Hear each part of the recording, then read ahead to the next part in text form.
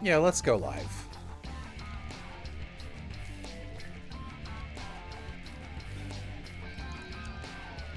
First one to recognize the soundtrack wins. Oh, Sonic Unleashed soundtrack. That if that's your guess, that's incorrect.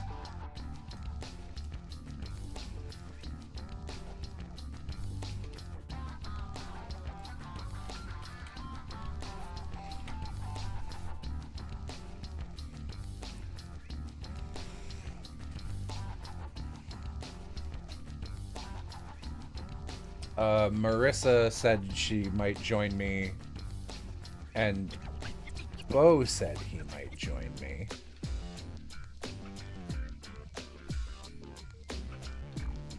Did I? My bitrate is higher than the recommended bitrate. Get over it. What is this? Oh, it's a bunch of signs. What soundtrack is this? You have to guess.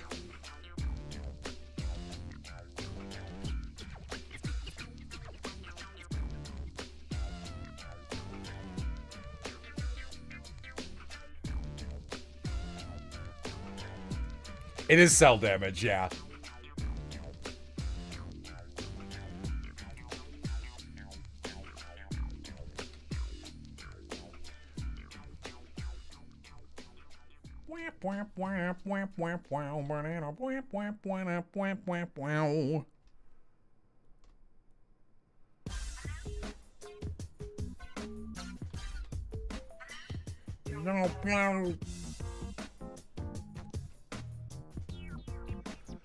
Yo, if you know more shit that sounds like this, hit me up with it, dude.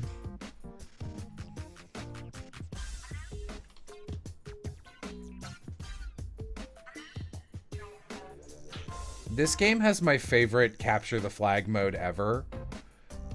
The idea is, it starts and there's four. This is like a demolition derby death rally kind of game.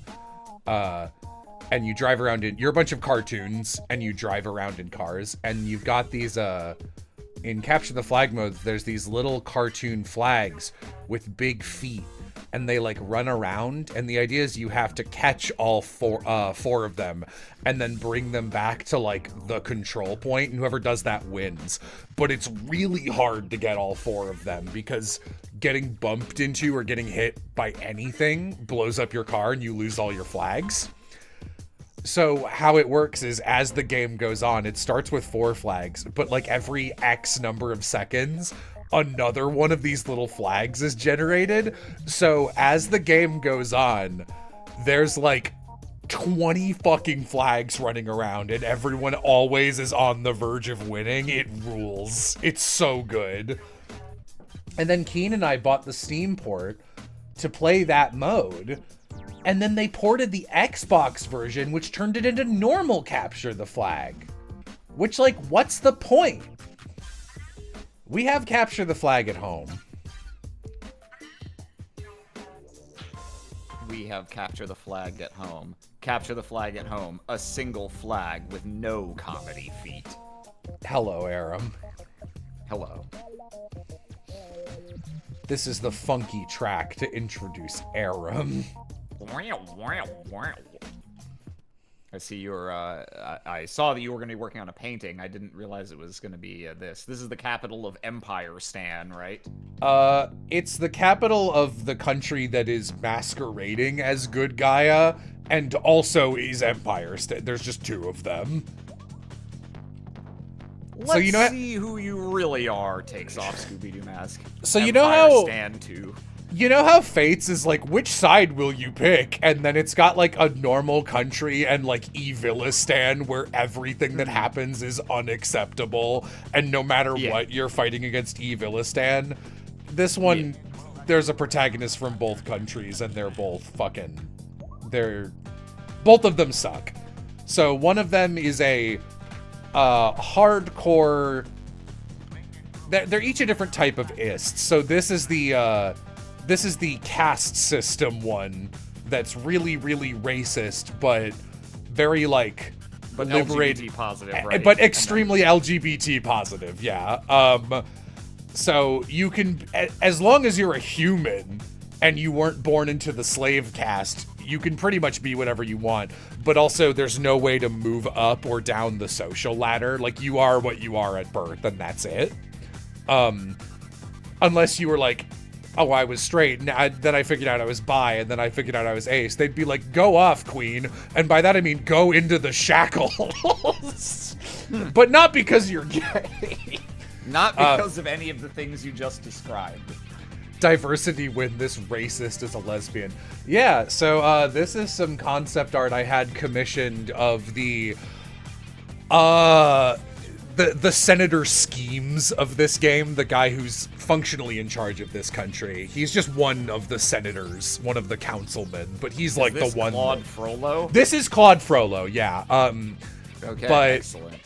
But the longer this project went on, frankly, the more people in this country have been have had melanin added to their skin, because I was like, oh, the optics of like, no, almost everyone in this country should be black, actually, because again, it's not a human racism thing, it's a fantasy racism thing, casteism thing, where there are the 6 different.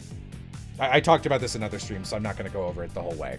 But there are 6 different, they're called standing races because they're all bipedal. This is the country where if you're not a human, it sucks. It's not about skin tone. And I kind of wanted that to be immediately evident that, so like everyone needs to be black, so it's not just like a white versus black racism allegory or whatever. That's not really the point.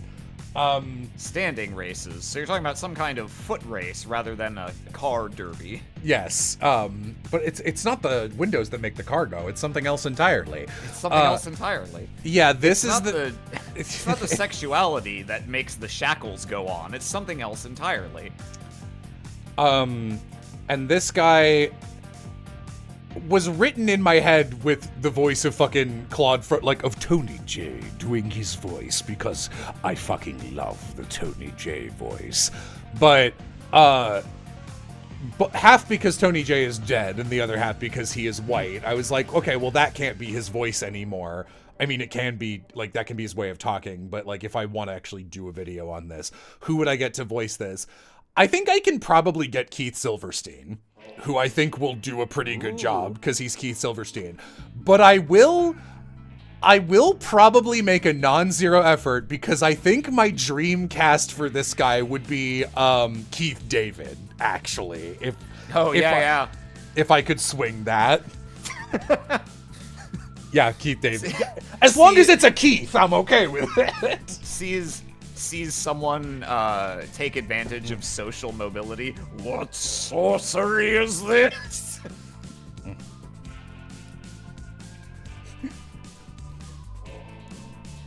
Lord, what shall we do with the escaped slaves? Put them in stone due to a magic spell for 1,000 years. Well, that means you gotta get for whatever. I don't think there's an equivalent male antagonist in Zero Racism, straights only Empire Stand, but if there were, you got to get Jonathan Frakes for that one. Dude, I'd kill to have Jonathan Frakes in something. Or no, there's no character for Jonathan Frakes in this. Jonathan Frakes as his name's not Xanadu. That's what he named his fucking castle, isn't it? Xanatos. Yeah, Xanatos. That's it. Xanadu is Orson Welles's. Yeah, that's Citizen Kane. That's the Citizen Kane castle. Yeah, man, Jonathan Frakes is one of the best TV villains ever. He's the fucking Beyond Belief guy, right? Like, that's his other, and like Star Trek also, but yeah, Star Trek: The Next Generation is what most people originally knew him from. Have you ever gone mountain biking? You called a plumber to your home lately? What's the right tip? Pay a man enough and he'll walk barefoot into hell. Pay a man enough and he'll walk barefoot into hell. Disney show. Hello. Hi, Piff. Hello, Piff. Hi. Is it okay if I also do a chill stream? Yeah. Yay. I don't think I've ever not wanted someone to co-stream with me, to be honest. I guess no one's ever asked on a fully voiced, which would probably be the only time I'd be like, I wouldn't. What? You don't want me to just sit there not talking and having your voice streamed over to another area? All It would right. be strange. We gotta start. We gotta figure out. Hang on. Let's look at the evidence. Fuck. What should we be presenting this at? Yo, this guy runs going crazy. That's great, man. Hey, this guy is going crazy. This guy is going crazy. There was a stock character I would play for my cousins back when when I was the little ringleader of my extended family and we did shit together, named Ricardo. It was like Ricardo, but you didn't say it right. Like avocado, but Ricardo. Mm-hmm. And he talked like that. That was his fucking bit.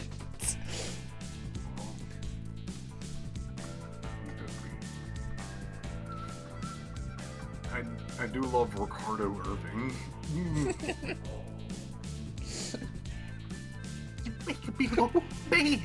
Would you guys just die already? You're making me look bad. Hey. I don't know, it's pretty equivalent. Is that We're Will? attacking. We're attacking. We're attacking Yeah, you. everybody's here. Whoa. Hello. That's great. Yeah, even though I turned off the thing that turns off when Discord makes noises, you guys didn't make a noise because Discord never makes noises for me. So the attacking was not as unpleasant as it could have been. True. I see. True. Oh, I don't know if anyone Many clocked people have paid me that compliment. Not as unpleasant as I could have been. But does anyone want to fathom a guess as to who I commissioned for this? Your hint is, I was like, man, who's good at drawing, like, the equivalent character in my project of, like, an Ace Attorney evil old man, like a Damon Gant or a Manfred von Karma. Oh, I wonder if Infamously Dorky is doing it. Yeah, this is by the person who did those incredible animatics from our Great Ace Attorney playthrough. Cosima are so gay. I'm so gay. I've never had a nickname before. Welcome to my courtroom. Let's get one thing straight. I'm not. Are we ready? Man, Vixen, What up? your voice on the other side of the screen again. I make Yeah, a sad chat, face. Me and Savvy met in person. Now we have seen each other. Wahoo! We have seen each other How was in the, meat space. How was the convention? It was good. Great. Um, It was fantastic. holy fuck, it was busy. Yeah, no kidding. Holy Yeah. shit. Oh my god. Just nonstop line, never stopped the entire time. I was talking the whole time. Mhm. I'm so I tired. wasn't even doing anything. I was literally just sat behind for like an hour or two, so not even the whole day, and watching it. And I was just like, brother, I'm tired. I'm just watching this happen. I'm tired and I'm a bystander. I'm Yeah. tired and I'm bisexual.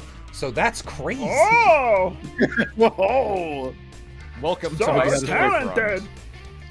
Hope you had a One safe thing trip. straight, bro. I'm not. Yeah, it was fine. I got on the plane and then I got back here. You know, you say Oh, that like you that's haven't how had it works. You say that like you haven't had the worst travel luck the last couple conventions, honestly. No, yeah, it could have been way worse, but luckily for me, the snowstorm did not affect me. And also, this con was really good.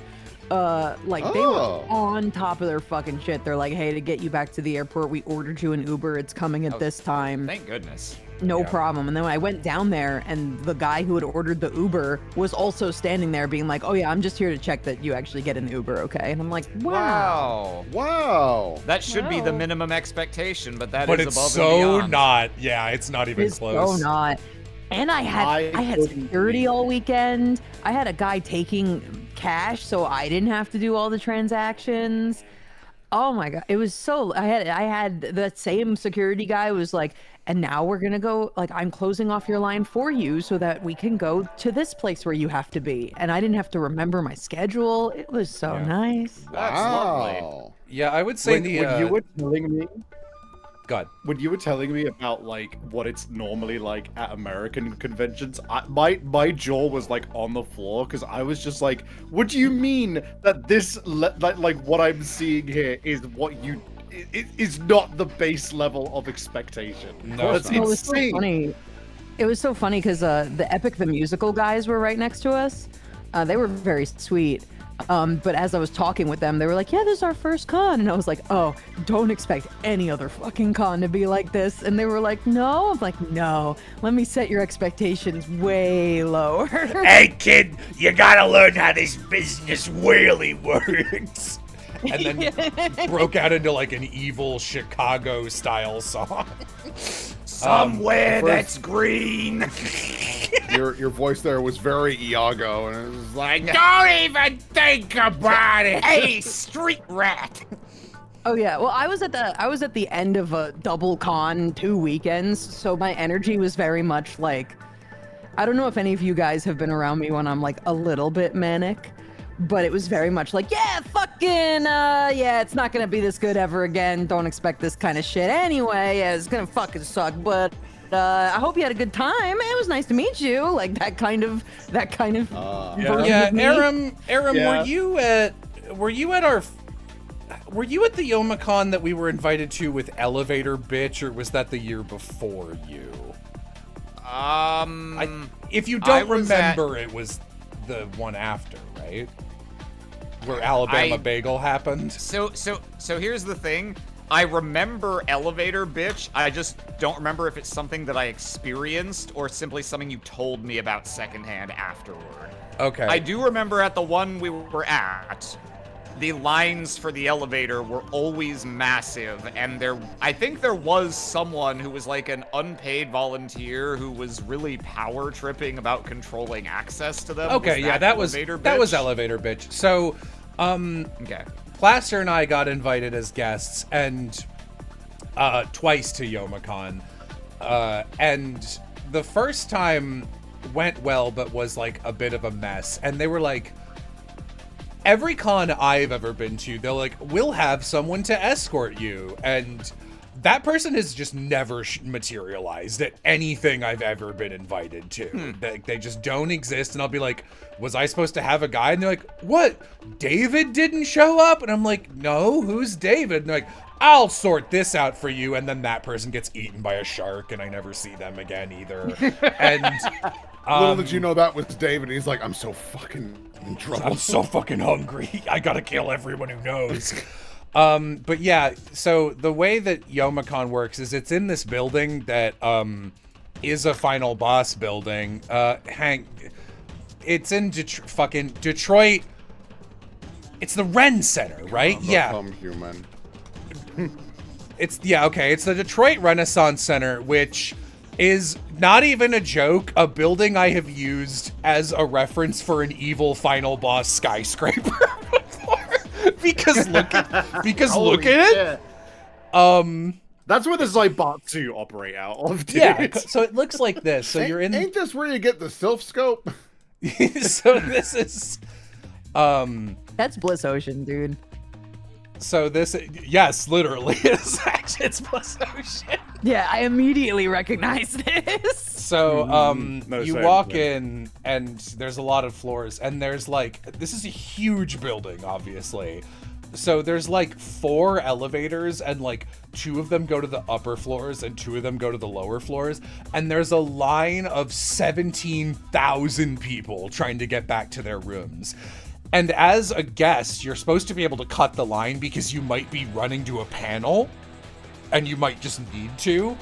And we had our guest pass and we're often, like twice we were able to cut the line. But then afterwards, Elevator bitch was always there and she's like, where's your handler if you're really a guest? And I was like, I don't know. He never showed up. And they're like, likely story. I'm like, yes, it is. I don't know if this is your first rodeo, but that's always what happens. And she's like, you probably copyrighted. You probably just, I don't know, 3D printed that guest pass you're wearing with your name on it. I'm like, I don't know what to tell you. So Plaster and I were just barred from re-entering our room once, which was pretty fucking annoying. Jesus And then we Christ. saw that lady later in the green room and we were like, I don't know if you remember us.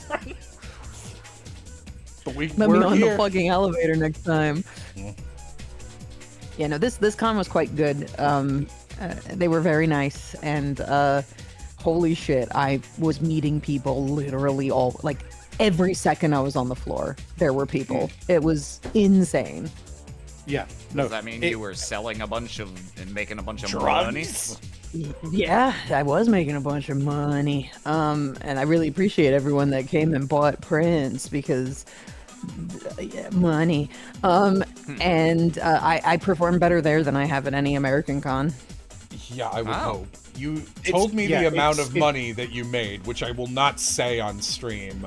And then Savvy was like, I got to hang out with Vixen for one day. It was like, one day? Isn't she there for like over a week? And you're like, I don't want to impose. It would cost a lot for me to go back. And I was like, I was just like, you should tell Vixen, I know how much money Vixen made. She can buy you a ticket. And you were like, maybe. And I was just like, I don't think Savvy's going to do it. I think Savvy's going to be too shy.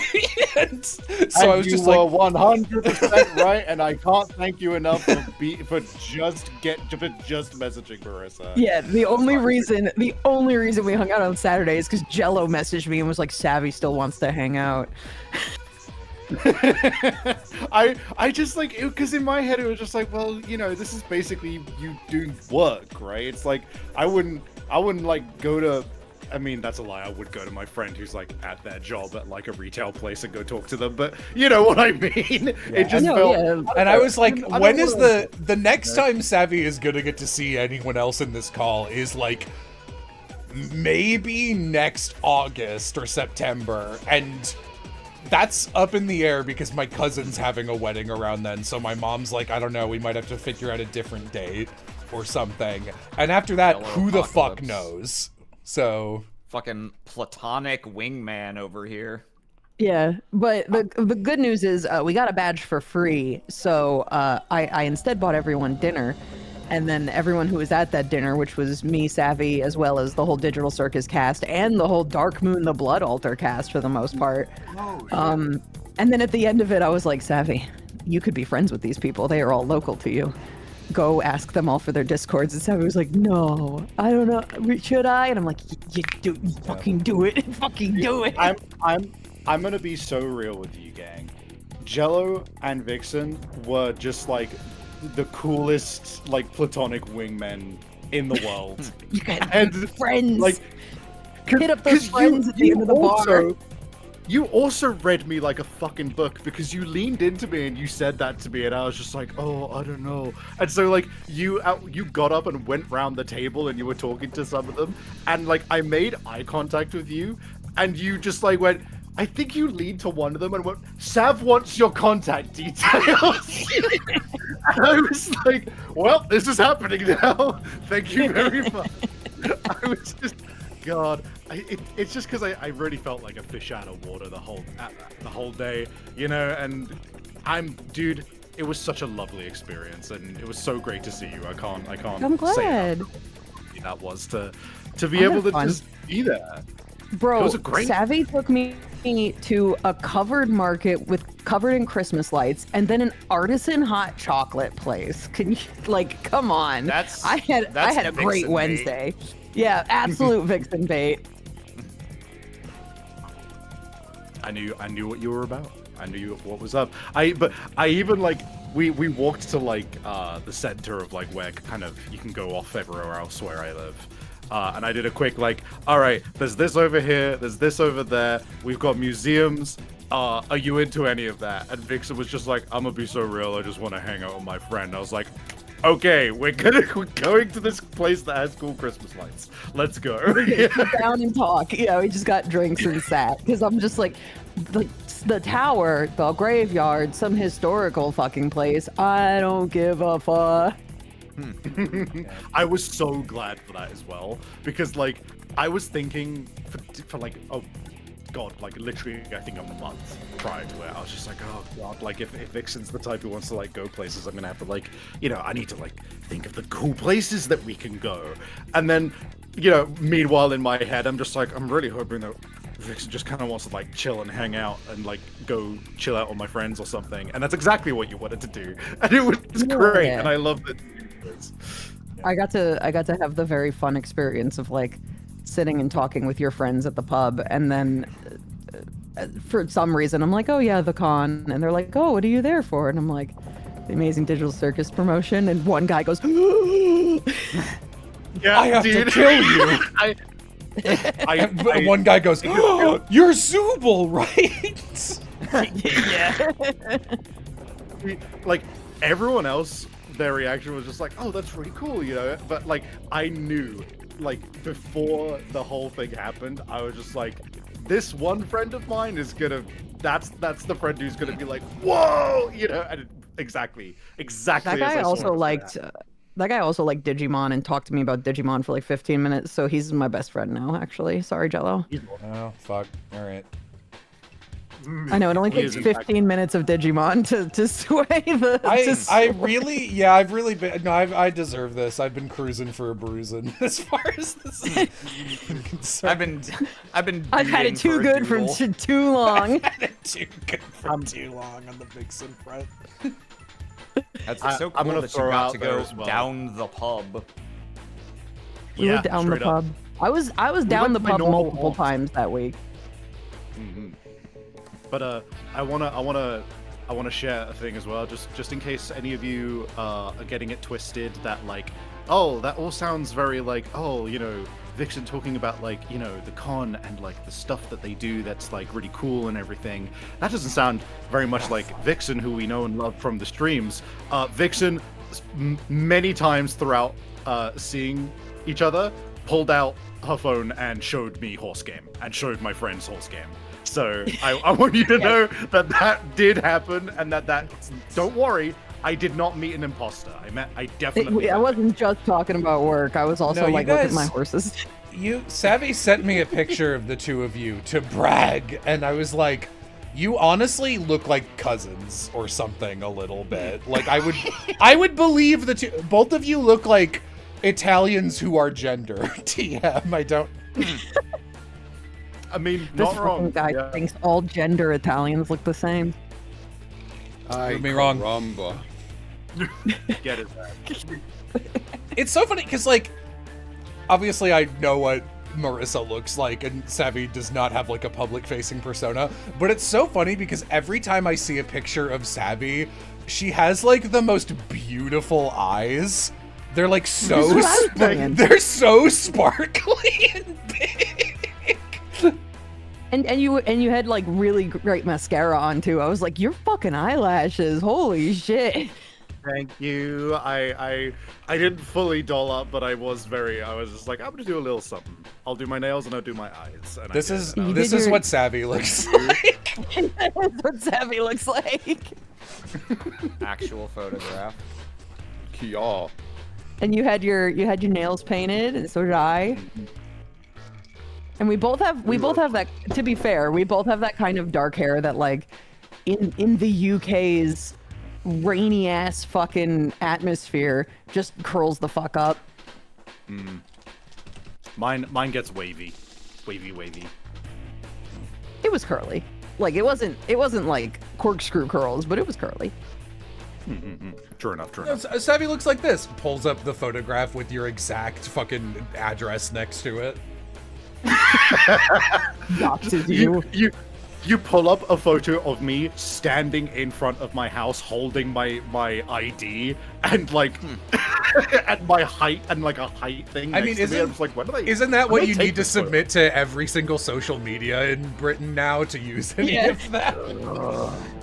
Bro, I couldn't look at any fucking not safe for work artwork that entire week without Twitter being like, I need to take a picture of your face. And I'm like, I don't Yep, want you yep. to.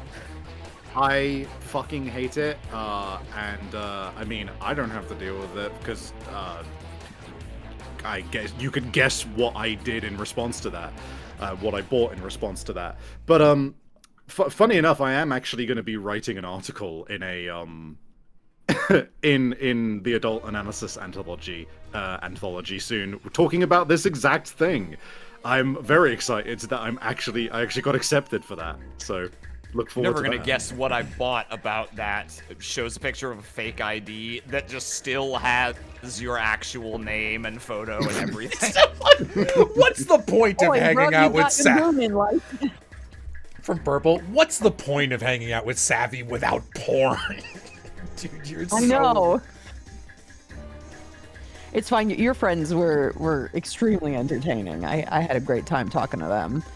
They weirdly are like, your friends were like you if you were like homunculus split into like 6 or 7 people.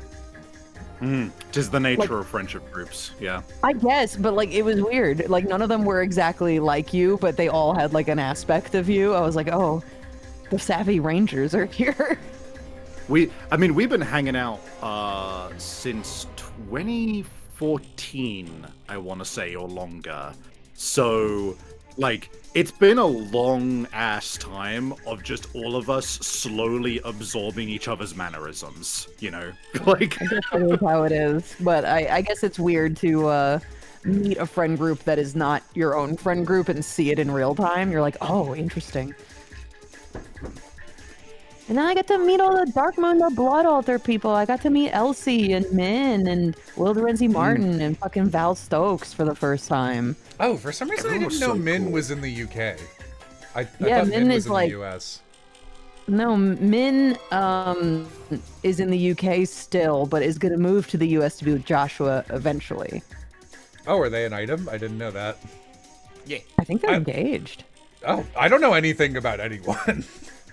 Yeah, clearly. I know about you two, which is why I can platonic wingman you, and that's about it. So I have to do it where I can. That's my favorite thing to do as a friend is I love ratting my friends out to each other when they compliment each other and the other one's not there. And I'll just be like, hey, this person said this really nice, endearing thing about you. Look at it. Yeah. I get a lot of random DMs from Jello that's just like, I was hanging out with people and they said you're cool. that's the coolest kind of ratting out, to be honest. I need to do that more often myself, actually. But I do that you- too. To be fair. everyone I met there was so fucking nice and cool, and like it was just like, damn, I just want to be around more creative people in general. Like, Of course they were nice and cool. I don't hang out with bullshit people. Yeah, I don't hang out with No, absolutely. bad actors. I'm not friends with bad actors. Quote Jello Apocalypse. Look, Perhaps one of the funniest things you've ever said. and I was right. Is the other thing.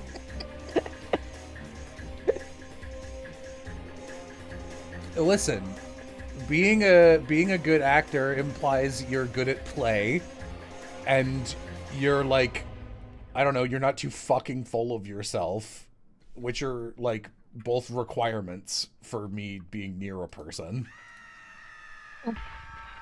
Yippee!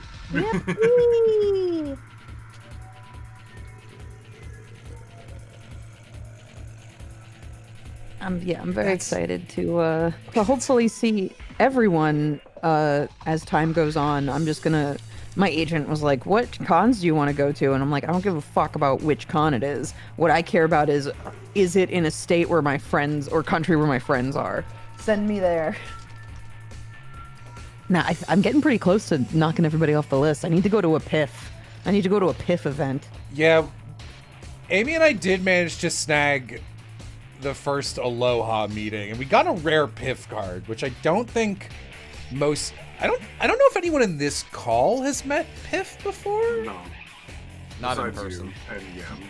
No, because you did some Gen Cons with people in like stabbiness circles, I think, but not Yes.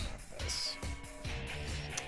Oh, I see, Jello. You hear burping and you assume it's me because I'm your disgusting friend. Yeah, No, you're disgusto. no, it's, I am disgusting. it To be fair, I sounded do like often say it that. was the burp was in your timbre of burp and voice profile. I don't know what From to tell you. inside the house. Burp is good. Freak ass sentence. This is my new OC, Burp Timber. Burp. No, I'm not gonna say those words in that order. Guy who cuts down a tree and yells timber, but does a burp the entire time he's yelling it. Lesser Oh my known. goodness. I'll take lesser known Paul Bunyan stories for 300. We are having a falling in, me when I casually hook up with somebody. Me with a well. Hope I don't. Me when I when the casually line hook up of with a well. soldiers forms.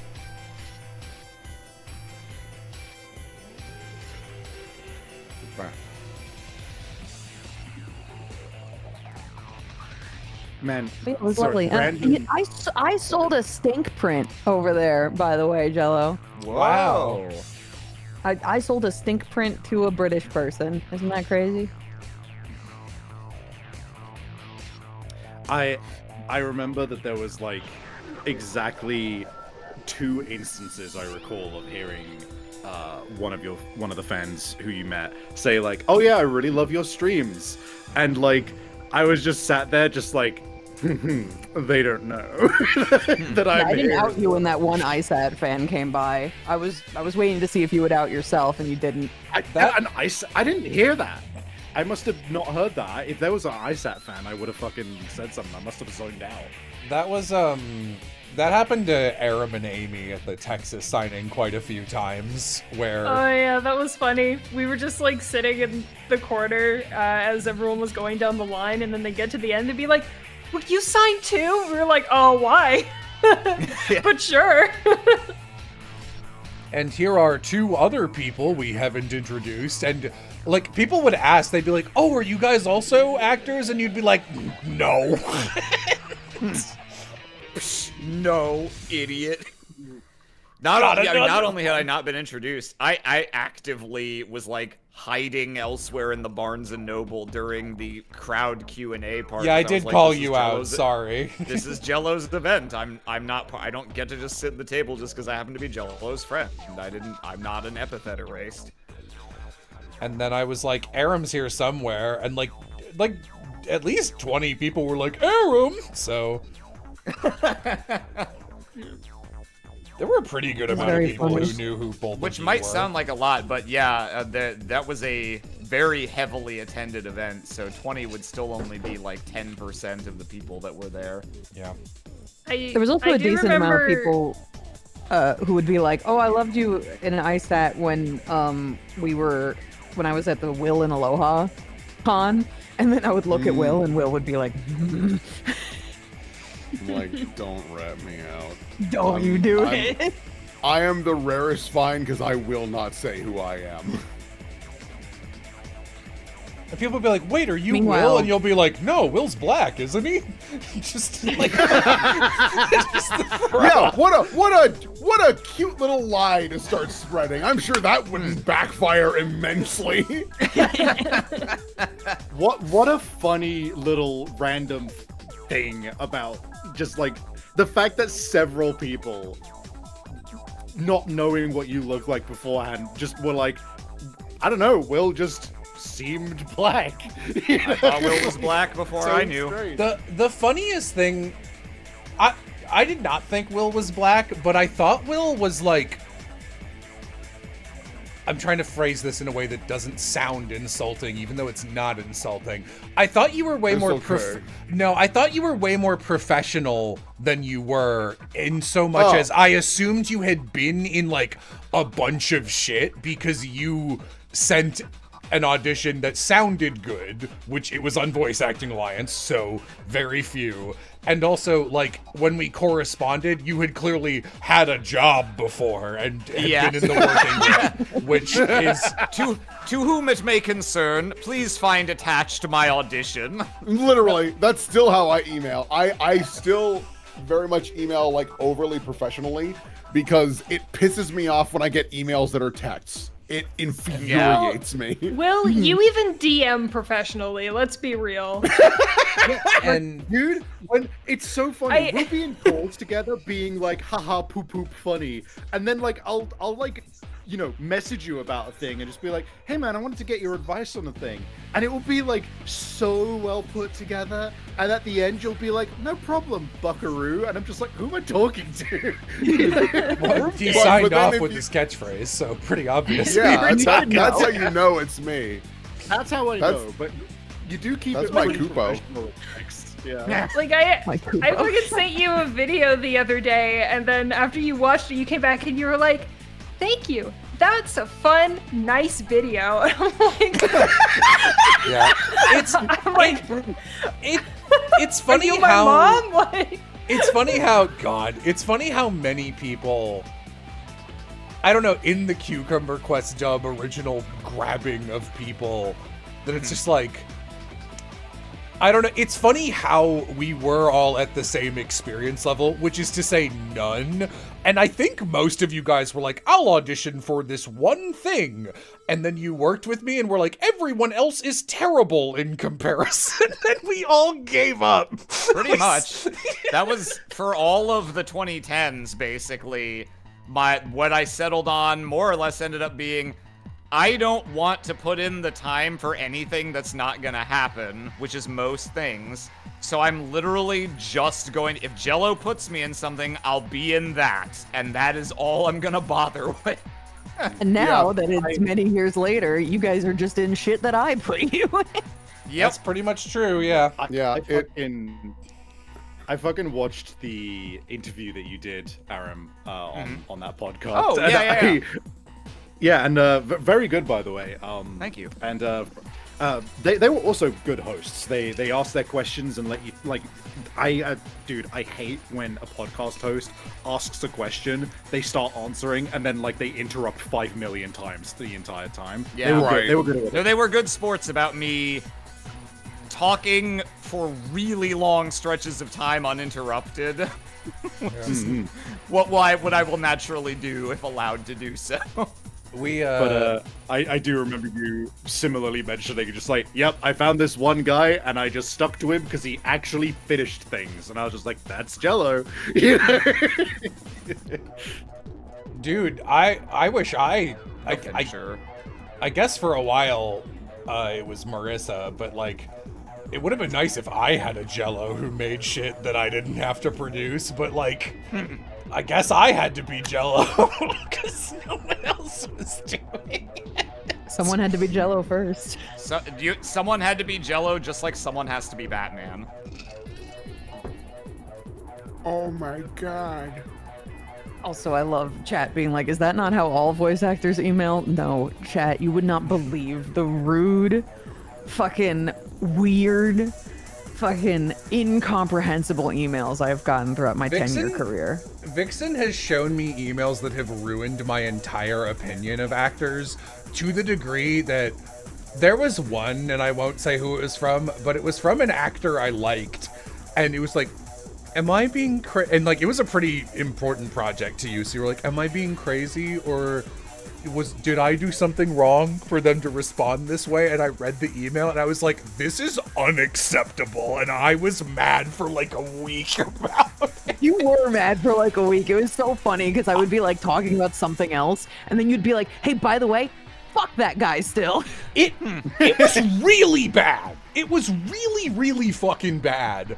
And then they fucking ratted out the project in a chat of like 300 fucking people, and you had to be like, hey, the client saw that, please take that down, because Jesus Christ, obviously you can't do that. And he was like, well, it was only voice actors, so it's like, fine. It's like, this is public. I was like, 300 people is public. That is not just voice actors. And also, like, Yeah. at that point, some of them can't all be trustworthy. There's no fucking way. I wouldn't trust a chat of 10 voice actors to all be trustworthy. Have Like- you met us? I think it's important in any situation online to look at the number and try to picture that number as people in a room. Because it immediately contextualizes so many things. When it comes to like, oh, it was just 300 people. It's like, go into a room of 300 people and yell a secret. I'm sure you won't. Sure you won't. Go into Here's a a- room of 300 people and yell a secret is a fucking hilarious. Here's a funnier New Game one. Changer's great. There's one voice actress we work with where this is not like bad, but it is funny. She's like an older lady, and every email we get from her where we're like, hey, we need to schedule you for something, she's like, okay, my manager will say if I'm available or not. I don't know. She doesn't know her own schedule. And then she's like, also, I just had a lovely dinner with so-and-so. Here's a photo of us having a lovely dinner together. That's great. Unrelated people to us, like people we don't know. Well, yeah, obviously. Just like she's just updating us on like her week. Hey, I'll take that, man. I'll take that over so many other things that could be No, in that yeah, it's like- email. It's not bad at all, but it is funny because every time we have to schedule her for anything, the scheduler will like screenshot and be like, well, here's what she's up to, I guess. I take when I did work with you guys on the regular, I took so much pride in whenever Sarah was like, thank you for not being a problem. Like, hey, I had to like do all these switchboard operations and get all this stuff, all these ducks in a row. Can you do this day? And I'd be like, yeah, I live in a box and I can do whatever. She'd be like, thank God. Also like, thank you for showing up. And once or twice for Postonomics, I like, there were a couple sessions where like typically if everyone's on the books, it's like good manners to pay them for the time, even if like something catastrophic happens. It's like, oh, we booked you for 3 hours, but like the studio went down or whatever. And it's like, you know, like there was like a power outage or something. And it's like, but some LA actors usually will be like, well, I booked this out in my schedule, so it's technically working time and I could have been doing other stuff, so this lost me money, so you have to pay them. And there were a couple times where I would talk with Sarah about the budget and be like, okay, we had to go a little long on this one, and I would be like, all right, don't pay me for these sessions or whatever. And she was like, oh, what are you okay? Like, do you want to get paid for like this session that got canceled? And I was like, no. I showed up in my pajamas at 2 in the afternoon and went, hey, are we doing the session? And you guys said, no, we can't. You do not owe me money for that. That's crazy. Yeah, I mean, we've taken over projects from other studios, and when you take over a project, you can't undercut the last studio because then you're a piece of shit. So we'll get their rates that they were getting, and I'll look at it and be like, you were paying people this? This is unreal. Like, way too much. Way too much fucking money. Oh, fuck. So I'm like, okay, like, that's great, I guess, for us, but, like, we'd never do this to you. I hope you know this. And so many clients are like, really? And I'm like, I'm gonna kill myself. The amount of things, the amount of shit in general in, like, people will still tell me shit. I won't say who I was talking to, but I was talking to someone who is not affiliated with Sound Cadence or anything. This is a totally different sphere. And they were like, oh, here's updates on some projects on the back end that we're working on. It's like, yeah, here's some insane shit we had to do with this one actor and whatever. And I was like, oh, that would ruin my year. And they were like, yes. And I was like, oh. And so I keep just going, man, I'm glad I don't do this or live there anymore. I think my favorite is when someone is like who works in casting is telling me a story and they say a name and I look at them and I go, I like raise my eyebrows and they go, I'm getting there. I'm like, yeah, okay. Jesus Christ. Oh, speaking of actors fucking things up, I don't think I'm gonna do a review on this. I simply don't have enough to say. But I finished Triangle Strategy, which had like the wildest breadth of acting quality, which means the direction was bad, as per usual. But it's like they went out of their way to like fuck up all the main characters and then put like Caleb Yen is in it as guy who shows up for 2 cutscenes, steals every scene and is hilarious and then dies. And he was legit my favorite character in the game, and I was like crushed I didn't get to play as him. It's like a Fire Emblem type game. And I was playing it across the room from Amy, and sometimes she would just hear me cackling because of a terrible line read. And My best friend has been sentenced to die, and there is naught I can do. I do have that somewhere. Hang on. I sent that to a couple people. Give me a sec. I'm gonna pull that up. God, this one fucked me up. Let me download this. Hang on. It's gonna take a second. Okay. The audio here is gonna be a little hard to hear because this is, and I'll screen share it to you guys also. That's us. You're you guys. God. Okay. You guys don't need to see the visual, you can just hear it. No. Okay. So volume warning for when this spike. This is the main character about his best friend, who also later turns out to be his own brother, going to get murdered at the gallows. So you're gonna have to squint your ears, and then I'll do my best to lower it before my cackle interrupts it. My dearest friend has been sentenced to die, and there is naught I can do. God, that sucks. My dearest friend has been sentenced to die, and there is naught I can do. My dearest friend has been sentenced to die, and there is naught I can do. That really sounds like he's sounding out the thing, and then he's like, okay, now I'm gonna do the real take, and they're like, no, we got it. God, you're so right. After that line, I legit looked him up and checked if English was his second language, because I was like, what? But I think you might be right. Because I could hear myself going not in that weird way if I was like, oh, that's how the line. Yeah, that's how the line's going. Okay, like not they had. that I can do. Got it. Sometimes you flub a word like 2 or 3 times. You're like, okay, sorry, hang on. Let me like do this a couple times so my mouth muscle memory can get it. My friend is gonna die, and there is naught I can do. There is naught I can do. All right. Are we coming in for another one? We got it. What? What do you mean you got the first it? one was good? Okay, yeah. There is naught I can do. And there's another one that like I recorded, but I'm not gonna. It's not funny enough for me to grab my phone. The main antagonist is terrible too. There's like 2 main antagonists, and one of them's okay. He's like a Sephiroth-looking guy who sounds a little like Ray Chase, but isn't Ray Chase. He does an okay job.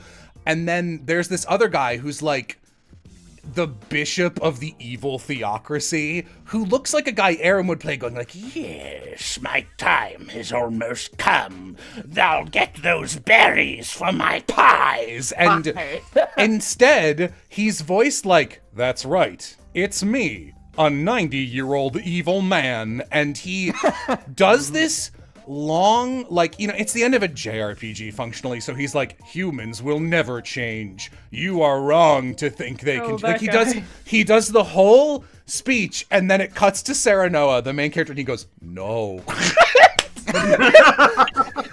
The way I described it is Serenoa No. talks to everyone like his dog is about to bite plastic.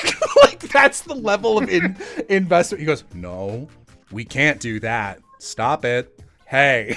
Like, and it's rough. And the most interesting character is like the right-hand vizier, Benedict, and his thing, I won't go into his thing, but like he's a pretty complex guy. And in Japanese, he's the acting was bad enough that like a couple hours in, I swapped to Japanese. But it's the kind of game you need to play twice at least to get the full ending. So I did one more, and I was like, I'll do English the second time around, and was laughing at it. And the whole time, it's the fucking dude who played Bigby Wolf in Wolf Among Us, which he killed that. He was so good as Bigby. And I was just like, wow, the difference a director makes. And there's another line where it's like, everyone's been outfoxed. They were pitting two armies against each other, and they were away doing that. And then one of the armies sent their best general behind their lines and sacked the castle this dude sacrificed his whole life to save. And he goes, they have lit our castle on fire. That's a shame. And I was like, my guy, did you record a second take of any line? It's like, it's also, you can just tell when an actor's on autopilot when they read every line the exact same way with the same intonation.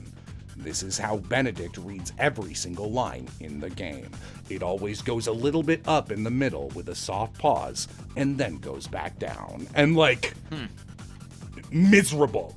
And then like other characters are like fucking nailing it. Like I mentioned Caleb, but like there's this like old man he's Caleb's character's dad, and he's like, my son was murdered. I need you to help me find who did it. And he's like a tertiary character. He's in like 6 scenes, and he's pouring his heart out, and he's like, I need to avenge my boy.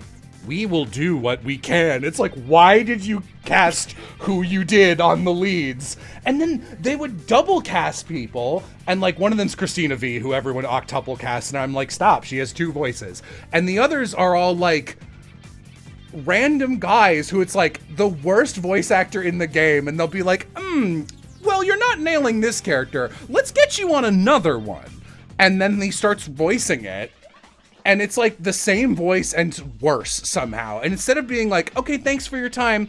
All right, we're going to throw out that second. We'll get someone else to do it. It was like 8 lines. It was Soldier 38. They're not going to remember they did that. And instead of that, they're just like, damn, I guess we have to try him on yet another NPC and use all of them. I'm losing my mind. Do you know about this? Bo. Hi. Hey. Everyone is here. You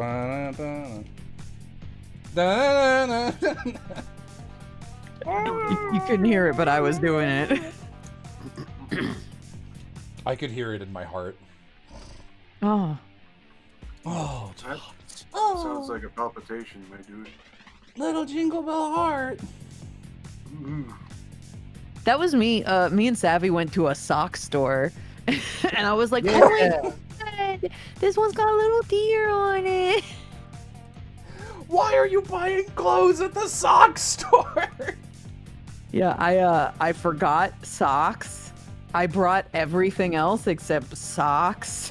So as we're walking through this fucking covered market, Savvy's like, do you want to stop in anywhere? And I was like, is that a store of only socks? That's exactly what I need.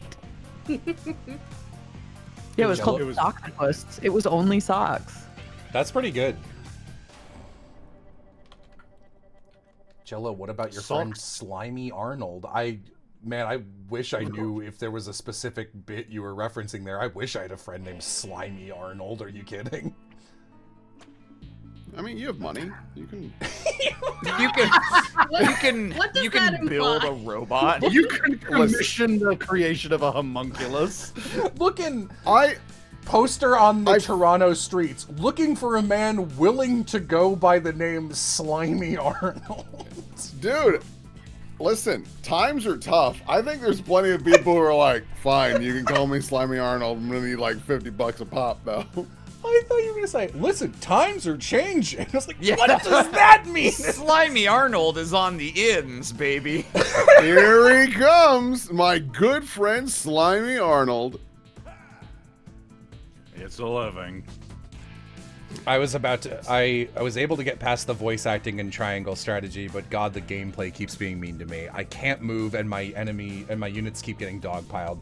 Yeah, Tri-Stats, it's a weird game. I think it's a better strategy game than Three Houses and Engage both are, but it took me a long time to adjust to its rhythm, because the way triangle strategy works, which is unique to it, is you get, like, the biggest... I need a dark color. Red will work. The biggest way that... Let's say your guys are trying... Oh, this looks like a little face. Triangles are your guys and enemies are circles. The idea is, you'll get out here and enemies have flanking. It's like Fire Emblem with flank attacks. So if one character attacks you and there's someone on the opposite side, they get attacks of opportunity, and there are backstabs. So it's like almost universally a bad idea to send a guy out, even like a tank, because they'll just get swarmed and hit like 9 times. So it's like there's no true tanks. It's a game about kiting enemies and dodge tanking. It's very strange. Also, it takes a while for your units to learn the skills that make them interesting. It's got a really bad start. But, like, I had an okay time with it. I don't think I'd recommend it. But, I tried to play it about a year and a half ago, maybe, and I got, like, 6, 7 missions in, and there was a sudden difficulty spike in one mission, and I tried it, I restarted a couple times, and I was like, this game's okay. I'm not enjoying it enough to push through any level of speed bump, so that's at the end of that. yeah, I did have to grind a little at one point, which I don't think you should even be able to grind in a strategy game, but Correct.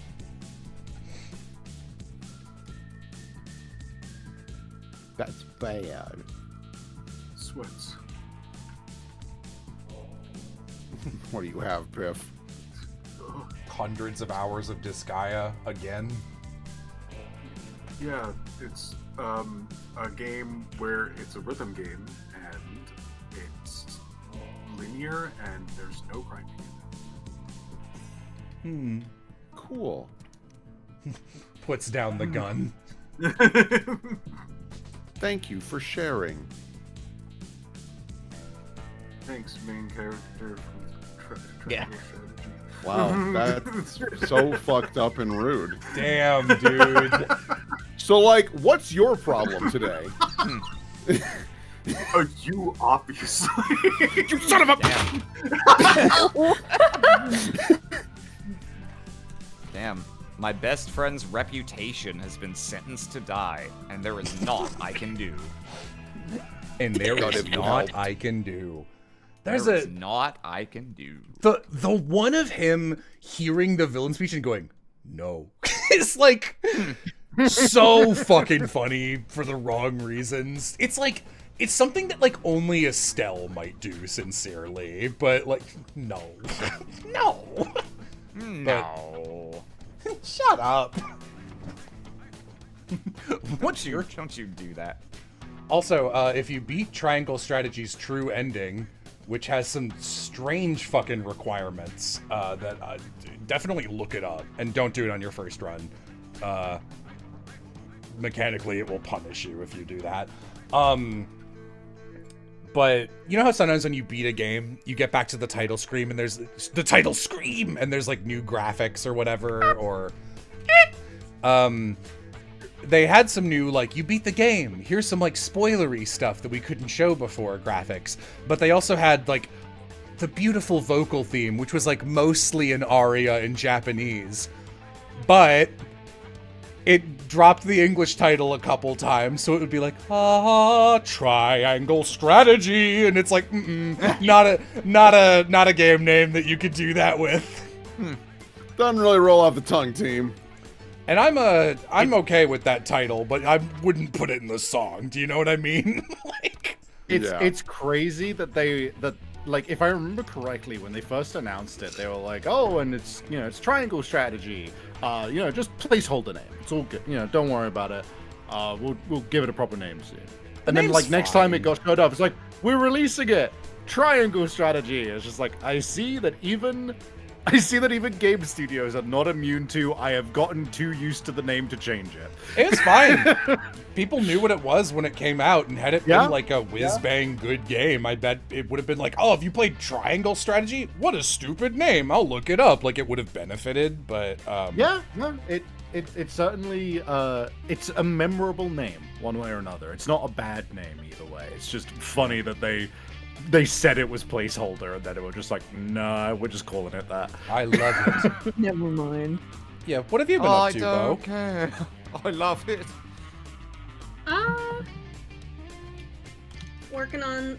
Mostly working on usual token stuff, but also took on some stuff for Nubby. But Yeah. currently we are gearing up, Lamp and I, to go on a long road trip to get him back to Massachusetts because he's been stuck in Florida for a year. Yeah, I yeah, was finally leaving. surprised Oh my how God, they're long finally that leaving. was. I was like, because I remember from years ago, like, discussing with Lamp things Lamp hated, and Lamp's like, I hate barbecues and I hate Florida, and I was like, oh, why? He was like, I went there once and it was gross, and then you were like, Lamp's coming down to Florida for like a week, and I was like, oh, well, it's nice you two get to hang out, but I don't think Lamp will have a good time climate-wise, and then you were like, Lamp's been here for months, and I was like, what? Uh-oh. Yeah. Something Yeah, happened. It was dealing with a situation, and then his dad left to go raise some more money to put into a house down here, and then that was months. Just kind of abandoned him down here. Jesus. Fucked Neat. up, dude. It's fucked. Yeah. But his dad is finally back, so we're leaving. Not now, but in a few weeks. Yay. Hooray. Are you gonna drop Lamp off, or are you also trying to vacate Florida? Not yet, Not yet. but eventually.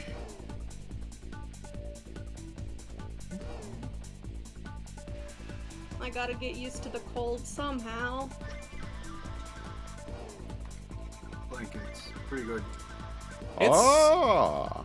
cold's not too bad. It's getting used to snow's effects on like roads and shit, and like the stuff you have to do as housework for cold, like dripping pipes when it gets hyper cold so they don't explode. I think that's tougher to work into a schedule if you're not grown up doing it, but it's not too bad.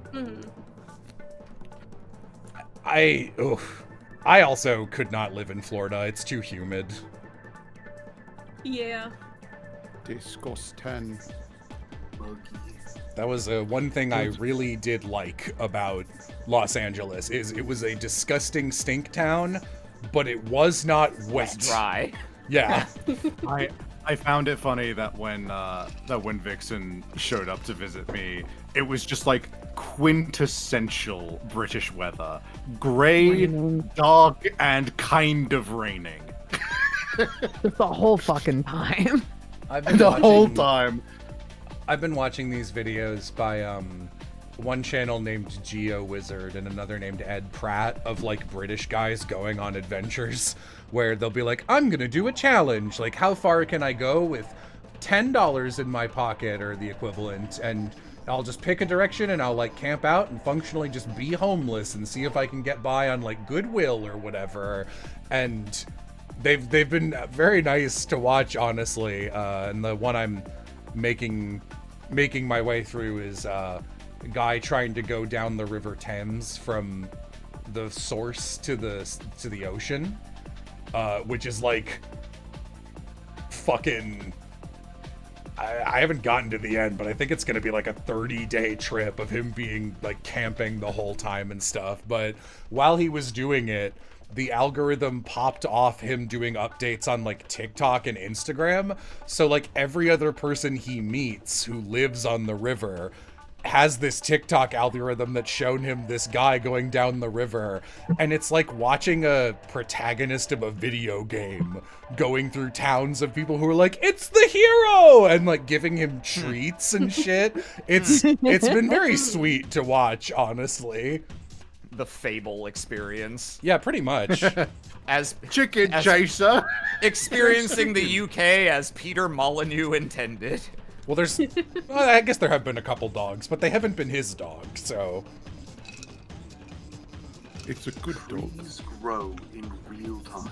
If you did that in America, people would spit on you. See, like, I have a very dour outlook on human society at the scale it's at, but that's mostly because, like, humans are so nice to each other in, like, groups of 100 or less. Like, if you're just out walking or out doing something, or like you're out somewhere and you see an animal, you'd be like, look at that animal, and another human would be like, holy shit, an animal. Like, I don't know, it's nice to see that kind of human interaction, and it does my heart a little shocked good.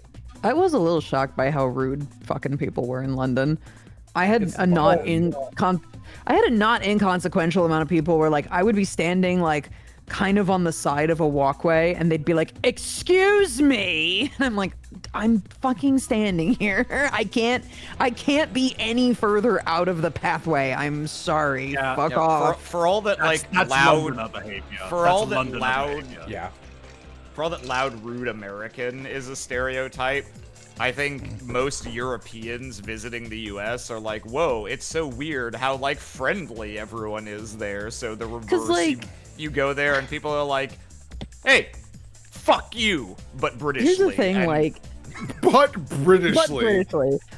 Like, when I'm in America, it's like I've seen a lot of people be really rude in like restaurants and like, or like I'll be at the vet and like someone's cursing out the front desk lady and I'm like, God, we're fucking rude. But when you're just walking around or like you're trying to get in and out of doors or like, you know, you accidentally almost run into somebody, like Americans are very much like, oh, sorry, I'm just gonna, oh, sorry. But then it was the opposite in London, where like I saw no one misbehaving in shops or anything, but out on the street, everyone was so fucking rude. You have to understand, London is a very specific and very different vibe to a lot of other places in England, because like the reason you experience that on the street is because London is like just way too fucking densely packed. Everyone's always fucking rushing around and being like, oh, I'm really important and I need to be at my thing. So like if they can't get to the place they're going with like the maximum possible efficiency, or like the like they need to hit the middle of the bell curve of their expectations of like getting through London at a certain pace, and if they go a little below it, they're just like, this fucking plonker's in my way, you know, like it's that shit. But like other places, people are, you know, I think. Yeah, I mean, like, people aren't friendly on the street in fucking New York City either, though. Like, you know, yeah, it is. I also had a guy, I think, try to scam me or mug me maybe, where he was stumbling around like he was drunk, but he was only stumbling a little bit as I was going to walk past him. And then he like stumbled majorly as he got close to me, so that we rammed into each other. And I was just like, oh, sorry, and started, you know, booking it down the way. And he kept going, hey, like calling after me, trying to get me to stop. And I'm like, no fucking way, man. I'm not doing that shit. I'm gonna get killed. But it was fine. I also almost got hit by a car in Dublin. Pickpocket to me. Yeah, definitely pickpocket. Yeah. Also almost got hit by a car in Dublin. Everybody else in my group like jaywalked across the street, but I waited for the sign. I waited for the walk signal to turn green, and then as I started walking, they saw it turn green, and they were like, "That's our color, American!" They just blew through and got very close to hitting me. It was crazy. Was it a pickup truck? I guess that's probably. No, it was like a little car. In Ireland, probably not. Probably not. Sorry, listen. Actually, 99% of the time, someone almost kills me on the road. It's a pickup truck. Like, No, surprisingly, it was a little car. It was like a compact.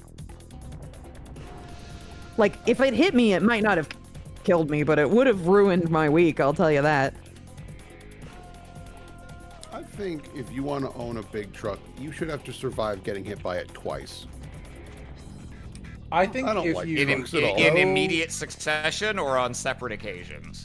No, it's like 2 head-on collisions, you're in the sandwich. And if you can survive that, then you can have a truck. I think if you go into a place to buy a pickup truck, they should have you fill out a survey, and if you don't have an occupation that requires transporting something that needs an open flatbed, then they just go, okay, and we've revoked your license permanently, like, because you don't belong on the road. You're just doing Not a this to be fan an of asshole. the pavement princess. I don't know what that is. It's a really interesting isekai. It's a Pavement derisive Princess term is a- people give to... Pavement Princess is a bottom who will only fuck you out on the street. It's, You're thinking passenger princess. A pavement princess would be a walker, just someone who walks. in all seriousness, though, it's a derisive nickname given to pickups or other large, all-terrain or heavy-duty type vehicles, clearly only being driven on streets by people who bought them just to have a large car. Oh, so a pickup Yeah, truck. fuck those Right. people. Yup. Yeah. Pavement Princess is a funny name for that. Yeah, it's funny because I'm sure anyone who is one would hate being called that, which makes it way Yeah, funnier. exactly. That makes it perfect. Yeah. I kind of can't believe how incredibly skilled I am as a driver in terms of getting so fucking like screwed over by possible accidents or real accidents exactly seconds before I'm like in the clear. Like when Amy and I drove across the entire continent for a month, and then we're like, here we are at our new place. Oh, it's a one-way. We need to go around the loop again. And 1 block from our place, a fucking pickup truck backed up into our goddamn car. The day we were moving in, that was I can't believe that happened. And then when we went to sell our car and we're visiting Pip on the way, because we had to sell it in the States, this one ended up not being an issue. But we did have the incredibly funny instance of, I saw someone, if you've ever played like a Fallout or a Skyrim game, you know the way a Bethesda NPC who's programmed to be like, got something to deliver for your hands only, or, hey, I haven't seen, like, I'm here to kill you. And they've been programmed to track you and they run towards you. I saw this kid out on the street and I just like, I knew before he even turned to cross the street to come inside. I saw him and I was like, that's a Bethesda NPC coming to talk to me specifically. I don't know how I know that, but I do. And he came across the street and walked in and didn't even like ask the restaurant. He just turned to us and went, do you drive a Silver Pacifica? And I went, yeah. And he goes, okay, I think I hit it. And we were... What do you think? He did. He was a nice kid, genuinely. He had clearly like just gotten his license and had like backed up into it because he was on a pretty severe hill, and I think he like shifted the gear into drive from park, and the car like lurched backwards and bumped into my license plate. If there was any damage, I literally couldn't even see it, but he was clearly very, very, like, he'd been walking up and down the street to like find someone, and a pack of his friends were there, so I think they were like hanging out, and he went, guys, I have to find whose car this is and tell them I fucked up because that's the right thing to do. I have All right, respect to that kid. I Yeah, have no, never, he was sweet. Like, it was like multiple buildings down on the other side of the street. He like walked across, like walked This is what all I the way mean up, by he was a across, Bethesda and NPC went who was into this he was building where programmed we are, and went to up come to directly me. Jello, and it's like, It's because we made eye contact when he was NPC pathing across the street, and he went, hello, PC, and I was like, fuck. and he was just like, I'm God, adoring fan. I hit your car. Can you take a look at it? And he looked at it and went, there's no damage, sir. You may be on your way. He's like, oh, thank God. And then left. And Robert's like, oh, that was a really nice kid. That was great. He then kicked my car and was like, what about now? And we're like, what the fuck? No, it was a very, very, very nice kid. He did not need to do any of that, but like, it did. I think it eased his conscience at least to a. But like, God, he really did run up the street and go like human. It was so funny. Targeting. Targeting. To us, it just looked like he just walked from his car to Jello and went, I think I hit your Look, car. listen, Like, sometimes how there did is you evidence do for us that? there is some evidence for us living in a simulation, I guess. Yeah, but no, he was a very nice kid. And like Piff, you live in like, I wouldn't call it like a microscopic town, but it's like a small-ish town. But like, it was still very weird for him to be able to pinpoint us as fast as he did. There were quite a few buildings. There was probably, on both sides of the street, maybe 12 buildings, like small ones, that he like passed before he just went this one. But it's the idea that he was like, it's the idea that he literally like one day before selling the car, it was wild. Ugh, I'm so glad we got rid of that fucking car. Every time I drive my new one, I'm like, oh, a human car for people. What were you driving before? It was a Chrysler Pacifica. Never buy a Chrysler, by the way, for any, don't buy American cars, like obviously, but I wanted something big that had a lot of capacity so that I could move in it, which I did twice, and I did need that capacity, as Aram can attest. Yep. Exact capacity, exact full.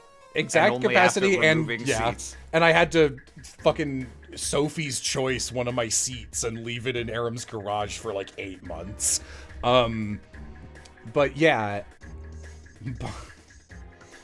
I see. What I did was I paid off this kid to quote unquote accidentally bump into his car so I could pay the bill while he left. That was so funny because I don't know if that was like, was that our last day in town when we were like getting breakfast in the morning before Amy and I drove away? Was it literally the last thing we did before leaving? Yeah. That's hilarious.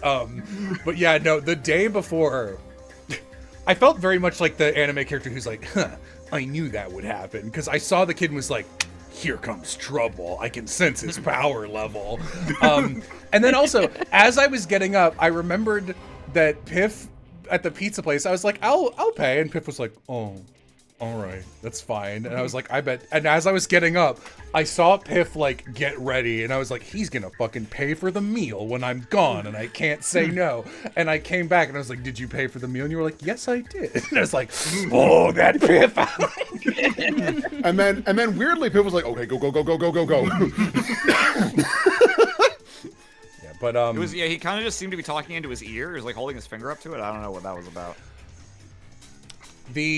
Anyway, my Chrysler was a piece of shit, and its battery would die all the time, and it's one of those cars that was like, it wasn't an electric vehicle, but way too much of it went through the battery. You couldn't shift gears if the battery was dead, which meant which meant you couldn't shift to neutral for a tow truck if your battery was dead. Wow. What a baffling design choice. Every time we brought it into a dealer, they were like, what is this thing? I'm like, you fucking sold it to me.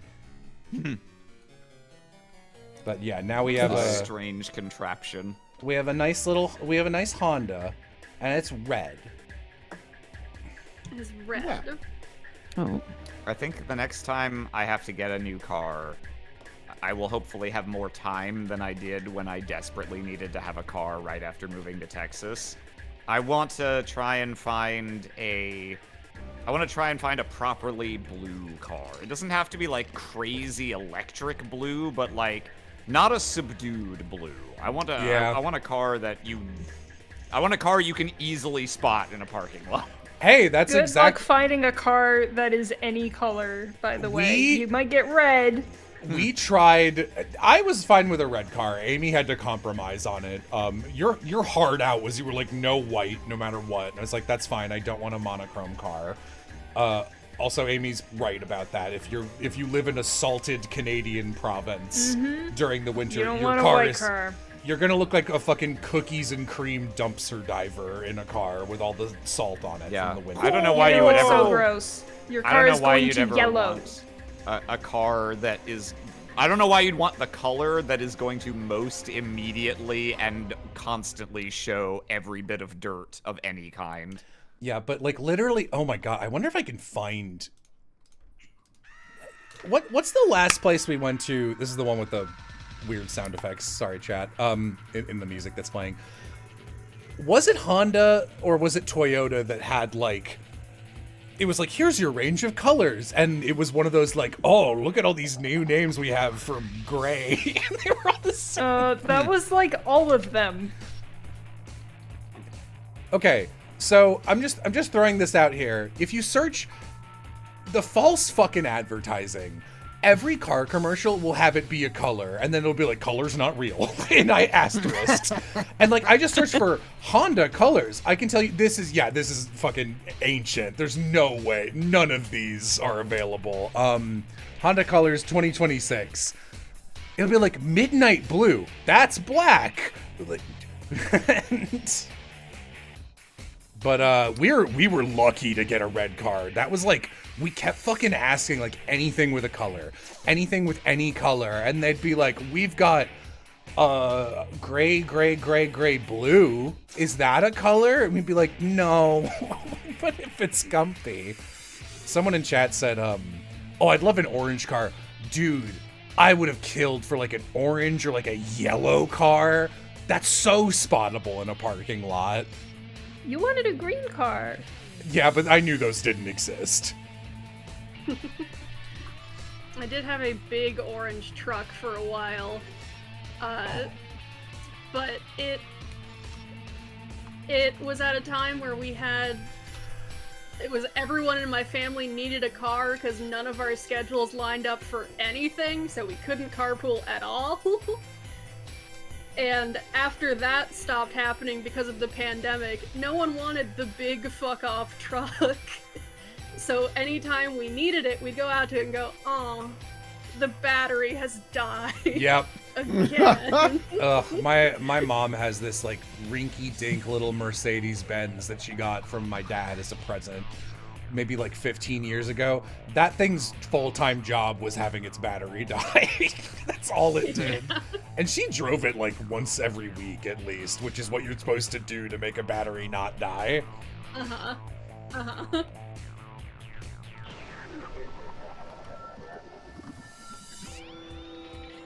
Oh, yeah, you don't, like, I looked into, like, how much, because, like, I'm rich. I'm like, maybe I could get my car painted. And everywhere I looked at was like, don't get your car painted, because you don't think about it, but to get a car painted, the outside sheen goes in a lot of places. Like, when you open the door, it, like, hooks in, so you have to take all of the doors off. You have to paint the inside, Right. too. You have to get the whole thing disassembled, and it takes, like, months and costs, like, 5 digits. And I was like, that's not worth it. To my understanding, if you actually want a colored car, the only practical way is to like special order it from them, like to go to a manufacturer and be like, I wish to have I want a Honda whatever in this color. I'm not asking for one that's already in your inventory. You build one and ship it here and I will buy it for this price. So you have to be willing to negotiate that and then wait like potentially Yes. months. You Well, will you can with make a Ford. wrap. You can do a wrap, yeah, but like it is a wrap. With Ford, they were like, oh, well, here's the option, and they showed us this car that was like even worse than the one I had just sold, and it costs like a ridiculous amount of money. Like they had to jump they were asking an insulting amount for it, and they like when the guy tried to show it to us, it wouldn't start, so they had to jump it. And we were like, and then it was like almost $50,000, and I was like, I'm sorry, this thing feels like it's about to shit itself, and it did, and you want me to pay full price? No. And then we went to the fucking Honda, and they were like, got this nice little guy, and it was the exact right guy, and he had a sunroof. I've never had a son. He said he had a son, and I was like, he had a son. So now so yeah, I drive around, and then Amy is towed behind us on the little baby car. We look out, it's like just a little red wagon. Like, oh, that's not safe. But the reason I brought the Ford up. Go ahead. I all I can think of is the Bluey episode where fucking Stripe gets a new car, and they're like, and for getting it, they also gave us a little baby car for our toddlers. For Muffin to be annoying. Because it's what she does. What? Muffin never is annoying. That's crazy. Bluey discourse where people were like, Muffin isn't annoying. She's good annoying representation. It's like, just people can be annoying. It's fine, guys. Sometimes kids are annoying. Annoying. It's fine. It's fine, but she's annoying. Some people like Muffin. Some people like annoying. That's also true. Yeah, but the reason I brought up Ford was because we were like, okay, so I don't hate this model, but the one you're showing me is geriatric. So how long would it take to get... We didn't go to Ford, it was a Toyota. Was it? I swear it was a Ford. It doesn't matter. The one that got jumped, that was a Toyota. Oh, was it? Whatever. They were both really bad. And either way, we were like, how long will this take? And they were like, oh, well, we're on back order right now. So getting like one off the assembly line, they're really popular. This'll take about 8 months. Are you willing to wait 8 months? I was like, no. Fuck off.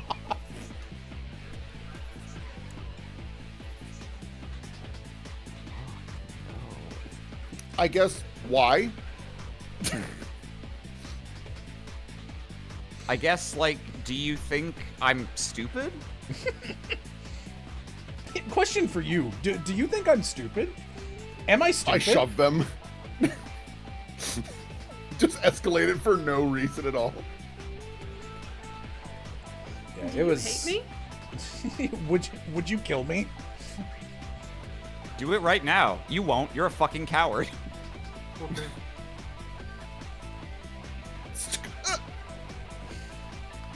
All right, I'll kill you with this knife. Hang on, I need to get a jumper for it. It's dead. God. I can't believe that shit. Pretty crazy. Like, if I were a used car salesman and like, most of the shit in that lot was like, it wasn't an old car, right? It was like a 2022 or 2023 or something. It wasn't that old, no. No, it had just been treated like shit. If you're about to show someone a lemon, like the car kind, and it does that, you need to like silently drop like $8,000 off the price for that alone. Otherwise, you have no chance of making a sale. Or at least be like, oh, this one's kind of shit, but why don't you like sit inside it anyway to get a feel for the interior? See if you want one instead like of this, just like not this one. not acknowledging it, pretending it didn't happen. So, would you like to pay $16,000? God, and we also went to the first one we went to was a Hyundai, and they were like, you know how people like to make up technology you don't want because everyone's like, we have to be cutting edge now, except like all technology that's useful has already been invented. So they'll be like, our new feature is, they're like, you can, some places will be like, you can start the car from like far away. And that's like, you can remote start it. Yeah, and that's like kind of a feature people care about in Canada because it's like, you can, hey, it's been negative 40 degrees for 2 weeks straight. Don't you want to start your car from the comfort of your own warm home and let it warm up for 15 minutes and then you can get in? It's like, okay, that's a human use case. And they're like, oh, well, if you sign on to the Hyundai app, you can remote start your car from another country if you want to. And watching Amy go from, we're not going to get this, but I'm being polite about it too. If you say anything more on this subject, I'm actively going to say no thank you. And then you did. It was so No. Cello, there's a clear use case for this. I'm in another country, and I've just been informed that my friend wants to reenact the shittiest Stephen King novel out there, where cars come alive and chase you down to kill you by running you over. And I have to participate because I said I would 2 months ago before I booked my holiday. Chloe, you know, that could be helpful if you were Batman. Yeah, I can. My first thought was the only time I could see that being useful is if I went to visit something in the States that Amy didn't want to go to, and I left something crucial that we both need to be, if I left her phone in our car somehow, and I took the only pair of keys to the car, then yes, I could use that. But I would hope I would not need that feature ever, you know? Like... Yeah. Also, windows can break, so like, why bother? Because you don't want to break your window. But yeah. I don't want to damage it. Look how stupid I sound! Look how stupid I sound. I tell you what, though, when it comes to cars, I think we could all agree that putting screens on shit instead of buttons sucks ass and should stop. That was the first thing Amy and I walked in. We were like, the less screens you have, that's a selling. Like, just to let you know what you're gonna try and sell us. The more analog in your car, the more we're gonna like it. And every time they were a little bit like, haha, shit. Dude, uh-oh. The thing that's been really nice to see, I need to double check my sources on this and to like go and actually make sure that this was definitely the case, but like there was a study that was done where like it was basically confirmed that yes, physical buttons are actually safer for being on the road as well, obviously. Right, obviously, but like part of the study, from what I remember, or if it was a video or something like that, is that apparently several car manufacturers have started to actually go back to doing. Yeah, it's the trend is dying. One, because of safety, and two, because they have actually found out it is genuinely they've been doing it for long enough now that the price of maintaining the shitty, like, bottom of the barrel cheapest screens that they can put in their cars possible, like the price of fixing those and doing the warranties and insurance and everything way out costs just having physical buttons. Yeah, obviously. Yeah, ours has a screen, but oh my god, if one of the first cars we got in, that I think it was the most like, you couldn't pay me to buy this car. You get in and this is like a big new thing. And like Hyundai was the most like, we're top of the line. Like that was clearly their angle. So we get in and you know, most of these cars these days, you've got this big dumb screen to the right of the wheel that's like got everything on it. And like, if you're lucky, you've got some analog buttons at the bottom. And ours has some buttons, thank God. It doesn't have as many as I'd like, but it has some. The one we walked into, they were like, oh, it's our newest Hyundai Splingamabling. And look at this. And it had this nightmarish gamer screen that just went across the entire fucking dash. And then it like the screen, nothing was on the screen here and here. And then there was like a little window of negative space that was all screen for your shit. I'm like, what if a rock hits this and then my car's dead? It was the whole dashboard was one screen. And there were no buttons. It was disgusting. Dude, go ahead. I always think of it was a design for a potential car that was never made, but it was touted as like This is the first car that was designed by women for women. And literally the only innovation they had in it that I could see is like, yeah, that's anything, is that the headrest behind the seat had a split down the middle so you could have a ponytail. But outside of that, they had one of the most consumer hostile decisions I've ever heard of, and it's haunted me. Because it was like, well, we as women found that the only time we ever checked under the hood was to refill the windshield wiper fluid. So we put that externally, and we made it impossible to open the hood unless you fully removed the cover of the entire car. What the fuck? What? Right? Why? What on earth? Why did they do That's that? fucking crazy. So that's obviously like a very exceptional like circumstance in terms of product. I would like to complain about something which is just common right now and it can go to hell.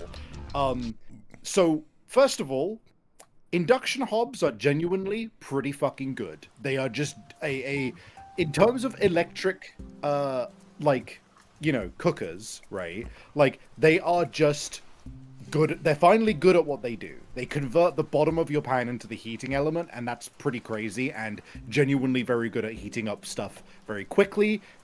Good product, right? Mm-hmm. What sucks is that with every single damn one, because it's the new future way of cooking and doing your fucking food, so they You have to connect all it of the to the damn internet? buttons, no, all of the fucking buttons are touch buttons. You know, the things which stop working if there is moisture around them, like there might be on an oven. It's insane. I will literally be cooking normally, and a little bit of oil will get on it, and it will turn off. Jesus because it's Christ. like, oh, yeah, it's insufferable. Just put buttons on it. Our oven has an anti-feature that I actually can't believe someone made. And like, it's not terrible, but like our landlord's pretty cool, and I might ask, like, I don't think I have reason for us to replace it. We don't use it that much. But I think when we're moving out, if he's like, oh, any notes? I'll be like, hey, if you're going to improve anything between like now and your next tenant, you should get a new oven, because there's no way to tell when it's preheated. Yeah, it straight up doesn't tell you. And I looked in the manual. It's like high end, because we live in like the place we live is like kind of, it was made by people who do gentrified architecture, if that makes sense. And they definitely went for appliances where it's like less is more expensive. Our oven, there are 2 buttons. There are 2 buttons on the oven, and it's like, want to turn it on, want to set the clock? Our button works like Mooncat, dude. You have to press the 2 buttons and hold them for a specific amount of times. You have to like press one and release one while holding the other. There's a plus and a minus button, and that's fucking it. It's horrible. That's insane. It It's really reminds bad. me of every screenshot or every picture people take of like, it's like, I love the sleek design of Apple technology, and it's showing all of the millions of dongles you need to plug in to get anything functioning with it. Yeah. Apple sucks. This also reminded me of a car, the girl who used to drive with me into our high school because it was like an hour away. When she got her license, they got a car for her, and it was like, I noticed to open the trunk, she'd always take her key out and press the trunk button on the key fob. It's like, where's the button in the car? Like, oh, it doesn't have one. Ooh, yeah. That my first can't be true. No, I checked the entire manual. Yeah. when I checked that oven and I was like, there has to be a preheat, I found in the manual it went it was clearly something people had addressed and complained about, and it was like defensive, like it was a tweet or some shit, and it was just like, you don't need a preheat. It was like preheating. You don't need a preheat feature technically. Simply guess. And I'm like, what do you mean? This is worse than Just not keep mentioning it at all. Just keep a thermometer to check what temperature the interior. That's what Preheating your oven. The oven Just does. the That's how section- preheating works. You do that the- part. The section just reads, preheating your oven. Don't add us. Hey, shit for brains. Open it. Is it warm? Done. Just Untrue. put it in. Untrue. I fucked up some cookies the other day. Dude, No, I you fuck up didn't. cookies all the time. Oh, you didn't bake Dude. them. No, they're No, burnt. Amy dude, and I have different No, definitions they're of burnt. not. Some of Dude, them are Dylan straight up thinks a little black. bit of browning on the bottom of a cookie means it's burnt. They're Like, chill. burnt. They taste burnt. No, they're not. They're burnt. No. Show me. Do you want me to take a picture?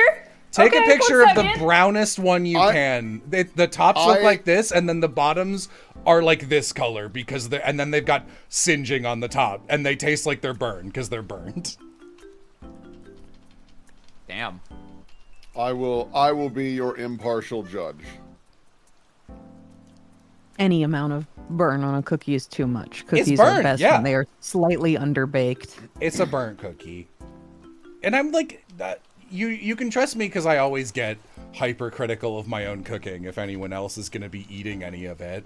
And Amy and I spent a nice, extremely snowy afternoon making cookies, and then I fucked them up because I initially undercooked them because the preheat function doesn't work, and I went, oh, this is how much it doesn't work, by the way. You're supposed to keep these in for 10 minutes. I've kept them in for 23 minutes, and they're still not done. So, and it had been preheating for like 15 minutes, so it's like, it would be nice to know, you know? Because the human finger, not great at telling when something is 375 degrees or 350 degrees. Crazy. It kind of just hurts. And then the second batch, I was like, well, now it's probably warmer, so I can probably go like, I don't know, like 12 minutes, and I look at like 10 and they're fucking burnt. I need to see these. These cookies of which The- you speak. 'cause- The first batch, I think Amy's got better defense. The first batch is much better. I think they're too brown for my liking, especially on the bottoms, but I was like, these are edible. The second set has some cookies that are burnt. They're not black, but they're burnt. Paul Hollywood would go, So- but I don't give a fuck what Paul Hollywood thinks. Paul Hollywood would go, time to cheat on my wife. So the smaller ones are from the second batch. And some of them are a little burnt. But when the first batch came out, you were like, those are burnt, they're overdone. And I'm like, no. they were more The done. bigger ones on the left are Where are you putting the? Oh, in casual stream. Okay. So obviously the smaller ones on the right, yes, those are burnt. That's burnt. The ones the ones on the left that are smaller, they are definitely cooked more. That is not burnt though. yeah, are. the top ones They're though lightly I'm burnt. talking about. The- When the top ones came out. Those are not burnt at all. They're That's not. what I'm saying! The top ones aren't burnt. They were more done than I wanted. They're firmer in a way I don't like than the first, because we did this cookie recipe once before, and they were very, very good. And I thought they were underdone, but then they came out and like were fucking delicious. And then I did these, and I was like, oh, I left these in a little too long for my own liking. And then the second set, I was like, those are burnt. Like, I thought the first set was burnt, and then the second set, I was like, never mind, now I know. To me, I would say, and I assume your two batches are they're all the small ones, right? Those are all the same kind of cookie, and so the first batch is Yes. the two on So- the left, yes. the second batch is the two on the right. No. All of the cookies are the same. The, Oh, okay. Why are the top two? The little, why'd they grow so much more? I pressed them down. I don't know. It's because in the middle of cooking, they're supposed to have Hershey's Kisses in them. Amy didn't like them with the Hershey's Kisses, so we didn't do it. But the recipe says to ball them and then push them down with a Hershey's Kiss. I pushed the first batch down with a spoon halfway through cooking, and then cook them for an extra 15 fucking minutes because it wasn't cooking. And then the second one, I was like, I'll do the recipe and cook them for 8 minutes, press them, and then have them be flatter and nice in the last 2. And I opened it at 8 minutes, and they were burnt. And I was like, well, fuck. You couldn't. guys. Yeah, you couldn't. So in my opinion, yeah, the top 2 are absolutely fine. The 2 lower ones on the left, I'm not super confident. Like, seeing them in person, I'd be more confident in my ability to judge how dark they are really without passing through a photograph and then my screen trying to judge the hue. But to me, I would describe the 2 on the left as overdone but not burnt. But to me, burnt comes down to flavor in the end. If it tastes burnt, it is burnt. If it does not taste burnt, it is not burnt. The circular I'm eating one of the darker ones now, and it tastes a little burnt. It tastes a little burnt. I was sad about it. Speaking of cooking, I would love to just fucking cook a meal and hold like a dinner party for all my friends at some point. That's it's like fun. A dream, I think. I got to make I have cooked for and with Oz. Amy and I obviously live together. I was pretty proud of when we did the first Scrub Castle. I was pretty proud of the like pork chops I did for that. Yeah, those were because I actually managed to have the berbere spice that is my favorite spice in the world and is fucking impossible to find. I haven't really hunted for it because I don't think Amy would be able to tolerate it. I'm happy that Scrub Beach this past year turned me on to tacos as a semi-regular part of my food rotation for when I actually feel up to bothering to cook. Soft tacos, I assume. Yeah, in my the I edible kind, those. Yeah. I do prefer those, yes. Yeah, no, I just I spent a lot of my life. That was a weird way to do the vowel. A lot of my life. A lot of my life. I cannot eat a taco. I cannot. There is not. I can eat. I didn't really eat anything other than American and Italian. I had the taste of a 4-year-old up through about the age of 25. And now I eat a lot more, and I am sad for all of the time I was avoiding Tex-Mex because I thought I didn't like it, or rather, I would eat it and be like, this is fine. I'd strictly rather be eating a burger because I just had no drive to eat different things. I was like, have I found a good food? That's the food I'll eat. Now, I don't really know what I was thinking. Yeah, Tex-Mex is delicious. It's kind of like Italian. It's the same 5 ingredients in different configurations, but like that's fine. They taste great. And I wish it was easier to get hold of Mexican food over here in England. It is fucking. We have burrito places, and that's it. And I so badly want proper Mexican food. It's one of my favorite cuisines, and like, give it to me. I love refined beans. They're so good. Good. I've found Texas has not had consistently good barbecue as I assumed it would, but it has had pretty consistently good Tex-Mex. Like where I live, not all of it has been equally good. Some of it has been just fine, and I wouldn't bother eating there again. But I have found at least 4 different Tex-Mex places, like sit down, proper stuff, not like Taco Bell or whatever, that are all like, wow, this is really good. I should come here with people because this is really good. So much so, and I'm not a connoisseur or anything, but like, I can't even... None of them clearly have better entrees than the others to me, so I kind of just rate them based on how many things do they give you with the tortilla chips. Do they just give you salsa, or do they give you, like, salsa and some beans and, like, guacamole? Because that's really nice. Man. I'll never ever forget Aram moving to Texas and being like, let's get some of that famous Texas barbecue. And I was like, this place looks a little hole in the wall-y. And to me, that's usually a good bet for like a more authentic experience if you're going for like, you know, a specific flavor. Yeah. Hole in the Wally is what they call the porn of the robot. Okay. I'm always worried whenever I say something. I was like, don't worry. No one will jump on that, surely. And then Vixen, Savvy, or Aram take a big breath, and I go, well, here it comes. Uh-oh. We take a big bite of you. Yeah. Tell them about your bone sandwich. We went to a place, and I like ribs a lot. And I was like, I would like ribs, but I also kind of wanted a sandwich. And they had a rib sandwich. And a rib sandwich is when ribs are on a bone, and you pull off each bone and eat the ribs like a lord in the medieval times eating a turkey leg. And that's the fun of ribs. And then you are disgusting and need a bunch of napkins, which is the unfun of ribs.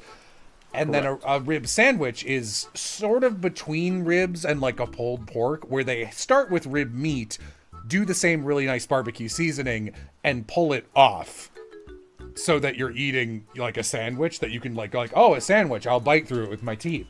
And this just gave me a half slab of ribs on a bun. And I was like, why do Piranha Plant have bone in it? Like, what am I supposed to do with the hunk? And we were a little floored, because I was like, I mean, this is like, I can fix this quite easily by removing the bread and eating the ribs you gave me. Why is this on your menu? I had this beef with this place in California. So, okay.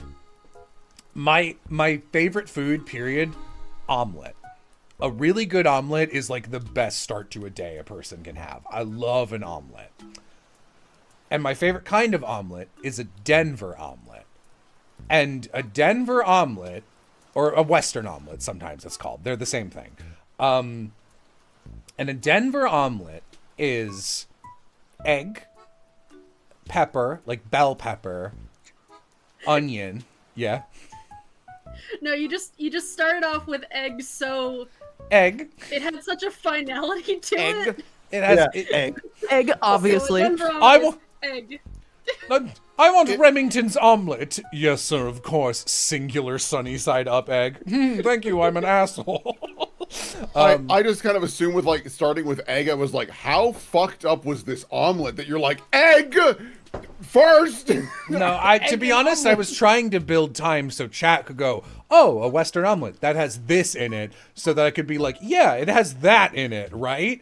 So I was padding the 4 ingredients of egg, some kind of cheese, and then like the 2 things that matter, which are bell peppers and onions, and then ham.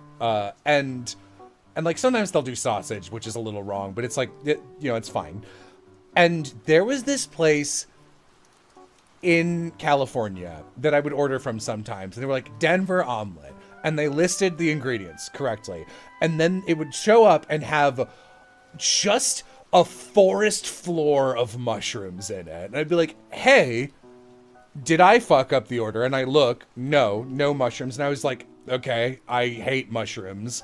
And it was so, I can't, like, it was like digging into the earth and pulling up a whole colony of mushrooms. The mushroom to egg ratio was almost 2-to-1 mushroom to egg. It was crazy. And I was like, I don't get this, and that's not the right ingredient. So I even was like, okay, they must have fucked up. And I liked something else that place ordered. And I used to order like what I would do is I would order lunch and dinner from the same place to save on shipping. And then, so I liked what they did for dinner, and I was like, okay, whatever, I'll order this again, and like have a note and be like, it's shut. What are you doing? Funny. That's also, yeah, it would have been a bad mushroom omelet too, is the other thing. And then they sent me another one, and it was like chock full of mushrooms, and I had to be like, and I'd even put in like, no mushrooms? ? It's not on the menu, but no mushrooms, please. To the degree afterwards, I was like, hey, and I like left a review on the restaurant. I was like, this is not a Denver omelet. Like, I don't know if you guys know this. Don't put mushrooms in a Denver omelet. And I tried like one more time, and it was like triple mushroom. And I even put like no mushrooms. They were like, it's that fucker who doesn't want mushrooms. Give him the whole forest, boys. Light him up. Light him up. I wish I liked insane, mushrooms. insane to just add an ingredient that is not listed on the fucking thing. Yeah, tell me about it. Mayonnaise. Mayonnaise on everything. I like mayo. I'm not gonna. Mayo good.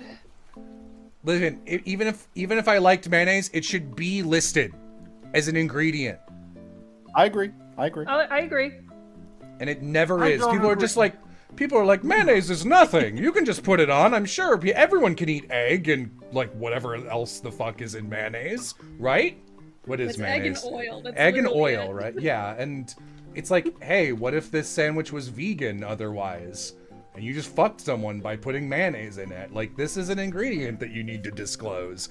People love sliming up a sandwich with their gross mayonnaise to piss me off. I ordered extra mayo, not the McCum sandwich. You can't take mayo off of something. It's like the hardest ingredient to remove of every topping. Ugh. I hate mayonnaise so much.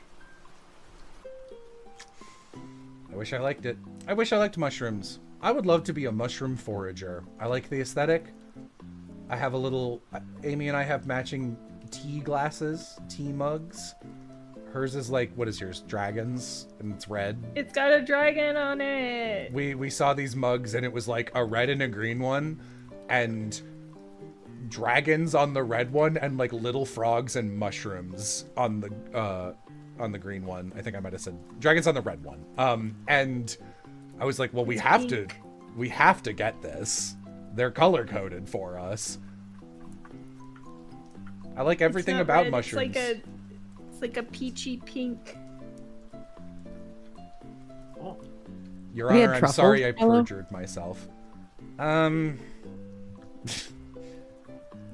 mushroom kind? I don't think so. I've tried truffle oil. I don't think it has improved anything I've eaten it with.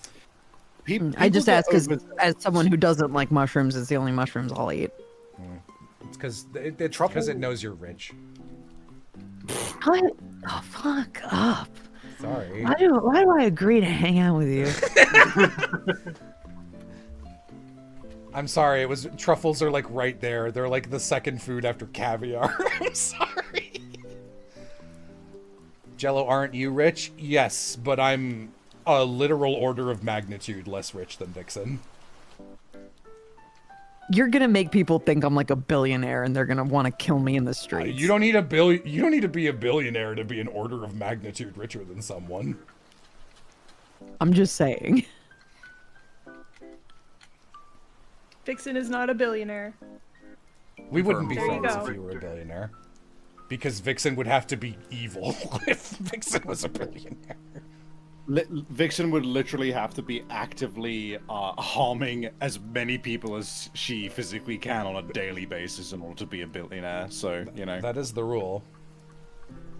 Yet when I go out there with a machete, they're like, "Oh, we won't give you $1 billion. Instead, we'll send you to jail." Jello is just middle class, the rest of the world is just lower class. That's what rich people say, dude. No, I'm definitely rich. I'm in a tax bracket that's annoying. I know what that's how rich I am. I know what tax bracket I'm in because it hits me like a freight train every year.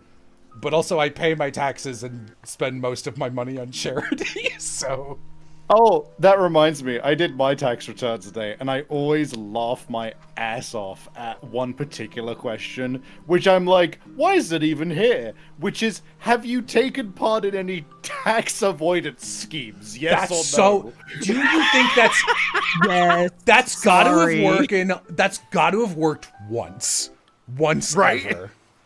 Same boat, So Jello. like, we gotta try it again. Kyle, that doesn't surprise me given how much you've donated, though. That's like the thing, right? And like, listen, I never make fun of Marissa for being evil. I make fun of you for being rich. But like, you also are nice with your money. You donated. We bullied you into donating like $7,000 at the end of the Yeah. thing. And that's also why I was like, reliably, I am certain I could be like, hey, give Savvy a nice day out, and you would just do it. You wouldn't be like, no. I mentioned this to Amy. This is so petty, but one of my cousins who I like messaged every other cousin, of which I have 7,000, in a group chat, and her dad had early onset Parkinson's disease, and he was already not bedridden, but like pretty fucked up it by the time that she was like, Jesus, like in high school, maybe like 12, 13, 14. And so like her whole life she's been like going to Parkinson's stuff and raising money for Parkinson's research, and it's like she's got a tattoo of the Parkinson's Foundation, which her mom yelled at her for getting. Her mom's such a fucking cunt. I hate that lady. But sorry, this is the aunt who was like, saw the one who saw Molly and was like, I love your diversity character on the cover of the book. Woof. Amy met her, and she managed to be a bitch in the 8 seconds we were in the room together. It's true. No, she's horrible. But her daughter is and again, this my cousin is also a lesbian and got outed by one of her friends before she came out publicly, and her mom did the non-ironic, oh, it's just a phase, I can't believe you're doing this to me, she's a monster, I hate this lady. But anyway, my cousin is quite nice, and she was like, hey, if I'm doing this, like I'm preparing for like a marathon run in Chicago, if you guys could donate a little money, I'm like trying to raise money for this, that would be really great. And I was like, oh yeah. And like a bunch of other people had responded, and I was like, okay, I'll donate. And I donated like $250. And I was like, you know, I'm petty enough to look, because I am very well off, as I have just said, from YouTube. But like my immediate family unit within my extended family is the least well off of my like whole extended family, basically. So like again, Amy's met some of my family. We've been to their like shitty mansions. My uncle had a private jet, and like they're like grossly rich, and I am nouveau riche and have gotten rich from YouTube, and I give like a third of what I earn to Aloha, and then the rest to charity, and rent. And like, I was like, you know what? Let me look how much money everyone else in the family donated, because I know some of these fuckers have private jets and shit. And I look, and of course, like everyone else has donated, and like my parents had donated like $50, which is like, that's like within their means. I was like, that's nice of them. And like one other cousin who I hadn't seen in a long time, but was very sweet, had donated another $250, and that was the top. And I was like, really? That's the peak? And I look down, and the aunt and uncle who had like private jets flying them around and have 2 mansions, no, they only have 2. They had 3 for a while. But with the economy, we can only afford 2 mansions. And they had donated $100, and I was like, oh, $100? Fuck off. That's like a nickel for you guys. Fucking hell. He had a private jet. It was the company's. It wasn't his, but he got to use it. What a fucking joke. Oh, cool. Why do rich people usually give less? Hot tip. They're rich because they're like that. As a person, they are like that. So they get more money because they are just unwilling to part with a single fucking dime. And they just accumulate it and sit on it. You guys ever seen A Christmas Carol? Crazy. No, tell me about it. Well, there's this guy named Ebenezer Scrooge, all right? Does he win? Does he have a cool transformation? I mean, watching A Christmas Carol with your jarhead football cousin who's just going, hey, does he win? I've never seen media before. Sitting next to your fucking cousin who's a power scaler, and they're like, do you think Ebenezer Scrooge is like Ebenezer street level or what? Goku. When I legitimately, that's like an auto thing my brain does when I have to go to sleep. I'll be like, what's a boring question I can ask myself? So I'll be like, okay, what am I into right now? ISAT, let's assign a rock, paper, scissors magic to all of my characters from like this project that I'm drawing this thing for, because that's 30 characters and I usually get bored halfway through it and zone out. And sometimes that can lead to falling asleep. So when I don't have one in mind, oftentimes my brain will be like, Tom and Jerry, who's the most powerful? Like, it'll just like start power scaling for shit that doesn't matter. That's some Francis York Morgan shit. Like, That really is. Francis like Zaxby. gets in the weeds too. Explain A Christmas Carol. Well, you see, there's a man named Ebenezer Scrooge, and one of his employees is an unfortunate man played by Kermit the Frog. Does he win is amazing. I was so taken aback. I was like, I don't have a joke. I don't have a joke in the chamber. I shake my head. That's fake that's Christmas fan. That's like a similar vibe to that one Tumblr post of like the guy talking about sitting and like overhearing a conversation in like the movie theater where some plot point happens. Yeah. Someone shows up on screen and one of them leaves and goes, "Who is that guy? Have you never seen a movie before?" You watch it and the information is revealed to you. Aram does that sometimes. Which half of that? The first half, we'd be like, sorry, who is this? And we'd be like, we just met them. Ah, okay. Does he win?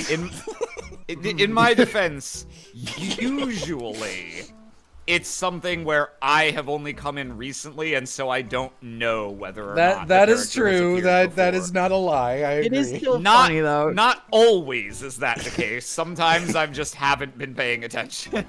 It What are definitely you- gives like dad energy Yeah. where like you walk into the room and we're watching a movie and you stand with your hands behind your back and you're like, so who is this?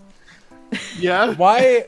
Someone in chat did say, "What are you, my dad?" Yeah, Aram has dad engaging with your son's media energy. That's like his dominant trait. That has been the bit regarding me lately. That and my ass size. that one's a couple years old at this point. Yeah, no, I mean, Amy and I really got on Aram for doing that for a couple days, and you went through the 5 stages of grief in terms of like, stop it, no, you can't, and then you were just like doing the bargaining phase of like doing the bit yourself so that we couldn't do it before you, and then eventually we were like, the bargaining phase was like, do I really do that? Really? Is it really that bad? Isn't that denial? Yeah, I guess. It's a river. They don't always occur in the same order for every person. it's true. I think it's the ones that like rile me up are less like coming in and I see. So who is this character? And more more when you'll do one and I'm like, for some reason I take specific offense of like, oh, I wouldn't show up to a game called Spyro and look at the dragon and be like, so what's this character's name? It's funny because you're like, that's inaccurate. See, my Objection. my version of it in my head is so this character's current trepidation is on account of his wife's murder, and his wife was the alien we saw earlier. Is that right? Okay, I see. You know, it's like just It's a little. It has to end with it has to end with I see. yeah. It's a little like the guy who likes music bit, where it's just like, this music's great. Is it coming out of the green or the black? The black? That's great. Love that. I love this part of the song. It's not playing? I love this part of the song. Can't get enough of that sweet music.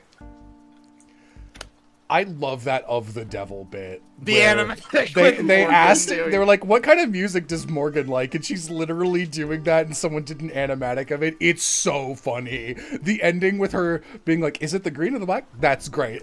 Imagines her stabbing it. For a guy who doesn't have glasses in his profile picture, Aram sure does talk like a guy who would constantly be pushing up his glasses.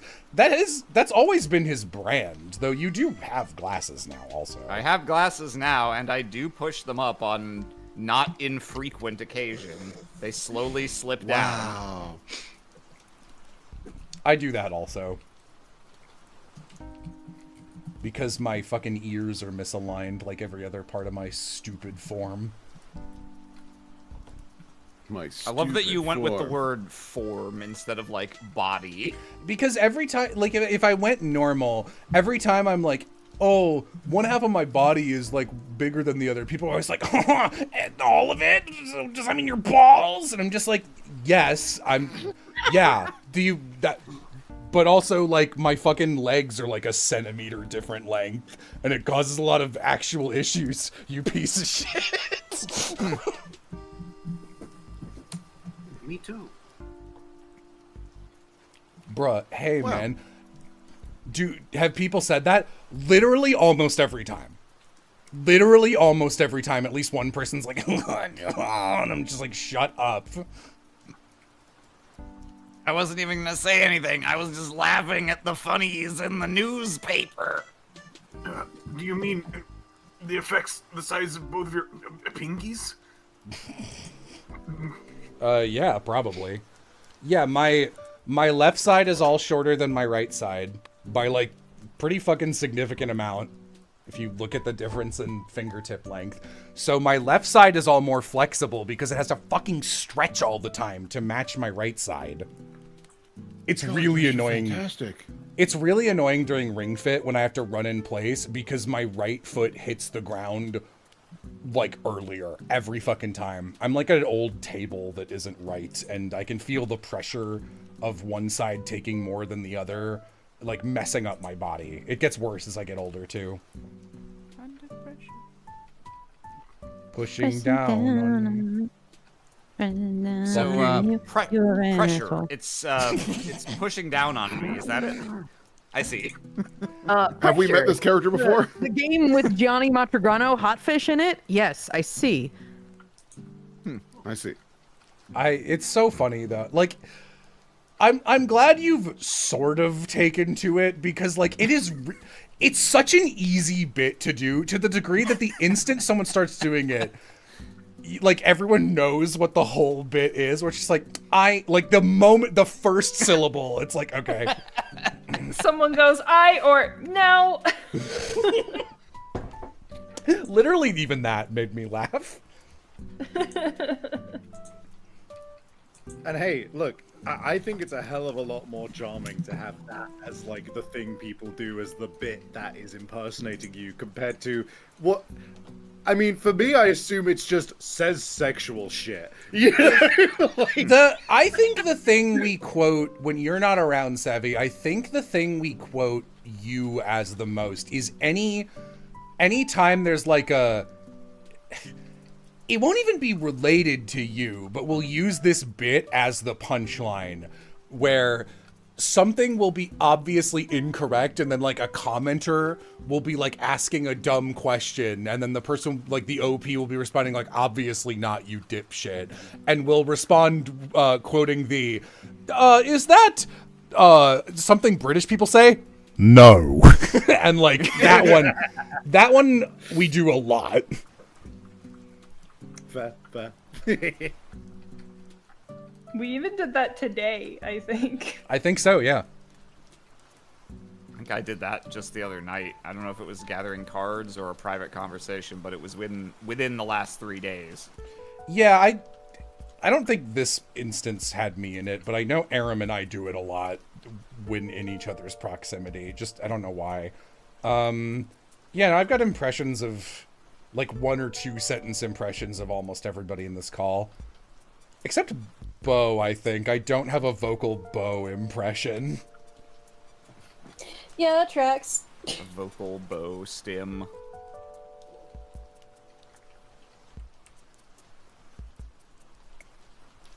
I think the most like, oh, that's a bow stereotype in my head is I'll see your Discord status will be like an ambulance or the word ow, and I'll be like, Bo's going through it again.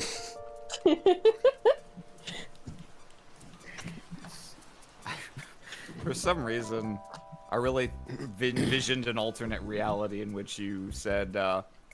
But I've got a, like, my bow stereotype, or a stereotype, if you will. Not even stereo type, huh? Damn. Nope. Nope. This guy's pretty good. Chef Boy Our Girl. Chef Boy Chef Boy Our Girl. Not Chef Girl RD. Not Chef Girl RD. Chef Boy Our Girl. Gal Let Dente. me have Chef Boy Our Girl. I do think Chef Boy Our Girl is funnier, to be honest. Boy or girl is fucking hysterical. I love that shit. Boy Our Girl. Boy Our Girl. Yeah, what else?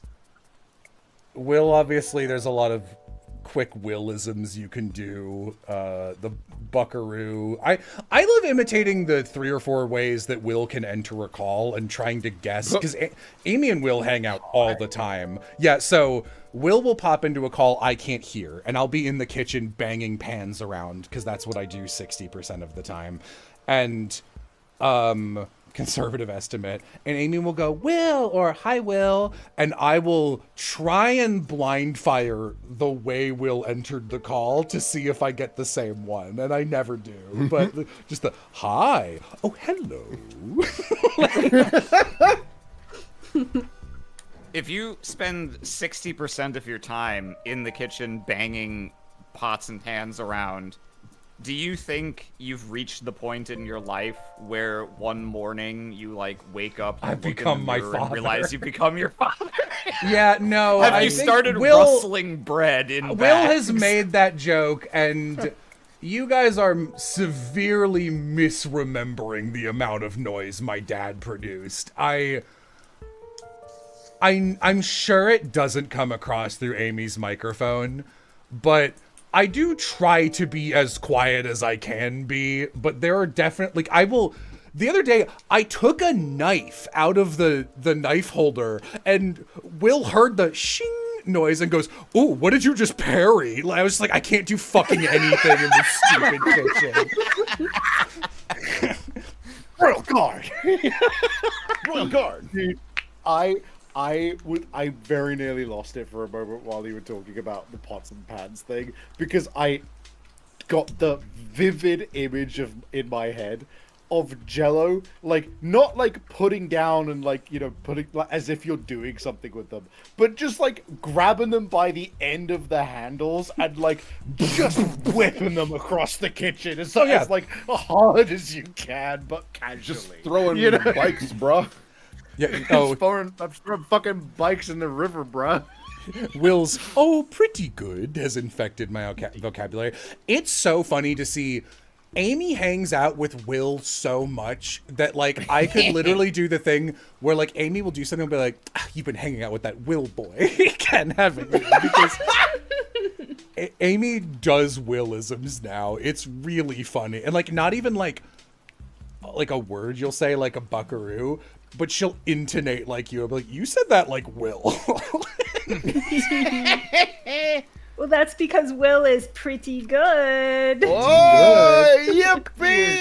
Yippee! But I gave you yippee. I was gonna say I got yippee from Yam. I know it's from a playthrough, but the Yam quote that does still happen with me is the "It's me, I'm back." Yes. It's genuinely the best part of getting a new video out of that caliber. I'm so excited to get the fucking Path of Radiance one out.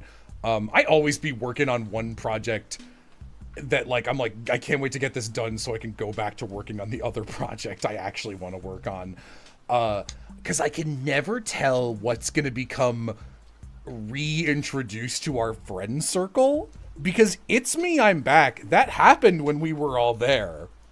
But none of us were quoting that the day after that stream. We were all like, oh, that bit where Piastel died was really funny. And the Enrique ass smuggling was really funny, which, like, it is, but we don't quote that today very often. Whereas, now let me start working on a really good speech, I say sometimes.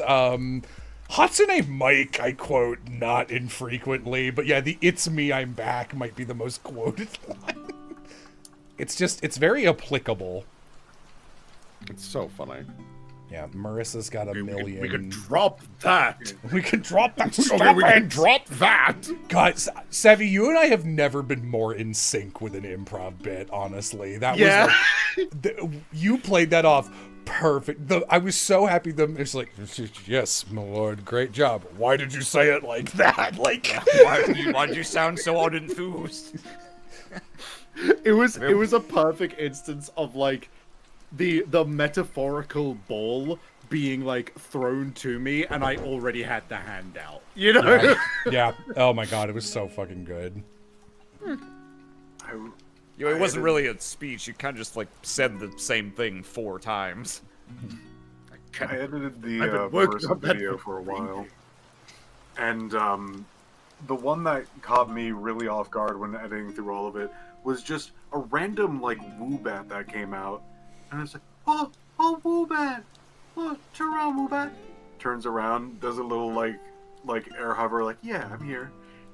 And you just hear like the most pure yay, and it's like one of the best sounds. I seriously think I might like soundboard that. Speaking about soundboarding, there's a warp sound effect I keep using in that video, and that was Keen did that once, and I just kept using it throughout the video for every warp sound effect. And it was I don't know why I was so enthused with that fucking Woobat, but I was Woobat, yay! You played this clip where I'm like really into the Woobat, and I'm like, I don't even remember. Yeah, and it's funny because like I will end up memeing something, like something will become my own, like this is my favorite. So when I was editing one of the Dogs in Love or Another, before we got to, for like years, because some of those dogs, like I work on some of these videos for like 8 or 9 months on and off before they come out, and one of the Dogs in Love had that fucking Twitter call out post for my ex-boyfriend, and like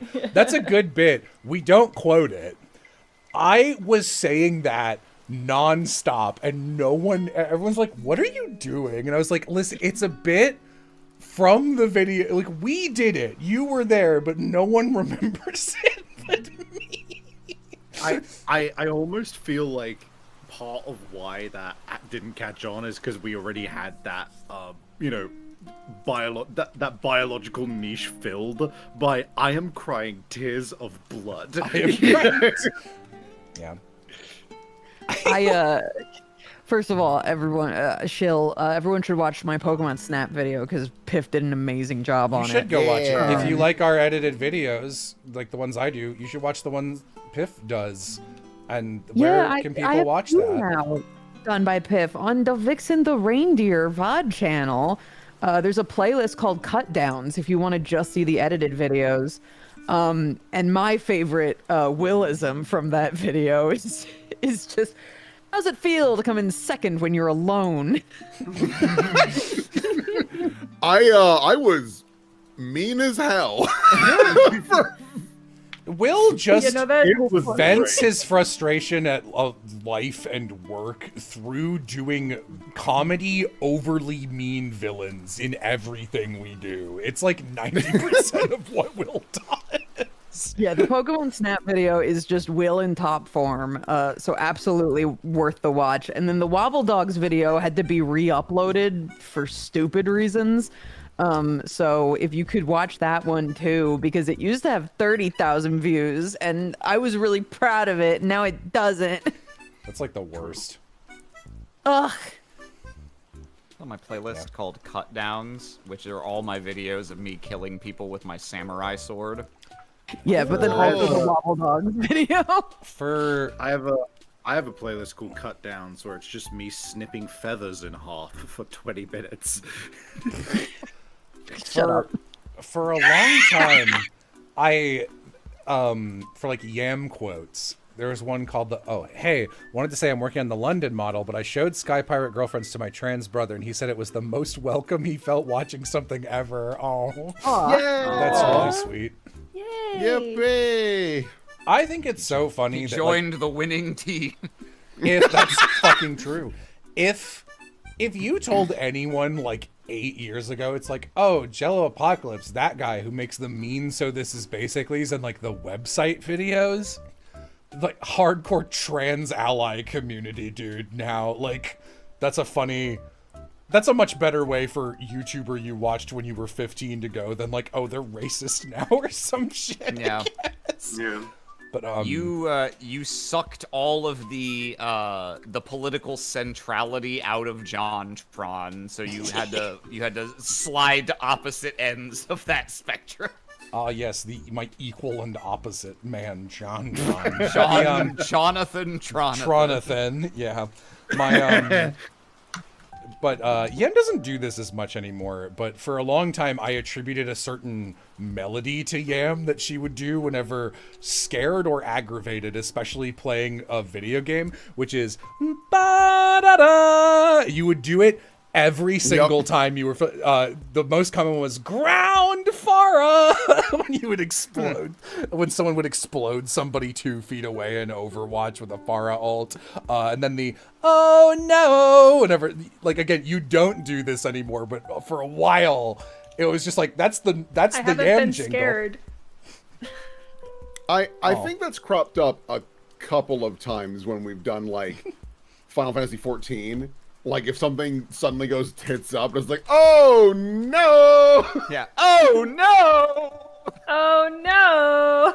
Yeah. Like that. I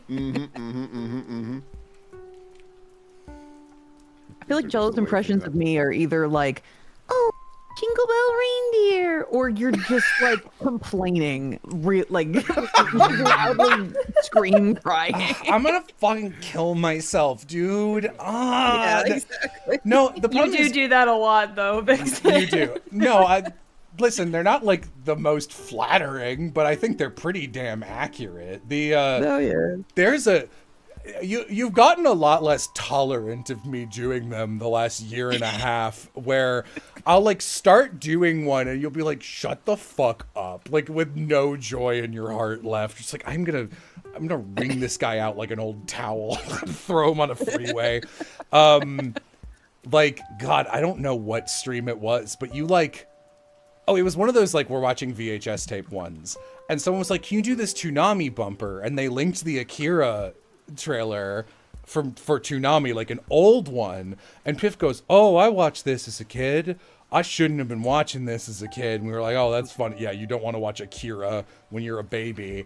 And you go, which version is it? And I instantly go, do you guys know that Joshua Seth voice of, because in the dub it's Joshua Seth, it's the voice of Tai from Digimon. It's Joshua Seth. And you just go, fuck you. And I was like, was that what you were gonna say? Yes.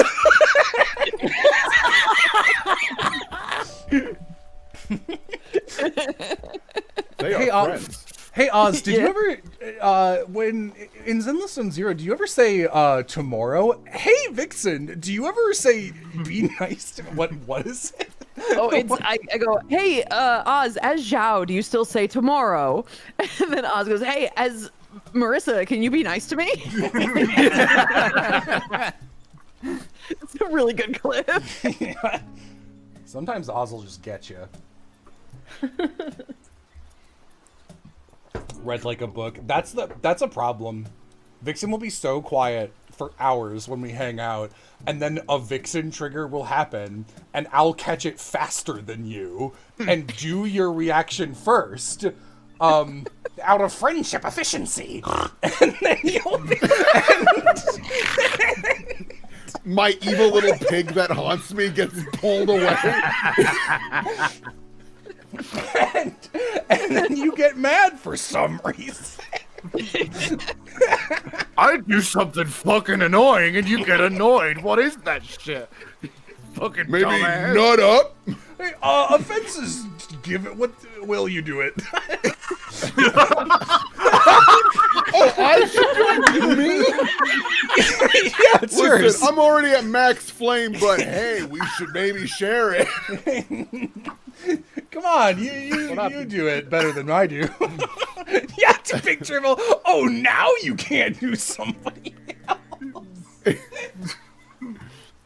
Oh, is that a bus? You're really good at catching those, right?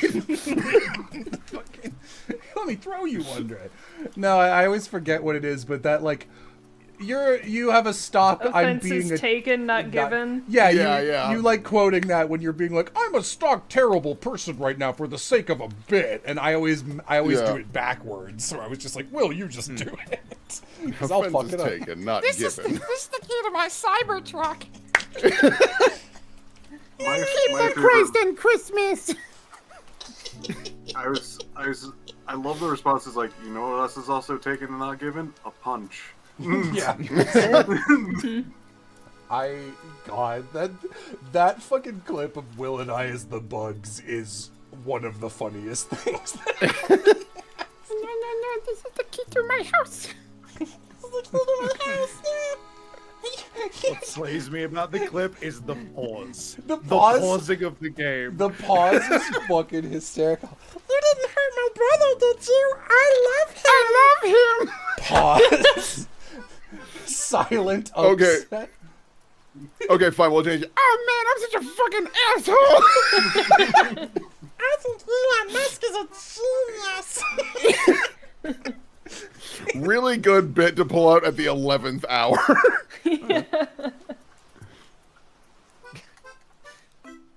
God. What game? What's this clip? It's It's during from one the of the Spyro 3 I- playthrough, I think. I I like think that it's after the you last did a- Spyro 3, yeah.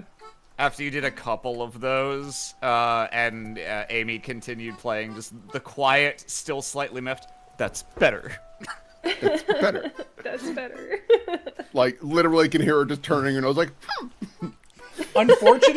Unfortunately, Amy is really funny when she's like upset about something.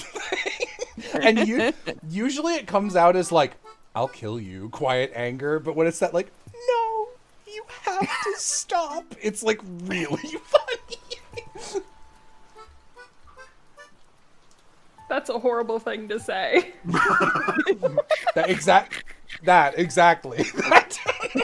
And we all That was laughed. funny to you? That was It is funny, funny. yeah. oh boy. Hey, remember the silly little bugs? Yeah. Our entire friend group is really good at that, where there's like, I'm pissed. Time to be the funniest I've ever been. God, it's like Captain Piff, you okay? It's like Captain Crunch's oops all boring. Like, I heard that and I like had to sit down. I was like, Jesus. It's also coming from, and like usually with Piff, like, and I, especially after editing Piff and I talking for 9 fucking hours, usually Piff will be like, okay, and take like half a second to like lock in your exactly how you want to get a thought across. For that one, there was no rev up. You literally were just like, Coming from Piff? That's what I mean. Like, that's the thing. Is like, Piff, if he doesn't like something, he's very polite of like, okay, well, so here are my Here are my critiques. reservations. Right. But with that, he just looks like, I'd kill it if I could. yep, I can kill you. Yep. I think only the other time that I'm just like, I have to respond to this in like the most fuck you sort of way was that one random guy that was just like, oh, did you draw a butt? Ew. That What do you that think was this is? for you. That was a really out of pocket, savage response.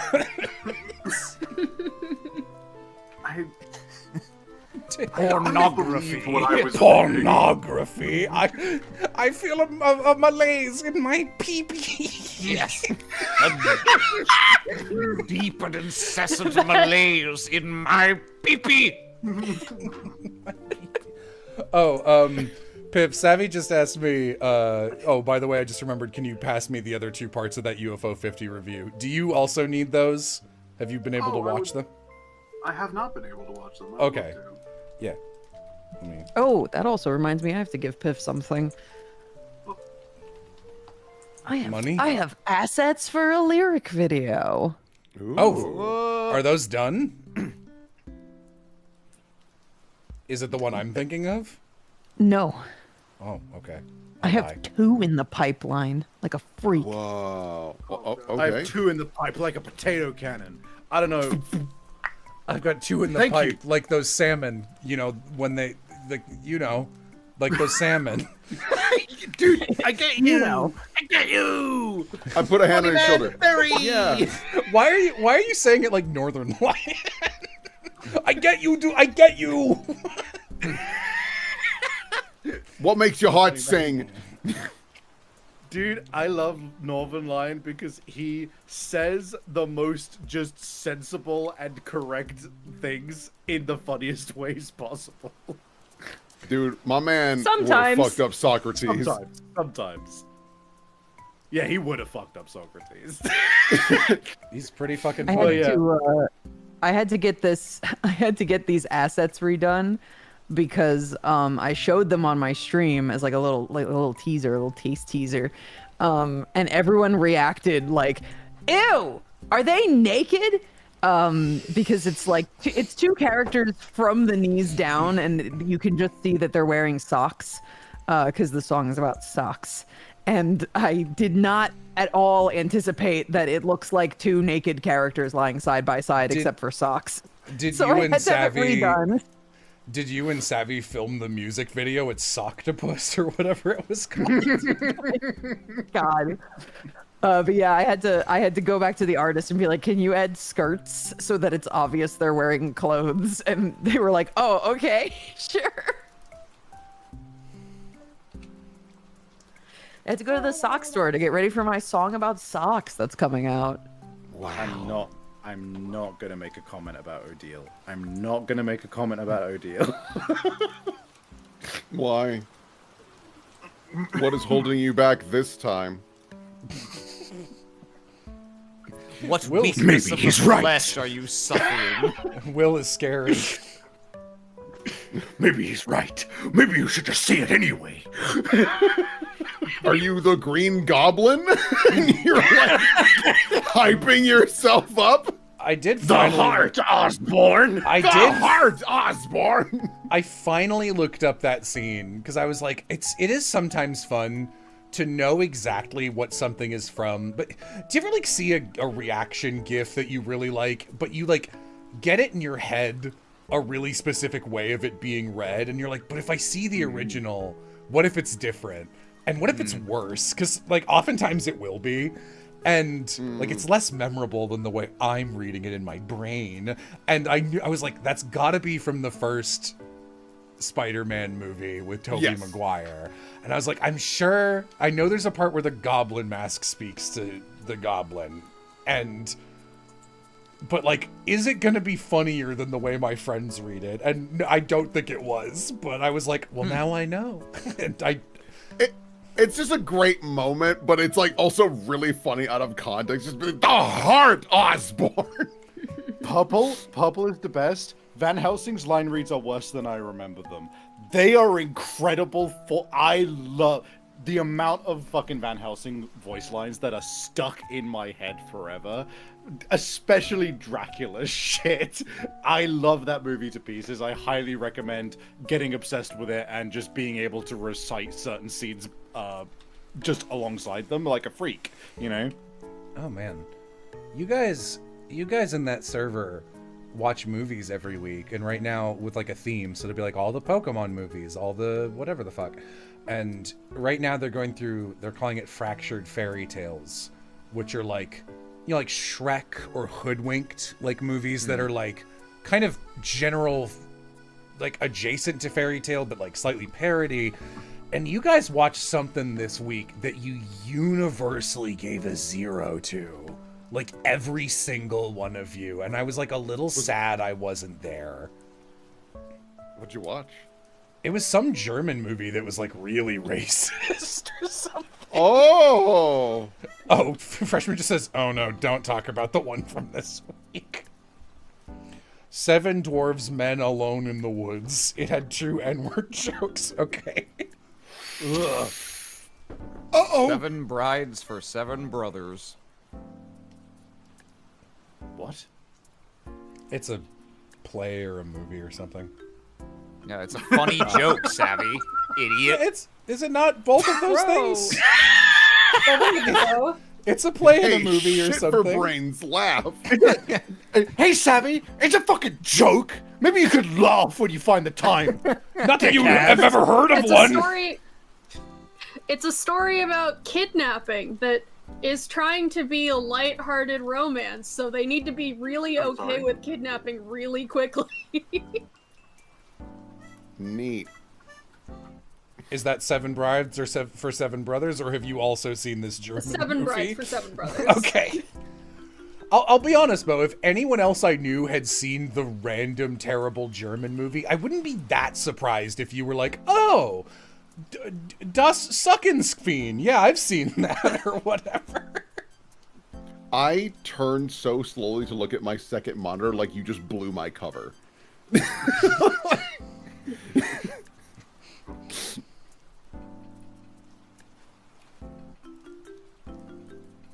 Viewers in the chat are encouraging Savvy.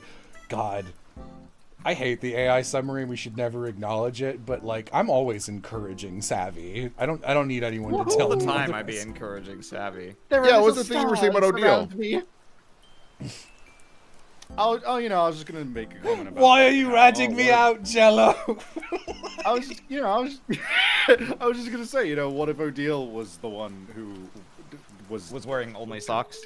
only wear socks and I was the other one, I don't know, it's crazy. The socks? Yeah. I mean, I'm sure someone would pay money to be drawn as a sock on Odile's foot. There's definitely a market, but I doubt that's what's going in Vixen's lyric video, is what I'll say. Is it too late to change? Seafrin, I think something's afoot. Me. Chillo, I don't think you missed anything. It would have been a community bonding moment. I so rarely watch those movies with you guys, because, like, you ended up, like, first of all, you always end up doing it Tuesday, or you do Monday now. Monday and Tuesday tend to be my lock back into work days, so I often am not available. And it was fine for a while, because you were doing, like Pokemon and all you did like 3 marathons I'd done myself and was not interested in revisiting. I did watch some Muppet movies with you. New community bonding moment, putting everybody into a vat of pluripotent stem cells and merging them into one. End of Evangelion. Straight up. I'm looking forward to the day when you and Amy eventually finish picking through D. Greyman, so that either I can start watching Naruto on and off with you, Savvy, or maybe I can try watching Bleach with Amy. If you do Bleach, I also want to be there if it's not. Yes.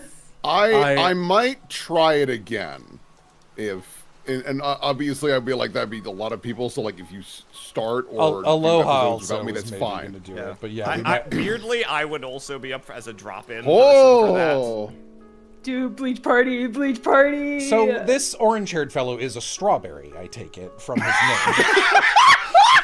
name. And he's a temporary Shinigami, which You means think I death would god. have to ask that kind of basic bitch shit about Ichigo Kurosaki? So his name's Ichigo. Is he? You hit the Kurosaki like a villain that was about to attack him. My favorite way to tell who's a working voice actor is listening to the way you hit R's in Japanese names and telling like you can tell when like Lenti and I do it, it's like we have been instructed in certain projects, like you have to hit it this way. It's like how everyone who's officially worked on Pokemon has to say it a very specific way or they shoot you behind the shed. Pokemon. I got in trouble so much because I kept saying Pokemon. Oh, with a schwa, it has to be Pokemon. It's Pokemon. Every time I said Pokemon, they were like, do it again. Do the line again. It's not Pokemon. And I was like, in the early anime dub, it was Pokemon. And so then they I were just like, say never Pokemon. say that again. You're like, we'll kill you. I'm just so not over the Kurosaki. Ichigo Kurosaki. It's very funny to me that people are like, oh, Aram sounds like a villain who would attack Ichigo, or Aram sounds like a guy who would push his glasses up in an anime. It's like, what do you think I cast him for in everything? Yes, he sounds like... That's like going, Chula sounds like a cute little fairy. Like, yeah, we know.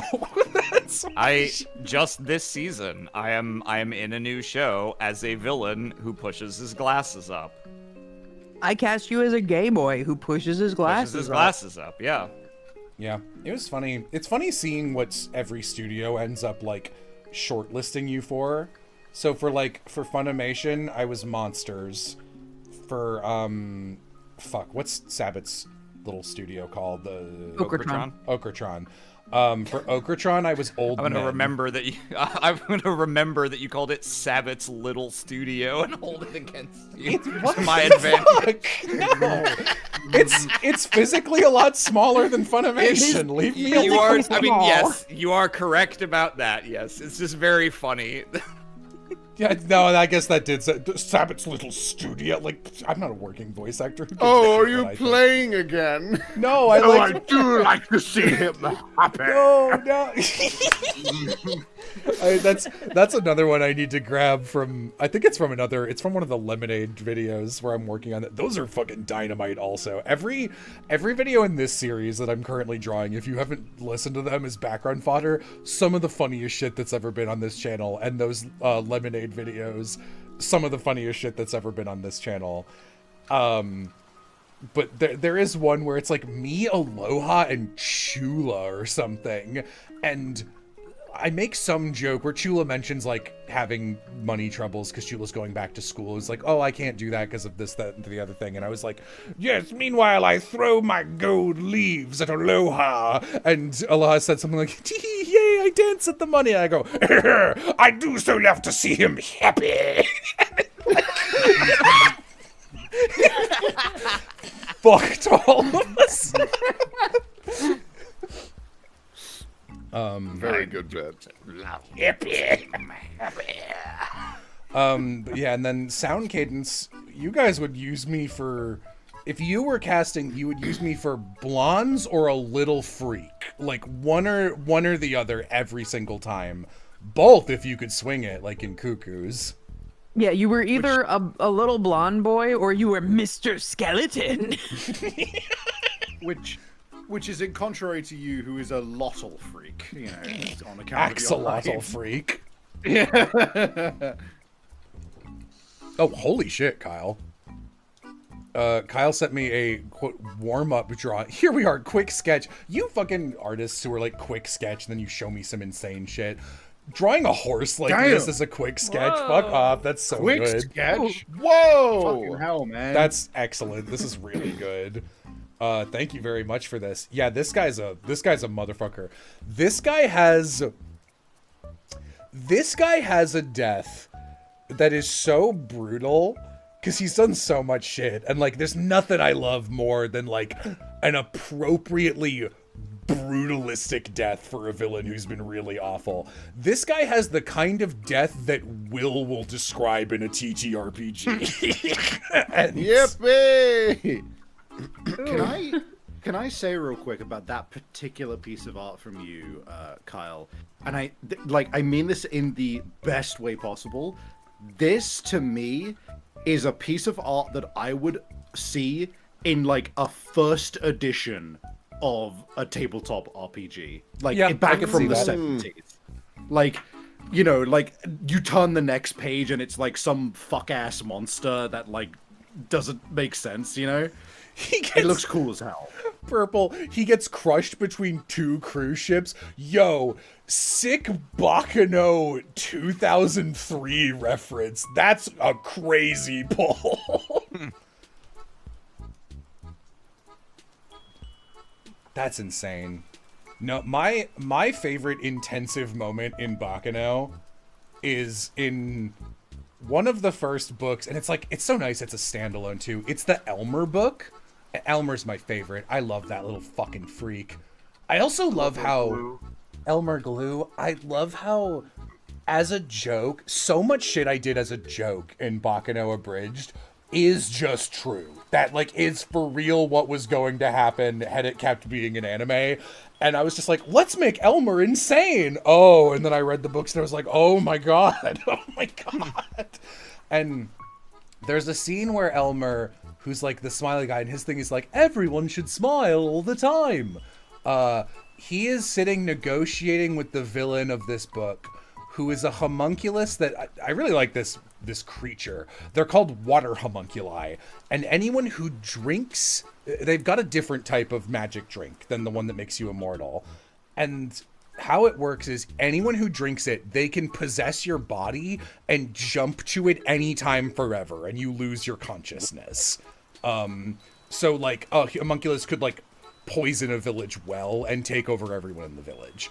And Elmer knows that this guy wants an immortal body, so he's like, he and Misa are sitting next to each other, and this is Misa, and they've worked out this plan that you aren't privy to, and it's like, how are they gonna beat this guy?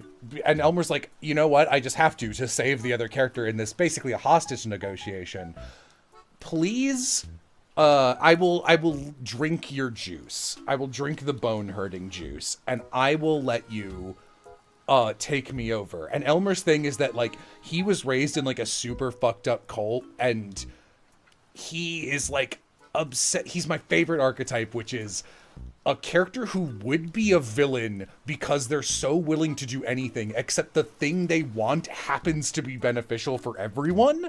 So they are a good guy, but only through virtue of that coincidence. Like, if they wanted something different, they would be the main antagonist. I love that character archetype. And Elmer's like, I want everyone to be happy. And if you gave me any way to do that, I would do it. And his thing is like, oh, I was like hyper tortured. Like, everything fucked up happened to me as a little kid. And like the idea of being happy and making other people happy was the only thing that kept me going. So he's always smiling, and he's obsessed with other people being smiling, and he also has intense pain tolerance. So the way they beat this guy is during this negotiation, he's like, okay, drink my juice. And Elmer drinks the juice, and then it like the chapter like ends, and he's like, don't worry, we beat him. I captured him in this bottle. And it's like, how did you get him in the bottle? You drank him. And he goes, oh, yeah. So Misa and I worked out this plan because Misa is like a fucking Kimura gangster. And Misa's really good with a knife. So, and I'm immortal and my body grows back. So while I was negotiating, Misa cut into my back and held a cup in my stomach to catch this guy, and I had to straight face it the whole time. And I was like, that's the sickest shit I've ever heard in my life. That's fucking crazy. That's insane. That's so cool. How have I never read the rest of Baccano? They're pretty hard to get to. Yeah, not all the Baccano manga is it's not a manga. Don't read the manga. There is a manga, but ignore it. The Baccano light novels, some of them are very good, and a lot of them have very good moments. But Ryogo Narita's insane, and it's so funny because he's got my favorite author notes or whatever they are. You know, when you open a light novel or a book, they've got like a paragraph that's like, you know, the Chainsaw Man guy will be like, I ate my girlfriend's dead goldfish and got really sick, Lamau. It'll just be some insane shit they want to talk about. Ryogo Narita is like, he's like, oh, the anime's coming out. And I watched it, I was like, that's really fucked up and brutal. I didn't write that, did I? And every time I open my book and it's like, there it is. Wow, it's way harder to watch on screen than to just write about. I will not change. Oh, dude. I have been chosen not to reflect. I have been having first-hand experience, but somewhat like with like knowledge, as opposed to like having to see it animated or anything, with my show Heart of Hope, because like we have some insane shit happening in that game, because it is like, you know, body horror cyberpunk shit. Frequently in combats, because of the way that the system works, people just get torn apart and their organs just like scattered, and it's like I'm sitting here and I'm just like, I am glad that this is an audio only podcast. Smiles. You know. Like... Yeah, me doing the fucking atonal Yumta backstory, and then you drawing art of exactly what I described, and people going, I don't think you should show that on a stream, even if it is fan art, and you feeling really bad, and I was like, I don't know, that's exactly what I said it was. Like, it's really crazy how the moment you transition, like, there is some stuff that is like worse in your imagination. There is a lot of stuff that is way worse drawn or seen in any way, and you can just distance yourself if you just keep it as like, oh yeah, you know, I'll just think about that, and that's it. It is what it is. A goldfish. Oh, so Ryogo Narita's Ori. No, that's not Ryogo Narita. That was Fujimoto. What's the Chainsaw Man guy's name? I think it's Fujimoto. I don't remember his full name. I'm always hesitant to say that because I mix him up with Kishimoto, who's the Naruto guy, and I'm like, that can't be right. Yeah, no, he's so funny. I like that he is actually insane, but in like a funny, acceptable way, and he'll always just like tell you some crazy anecdote and then be like, I want women to step on me. It's like, cool, man. I'm 35. Cool, man. I'm 35. Man, I'm always looking forward to a new Noah Caldwell-Gervais video. I can't wait for that, for another one to come out of nowhere, you know? We got a fucking ton of them over the summer. We got We four right in a row, and he was like, I'm so sorry it's taking me so long to do these. And I'm like, what are you talking about? He, dude, when I saw them like coming out like one day after another, I was just like, what is happening? Is this really, like, is he okay? Is he drinking too much coffee? This is incredible. No, he was like, either it'll take me a while to make a big one. And he was like, I feel really bad. I feel like I'm ripping off my pay. He's like one of those people who never feels like he's doing enough, which, like, I relate. But yeah, no, his shit is so good. I hope he doesn't do a Elder Scrolls 1, because then I might... Knowing him, he'll be like, here's something I find genuinely beautiful about Skyrim. And then, like, what if I have to reconcile with thinking something is good in Skyrim? I don't know if I'll be able to do it, you know? Yeah. Nah, he is very much an inspiration to me in terms of, like, just like analysis of things and like trying to think more like deeply about stuff, of just like he is admirable in that he is capable of being scathingly critical of something and also genuinely and fully sincerely capable of complimenting its better moments and never feeling that he is incapable of housing both of those opinions within himself, which is a rarity, I think, just among people in general. There's almost no media I've ever heard him discuss that he doesn't have something positive to say about at some point. It's pretty rare. This feels very kumbaya, but because we were talking about that, I kind of just want to say a compliment about all of my friends in the call who I like, because I was reminded of something that of Christmas. The real meaning of Christmas.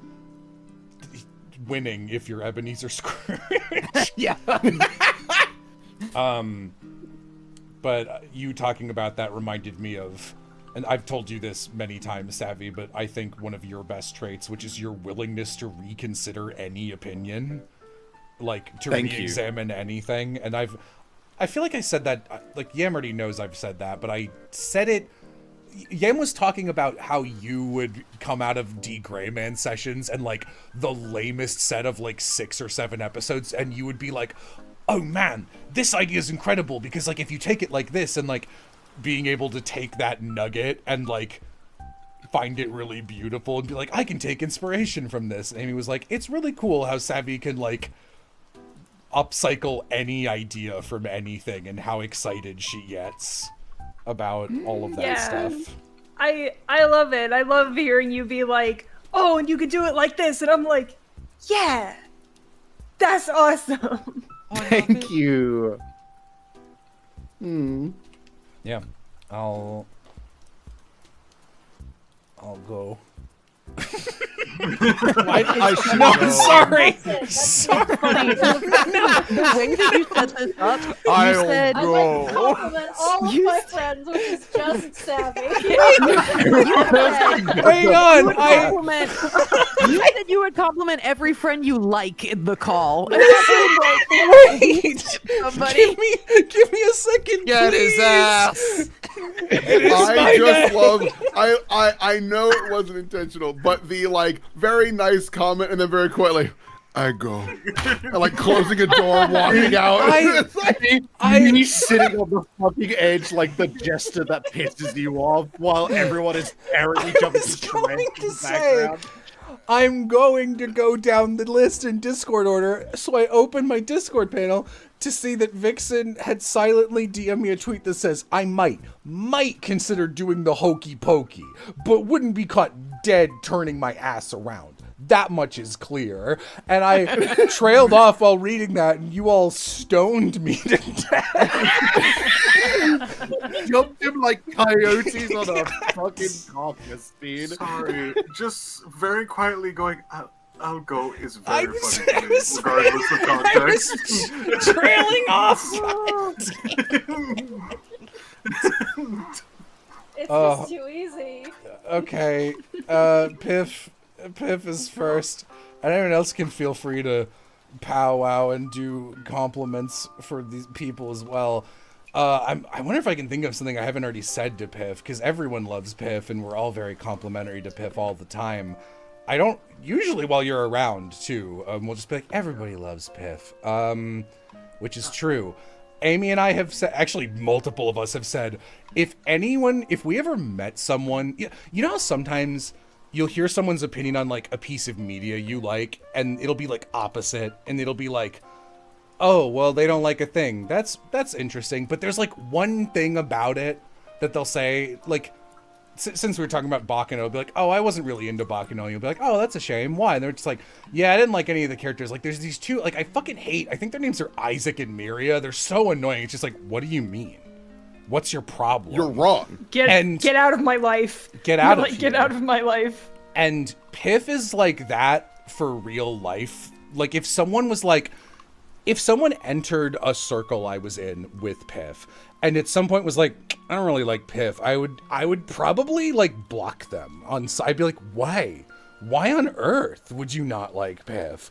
What's your damage, you motherfucker? And then I would go around the opposite is also true, where if God forbid Piff is like, I don't really like that person, you're like, what did they do? That person is danger.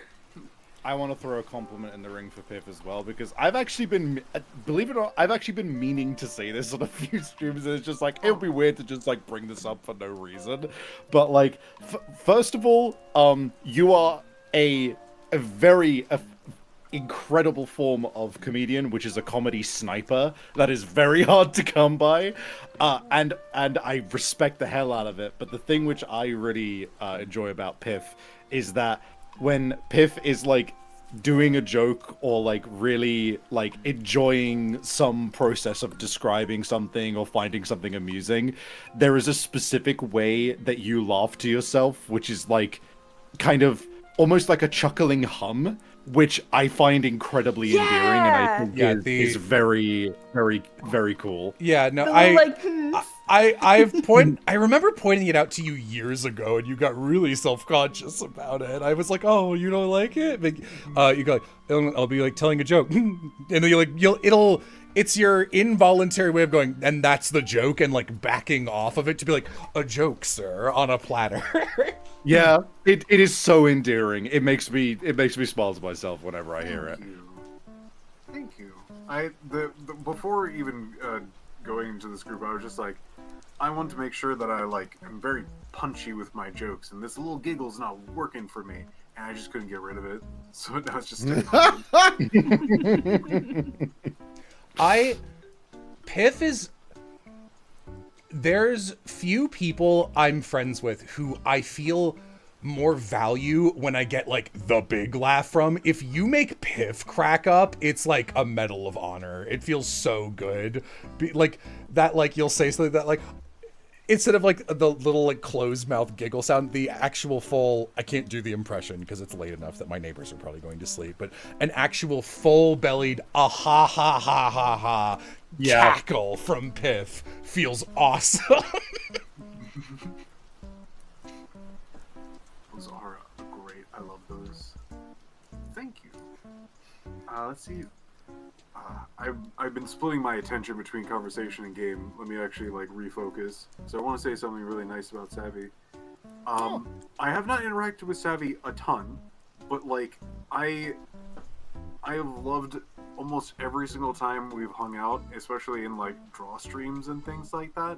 It's like a very pleasant experience with someone who's always like seemingly endlessly passionate about like almost every topic she talks about.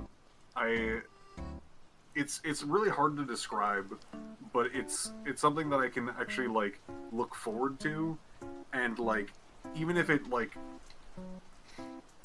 just extremely chill and like we could be talking about just like, oh yeah, I really like this game and whatnot, and it's just like a pleasant experience. Savvy is one of my favorite co-pilots because I can always be certain there will be a great energy, whether we like something, whether we hate it, or whether something's just boring, because Savvy will go, this sucks. You know how this could be better? And then you'll say some more interesting shit. Thank you. Because we're going down the line and just complimenting people, I would like to bring up, have you played Nier Automata yet? No, I've been meaning to get around to it. I was gonna say, if you did, I would love to talk to you about that later.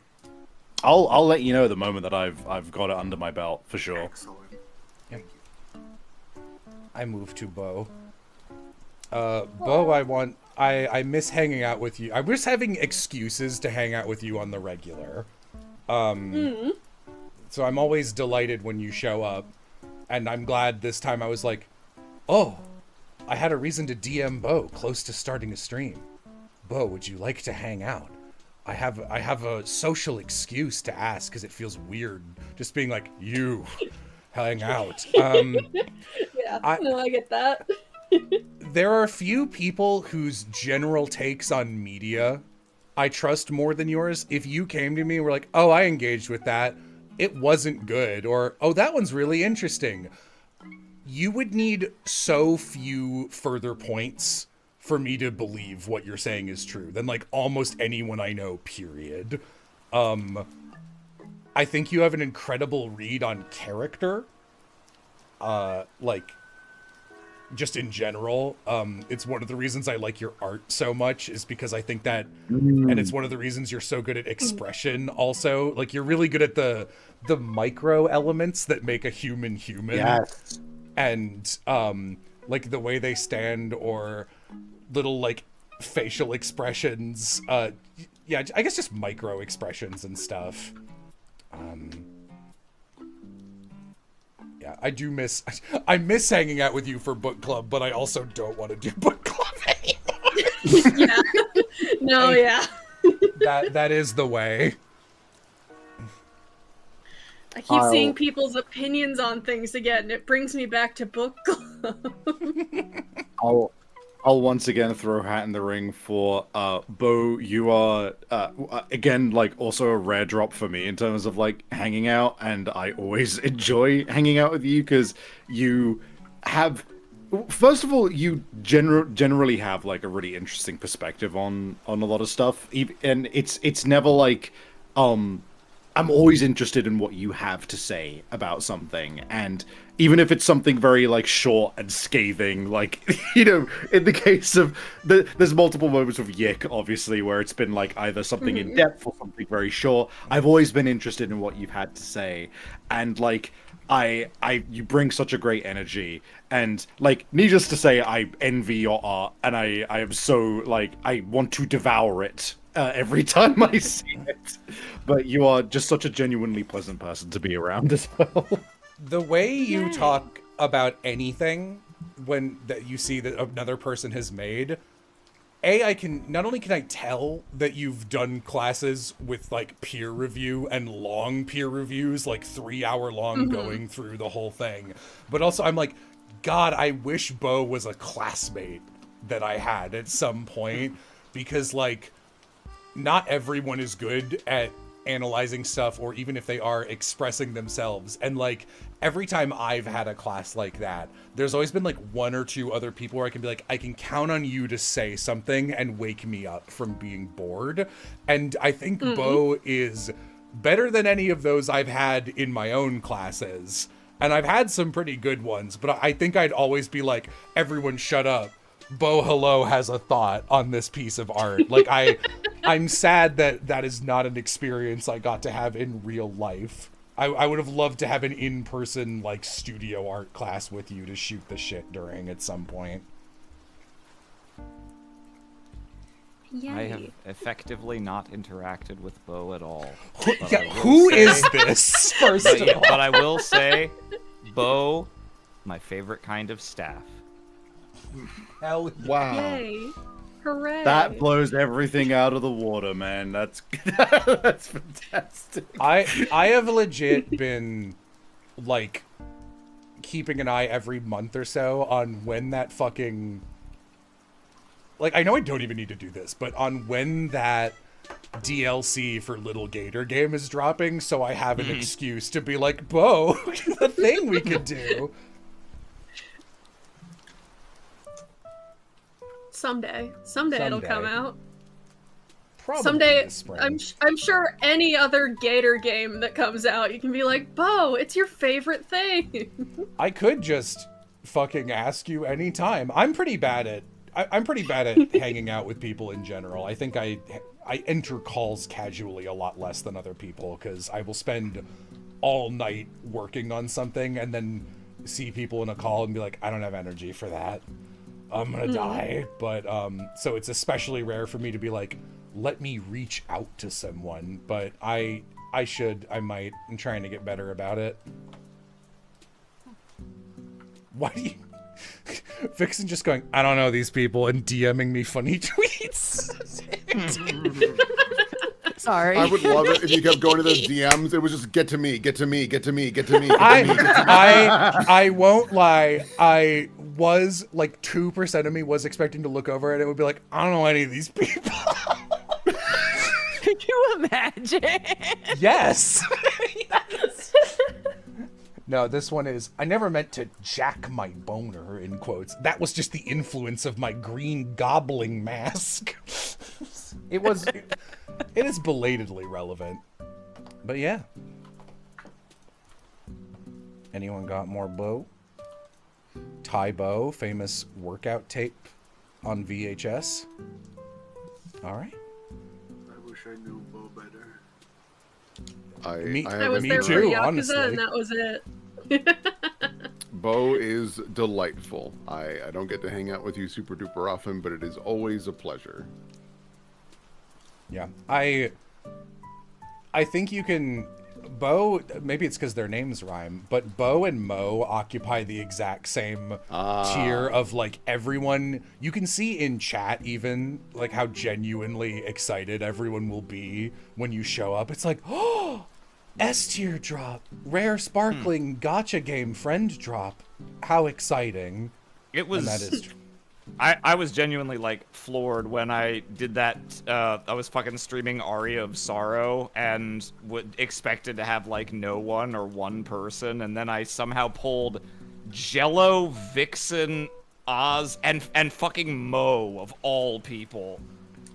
That was such a fun stream. It's a good drop. It's a good drop. It's a good drop, sir. Yeah. Is Claggy Cake Marissa's name in here? Yes. Okay. Yeah, it's me. I mean, you're my best friend. I feel like you know all my things. Should someone else start this one? I've literally done this I've DM'd you. You'll be down, and I'll be like, here's everything that's cool about you, and you'll be like, okay, I'll read this. I do like that about you, that you're like, listen, I can't make you happy right now, but here's a list of things I like about you, and I'm like, this is much more helpful than someone being like, well, here's how I think we could solve your problems. Do you guys know how? So for those of you who know Will's sister, you know how like if Katie did what she did in Final Fantasy, she would be evil, but she like does it in a field where it's okay and it's funny. Yeah. And, so she's broken the MMO economy multiple times. And she does it for sport. Yeah, she destroys economies for fun. In that same way, I think Marissa has such a mind on her to be evil and is so crafty, but uses it explicitly to set up crazy long gambits with like where the goal is to make fun art or like dubs and stuff, where you'll be like, if I like the one I always like to use because it's the funniest, and also I think we'll never get back to the people who it's about in any way. Like they'll never Google this stream and see it. Is the Island of Giant Insects setup, where you saw them set up a Kickstarter for it, for the dub, and it was played straight, and you're like, this is going to fail. So what I'm going to do is I'm going to be one of their $1,000 backers so they notice my name. And when it fails, I'll go, that's such a shame it didn't work out. By the way, I own a dubbing studio. Do you want us to try it out and we can do exactly this plan? And you had like a multi-step plan to get this thing funded and out with specific, like, here's how this will work on social media. And it was like a little scary to watch you pull it off perfectly in real time, and every step of it went off without a hitch. And I was like, damn, I'm glad all you do is like, I want to dub a weird anime and not like, let's exterminate the populace or something. The other funny tidbit that you have to remember is that the $1,000 backer tier was to voice a character in the dub, but it was a man. And I was like, I submitted my $1,000 donation, then I was like, oh my god, I'm so sorry, I didn't notice that the character was male. By the way, I work at a dubbing studio. Because I needed a reason to DM them. I couldn't just be like, oh, sorry, this failed. Anyway, I exist. I was just like, oh my god, I fucked up. I'm so sorry. Here's me DMing you because I fucked up. Also, just so happens. It is funny. So, Marissa, you... I have a particular stuff to say because of, you know, the cool shit of just seeing you recently. But we like, just buried a body. You're my forever. Yeah, that was sick. That was awesome. Not a speck of blood on any of my clothes. It was insane. Anyway, like I can't express how appreciative I am of how like welcoming and open and just like with no bullshit is the thing though, right? Like none of your openness and friendliness and wanting to, not just wanting to like, you know, be around people and be around the people you like, but also to like help them and be and make them a part of the things that you love to do. It's so like wonderfully encouraging to be around somebody who will just like move heaven and earth to make things cool for you and to make you feel comfortable, even if you know, are having trouble. That on that Saturday I was like so nervous at so many places, and you were just so like lovely and encouraging and made me feel like, oh, I'm actually like, oh no, this is cool. You know, it's right for me to be here, and you were such a great friend in that regard. And like, in your streams as well, just the way that you get people together and you're just like, hey, like even with like Mythanori and everything, like just getting them involved in stuff. It's so cool that you are an instigator and somebody who wants to like just make people happy and make people feel like they have cool shit going on. And I think that that is incredibly admirable. And you are genuinely so awesome for that. Thanks.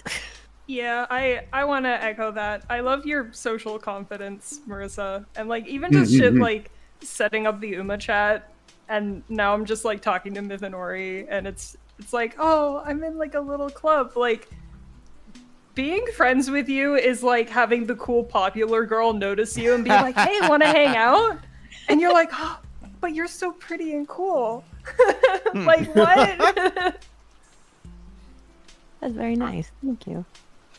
I like the ability to like be genuinely like, oh, I love this thing, and like here's a piece of information, and just also be extremely funny, angry about something, and be able to jump between all of those things in like literally like sentence to sentence. We're just like, oh, I love this. Somebody would say something, be like, fuck you. Yeah, it'll be like, I love. Oh, do I like Digimon? Yes, chat. I love Digimon. I've worked on Digimon. I'm a big fan. what about Digimon Fuckelstein 2 for the PlayStation 2? Yo, fuck that game. If you like that, Crystal, shut up. I'm blocking you. Dude, I love when you get passionate about stuff like that, because like, and dude, the fucking Wobble Dog saga, the way you just absolutely locked in is just something which is, you know, indicative of your general attitude, and I think that it's very fun and shows how much you give a fuck about the stuff in your life and the people in your life. No. I appreciate that in a business where a lot of people try the minimum amount to produce a thing that is acceptable, I feel like you take every project as an opportunity to do something you haven't done before, do something unexpected or different, or like that has actual creative heft to it, instead of just kind of going paint by numbers like, yeah, plug in this here, yup, that's an anime dub, on to the next one. Yeah. There is a class I took in college about game design by the guys who make Saints Row, weirdly, because they run my college town in the middle of fucking Illinois. And they were talking about board game design, and they're like, it's important if you can to get everybody on board with a part of your project. And he gave this example of like a spaceship game, and he was like, and everyone like found something they were like to get passionate about. Like these guys were, the art team got really into designing the spaceships, and like the lore, like the writers got really into the lore, and then they got to work together on that, and they were all super excited, etc. Seeing you're like the whole team doing that for every project you're on, the amount of like, I don't think I've ever heard you not give a shit about something you've been assigned to. You will almost force yourself to be like, yeah, I mean, I wasn't supposed to be directing this, but now I am. So anyway, here's this mini game I've got. I'm casting this extremely specific subtype of person, because if I do that, then this, that, and the other thing, and it'll create this really cool vibe in this element. And yeah, the show, like, the original dub, or the original sub, is a little weak and not that good or whatever, but like, now that we've done it this way, it'll be spicy. And like, no one ever asks you to do that. You always do it yourself. And yeah.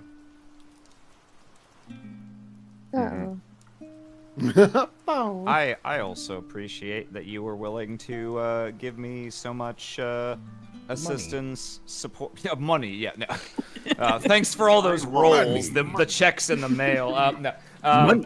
I appreciate that you were willing to give me so much support, advice, and assistance over the years, especially, you know, way back in like 2020 times when I was like, I think I'm gonna try to be a professional voice actor. And I think we basically hadn't interacted. It was just, 1 degree of separation through Jello. I was aware you existed, and so, I was like, hey, thoughts? Can you... And you were like, yes, here's lots of helpful information. Hey, thoughts? Don't call me that. Don't call Not my name. Not what I'm called. Not what I'm called. Yeah. Does anyone have more on for Vixen? Because I can actually use that to segue into one for Aram. Go for it. Go ahead if you got one. Oh yeah, well, everyone's pretty much said everything, but I will say, one of my favorite things is that you are extremely easy to just hang out and chat with. Never feel like there's a necessity for performance or anything of the sort. It's one of the reasons I love popping into streams. I'm like, oh, we could just talk. This is so nice. It's so easy to hang out. I'm glad for that. Yeah. For Aram, it's wild to think about how long I have known like Aram and Will at this point. I frankly have never seen anyone knuckle down at life changes the way you do. You will be like, okay, you're the only human being I've ever met who's like, here's my 5-year plan, and then and then you do it. You'll be like, I think I'm going to be a voice actor, and then you make all of the arrangements and very seriously, like we have a call. We have a very small list where Aram has been for years at this point, like 2 or 3 years, shooting everyone auditions. Aram is still on that Twitter audition hunting game, even though he has successfully gotten into like the Texas circuit, and you pretty regularly are getting work, which is usually the point where people stop doing the Twitter stuff. And every single one, you'll be like, here's the contacts and here's what you do. Like you're still grinding on that because it's like, well, this is what I do. I have to do this. And like that is, I don't know, like the way it's just like so many people, especially with like, oh, I could be a voice actor. That's such a pipe dream job for most people. Whereas like you were actually like, all right, cracks knuckles, here I go. And then you just like did every single thing and will sincerely reach out to people like, I would like advice. Like if you were the protagonist of like a Cats Don't Dance style movie and I was the big cigar wielding Hollywood man, I would be so taken in by your gumption.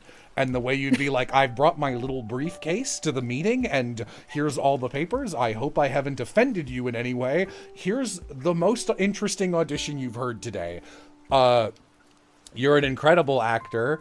You are one of the actors I have worked with the most, and I'm a little sad how little I've been able to utilize you in the last couple years, and shocked at the parts of your range that have grown when I wasn't looking. Twice I have sat in on Vixen going through auditions that you auditioned in. And no joke, every time I've done that and there was an audition from you, we would do the thing you do where you kind of start zoning out and filtering through like the C- to Fs. And then like 9 out of 400 will be interesting. And then we'll hit one and I'll go, oh, that guy was really good. And Vixen will go, that's Aram, and I won't have recognized your voice and sincerely thought it was good not knowing it was you, and you were doing a voice I've never heard you do before. And that happened every time that I sat in on Vixen doing that. Aww. It's true. He's not exaggerating. Big old smile on my face. Aram, I feel like when it I'm comes going to kill you. I feel like I can kill you and consume your power.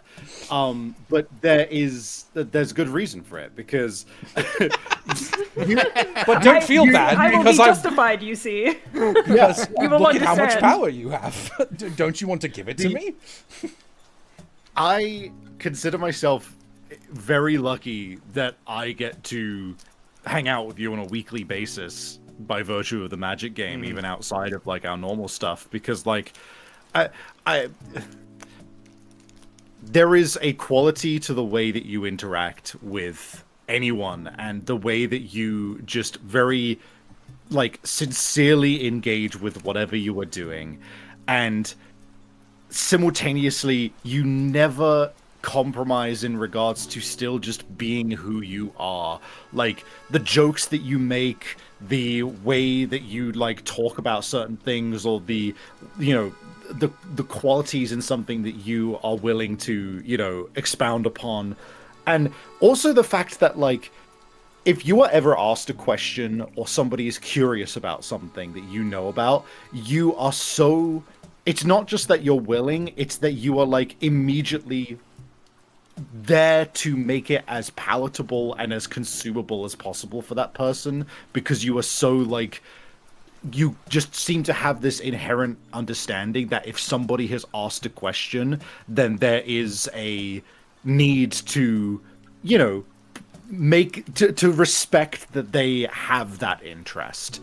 And I think that that is something which so few people will just take to with as much grace and as much respect as you do. And I think that is just a wonderful quality to have in somebody. That's the most positive way I think you could possibly spin being a fucking know-it-all. You have to be an asshole to be a know-it-all, Aram. Yeah. I kind of have one in a similar vein to that. This is something that I know we've poked fun at, like we'll poke fun at you for being like, it's my bedtime, better mosey on out, or like, well, I want to leave, take me home or whatever. But like genuinely, like it is funny because it's so distinct, but at the same time, like, I wish I had that flavor of your social confidence at least a little bit, because like it really does come in. Like there are times where you just be like, why would I be polite when I shouldn't, and this thing sucks? And okay,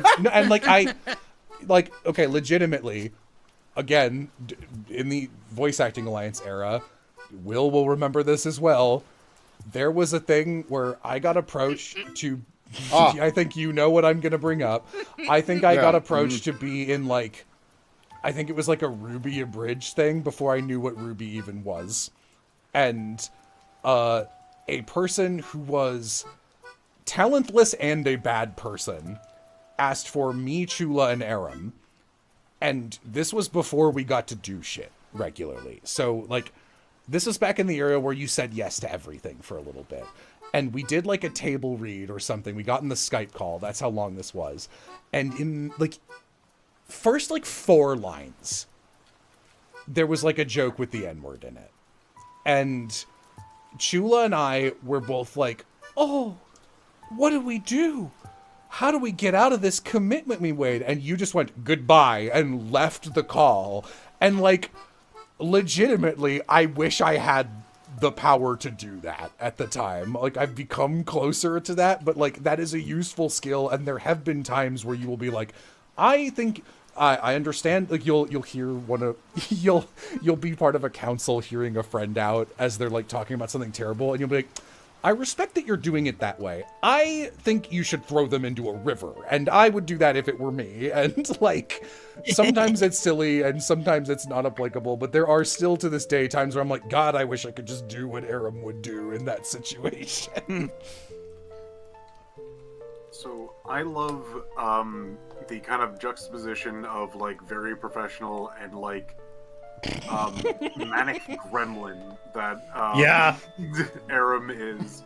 But more importantly to me is, one point I got a huge bill that I literally could not pay for. I was in the hospital for like 2 hours and they're like, $8,000 please, and I was like, I don't have that. And Aram out of nowhere is just like, hey, if you like need this, I'm definitely willing to like lend you the money. Like, didn't ask, barely even like had that information out, and like immediately was just like, I'm going to extend the hand to you if you need help. I'm like, that is awesome.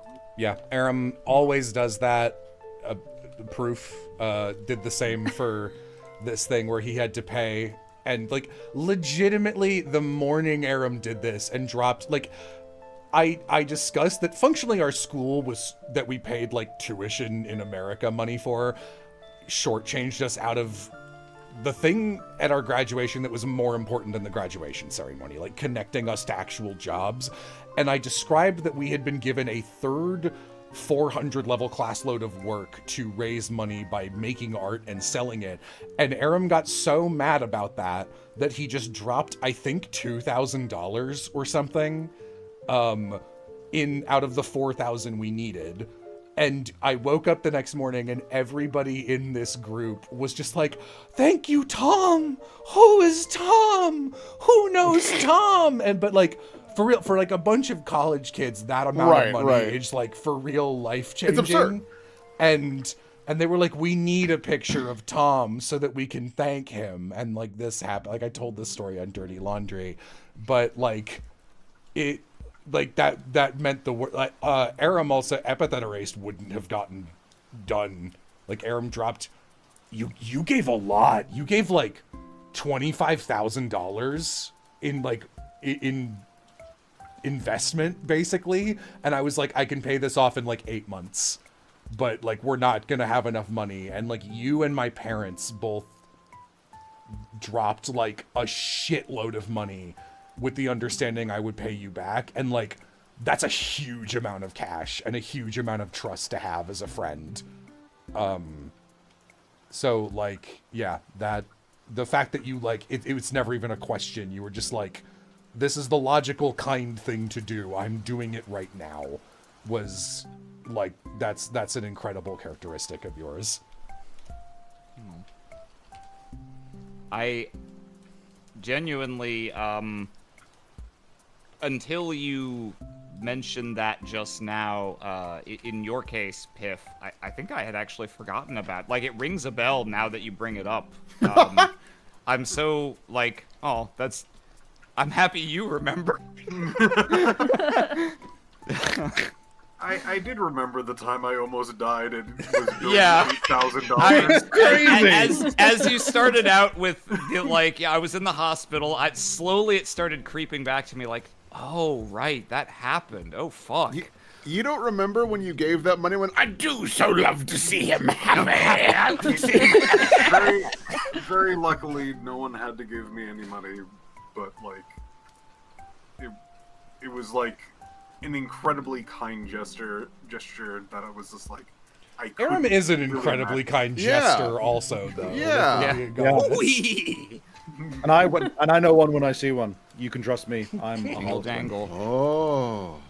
You can trust me. Authentic. It's very funny. Yeah, very similarly, but in like a smaller way. Like I really appreciate like the way you show empathy to other people. We're just like, if anyone comes into the group chat or whatever and they're like, oh, I'm having this problem right now, or I'm having a bad day or whatever, you will be like, oh, I'm very sorry to hear that, and then like suggest things that might help, and like you do it every single time, and it's just nice to know that like you have our backs.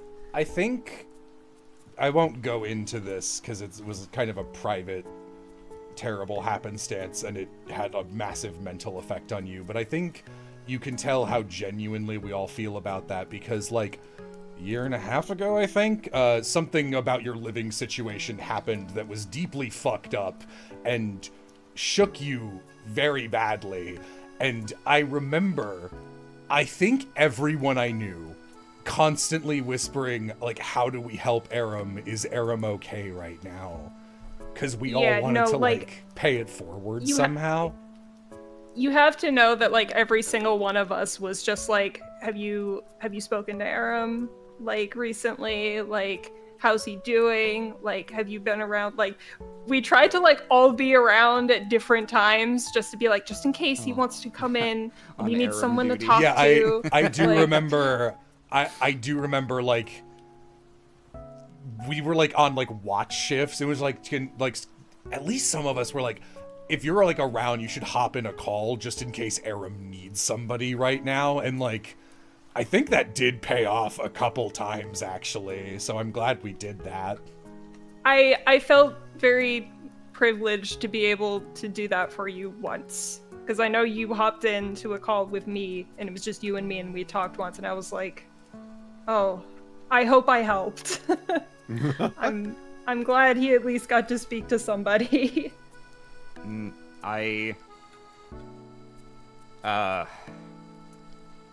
I do appreciate that.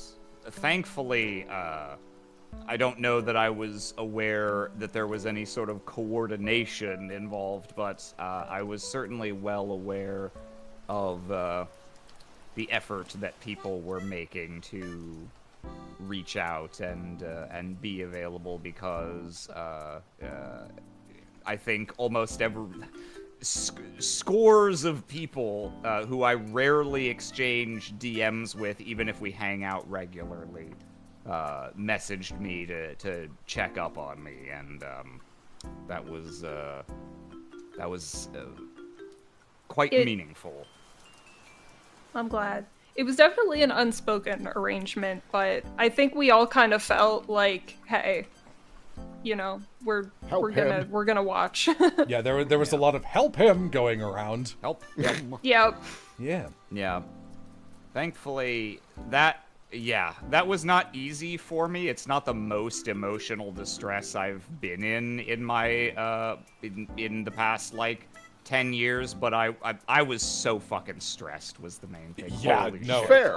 Understandably, it was really bad.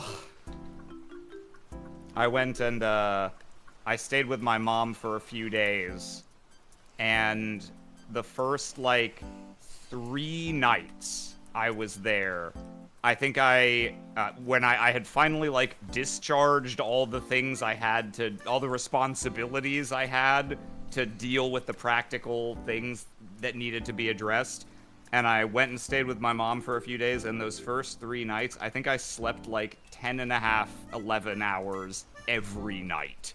Yeah.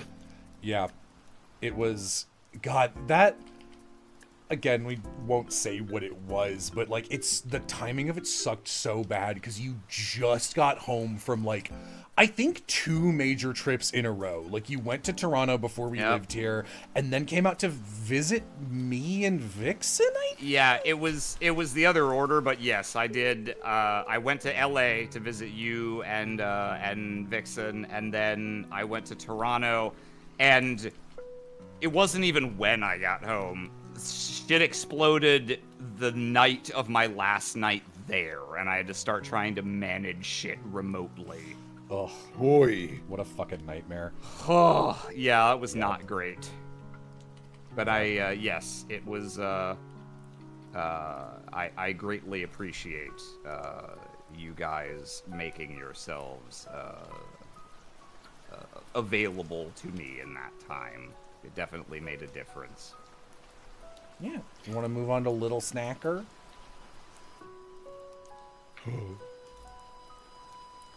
All right, now we'll move on to Savvy again. No, I had to click over to Discord and be like, who the hell are you talking about?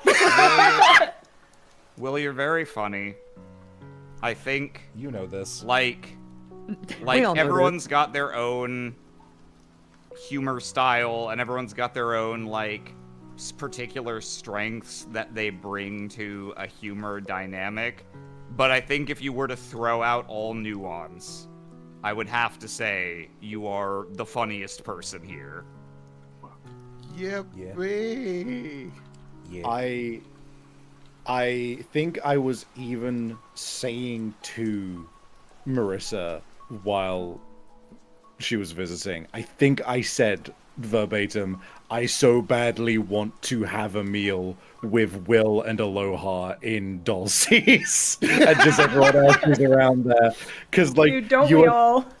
And I was bragging about how much I got to see you guys this year. I was like, yeah, I was jealous. Aloha twice. Kills you. It's you will like the whole like I'll be transparent. I've been trying to avoid calling everybody funny because I feel like it's just a given. And you did that, like y'all are very. We have a funny crew. We have a funny crew, and so in that vein, like, you are such a wonderfully just like joyous presence and such a consistent, like, the fact that like whenever I'm just like hanging around in my server, you just show up and it's just no sweat and it's always just such a wonderful and easy time, and we can always just like, it doesn't matter if like I'm having a hard time or if I'm having, you know, a great day. You are always just so like receptive, and like it's just such a wonderful thing to have somebody in your life who is just like, how do I even put this? It's just there, just always, you know, like just consistently always just like a rock in amidst all of it. And I think I envy the robustness of your, like, I suppose of your character, because you are able to stay true to yourself in pretty much any situation that I've heard or seen you in. And I think that it is something that I would like to emulate myself, is the ability to just like go into any situation and just immediately know what I'm gonna do, know what my opinion is, and to just not ever have a single moment of doubt about what I believe is morally right. And you are a shining star in that regard. So yeah. Well, thank you. My will compliment is that when I'm sad, I will seek out Discord calls that have people in them that I want to listen to, but I'll be like dead fucking silent. And Will is number one draft pick of I'm sad. I would like to be I would like to have one of my friends with good vibes on in the background. Is Will in a call right now? Thank you. Funny. That's the comedy sniper I was talking about, dude. Will is, you're genuinely one of my best friends. I feel like I could talk to you about literally anything, and I have talked to you about almost anything and everything. I love how easy you are to just start conversations with. I feel like we're always on the same like wavelength. Yeah. And one of my favorite things about you is that you're a little bitch. That's true. Will, and it's my favorite because we can be little bitches together. We sure do. You make Amy so fucking happy, Will. It's like I sometimes feel like I've dropped Amy off at like for a play date when I walk through the kitchen and you're in a call together, and like I can hear her going like hello, oh, like imitating your tone. I'm like, all right, she's having a great time. That's good. I'll check out. I'll come back after work, sweetie. But it's the energy of like turning on Bluey for the kids and walking away. You are honestly so effortlessly charismatic in that way. It's really like, if a conversation is like a flowing like water source, whenever you show up, it's just like, yeah, just crank that open a little further, you know, a lot further. Because it just immediately, I feel like you are just this wonderful catalyst for just talking and conversation and jokes and joy. There is, you know, that moment when you're in like a public space or a class and some dumb shit happens, or the teacher snaps, or someone says something like uncool to like a service worker, and then you turn and catch the eye of a stranger, and both of the, like, the stranger gives you the get a load of that guy expression. Will, you're the human version of that. No one is a better temperature check for am I crazy or does this suck than William T. Sopp. You like, the amount of times I have like been scoping something out with you and will DM you and go, and you'll just go, I know, I'm feeling it too. I'm always one step towards the door. I'm always ready. And for that reason, it makes it all the more significant when you decide to step in. Hey, This is true. I have made it abundantly clear if I am not enjoying my time, I will abandon the conquest immediately. Yeah. And then, like, if anyone gives you 1 point of resistance, you're like, oh, you didn't understand. I was just being polite. Let me explain why you're a little fuck. I don't know if anyone in chat has ever seen I don't think anyone in chat has ever seen Will on a stream with a person he has hit the mental point of, this is going to be the last time we interact. I don't need to be nice to you. It's a little scary. There is exactly one stream where I chose the nuclear option, and I am so glad I did.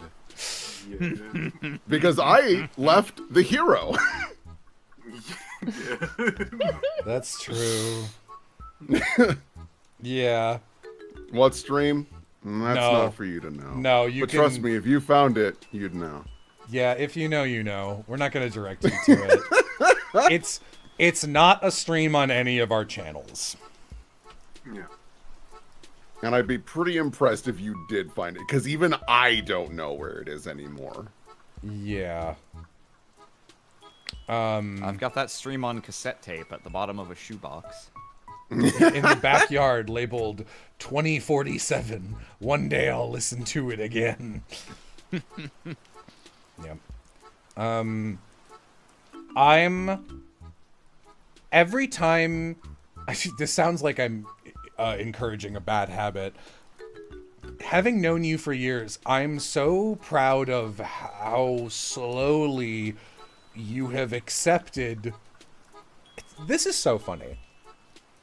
For years and years, Will would come into call like a wet dog who'd just come out of the rain and be like, they blew it up. And I'm like, what? And like, today at work, they set me on fire.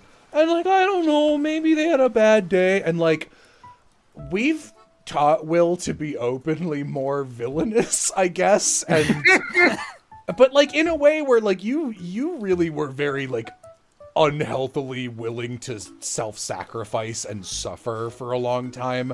And I am genuinely very proud at how you've been like, you'll come back and be like, yeah, so I ripped a new asshole in this guy who's trying to use AI in front of the client and made them look like a dipshit because now I'm in a position of power. And I'm like, that's awesome, Will.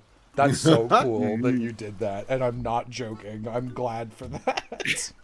It is genuinely very nice to hear whenever you just like talk about some like insane bullshit that's happening, and then you just walk away from that like point by going, anyway, like this place would fall apart without me, so fuck them. I'm taking a day off. You know? Yeah. Yeah, I think one of the compliments I've gotten from Jello that I consider one of the most precious was Jello saying that you and I are exactly the same in that regard. Where Jello was once like, yeah, you and Will are exactly the same in that you'll put up with so much, but then as soon as the railway lever flips and you have a grudge, suddenly you cannot be removed from that track. And I was like, oh my god, I'm like, Will? That's such a nice compliment. Yeah, for better or worse, like physics style, an object in motion wants to stay in motion and an object at rest wants to stay at rest. And once the two of you decide you like something, you're ride or die. And once the two of you decide you hate something, you're die or die for it. Oh, Vixen and I would have been very, very bad in high school as buddies together, I think. Oh, yeah. I think me, you, and Jello, if I knew either of you in high school, it would have been a problem. That's okay. It is okay. We would have had a great time being problems. That's what's important to me, quite frankly. Hooray! Well, all right. Also, I think on spec, for people like us who still play a lot of tabletop role-playing games, on spec, I think you are just, you are the like universal piece that fits with anything. You are a bit of a safety net in terms of putting a game together. Basically, yeah. Basically, regardless of what the nature of the game is, I mean, some things you clearly enjoy more or less than others, but you always work out. Whatever needs to happen for a game to be successful, you figure out how to get there. You are consistently never the problem, which might sound like a backhanded compliment. No, that is one of the highest Will knows compliments it's not. I Will can, knows it's a I can compliment. imagine. For when it comes to TTRPG stuff, that's like... maybe this is just me. I personally care a lot more about not being the problem than I do about trying to be the best or whatever. So, and I, some people can be the best or can be the problem, and it's a much bigger gamble if you're gonna invite them to play in a game.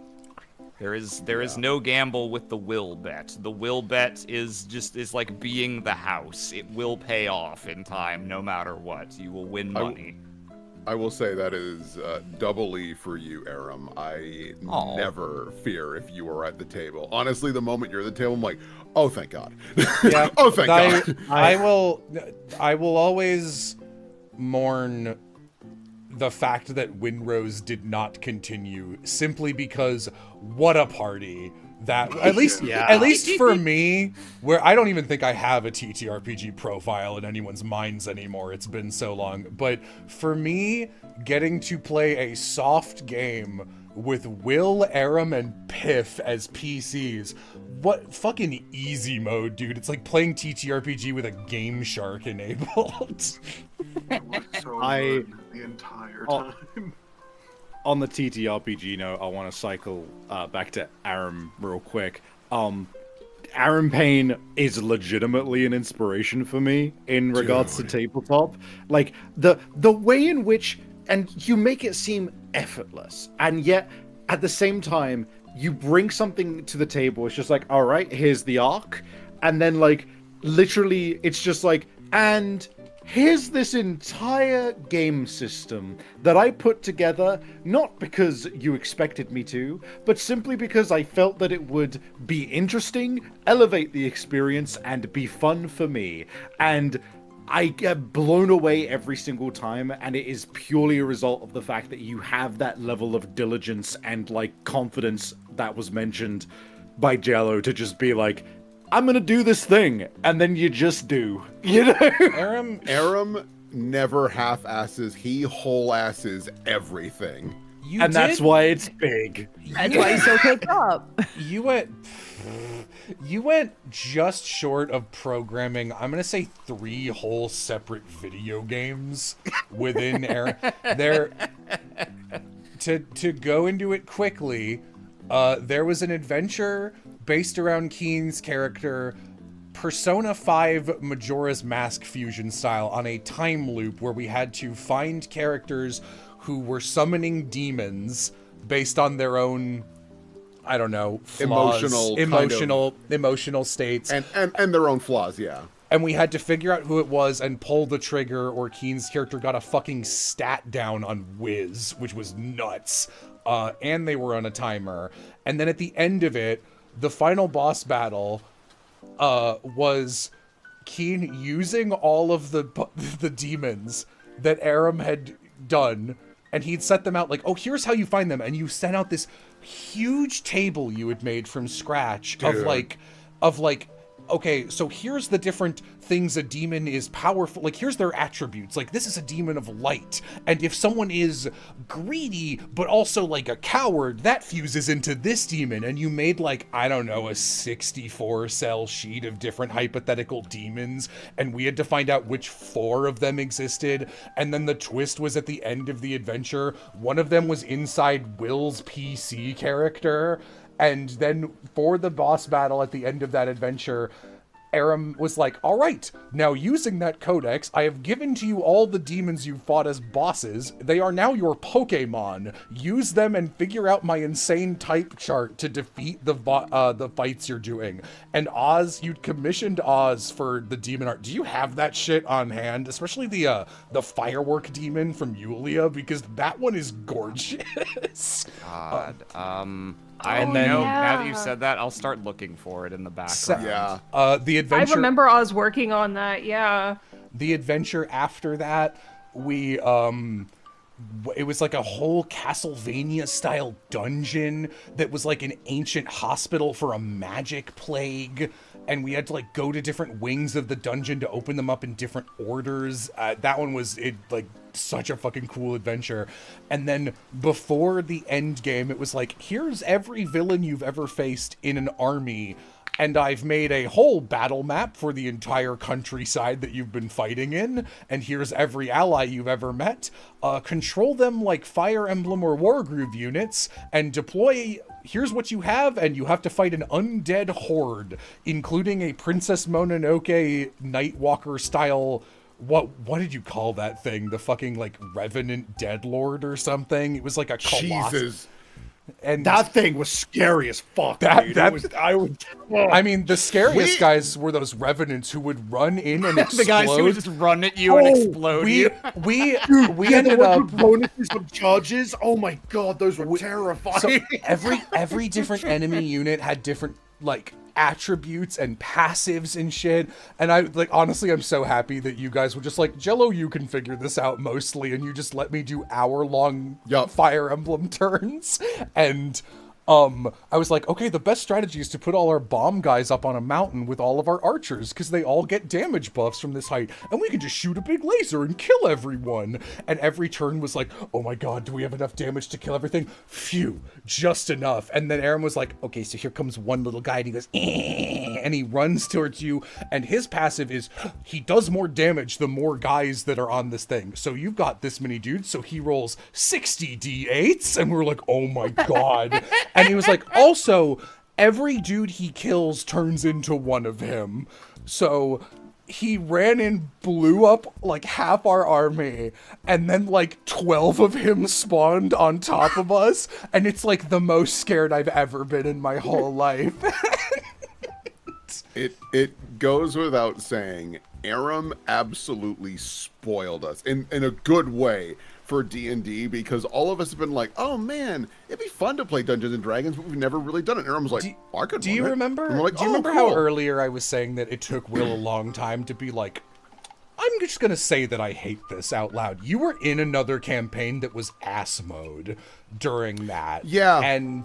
And we kept going like, Will, that sounds terrible. And you're like, yeah, I gotta do something about it. And then Aram would be like, I've coded Castlevania for you to play in Pathfinder. And we'd be like, what the fuck? And you'd be like, I gotta kill these other guys.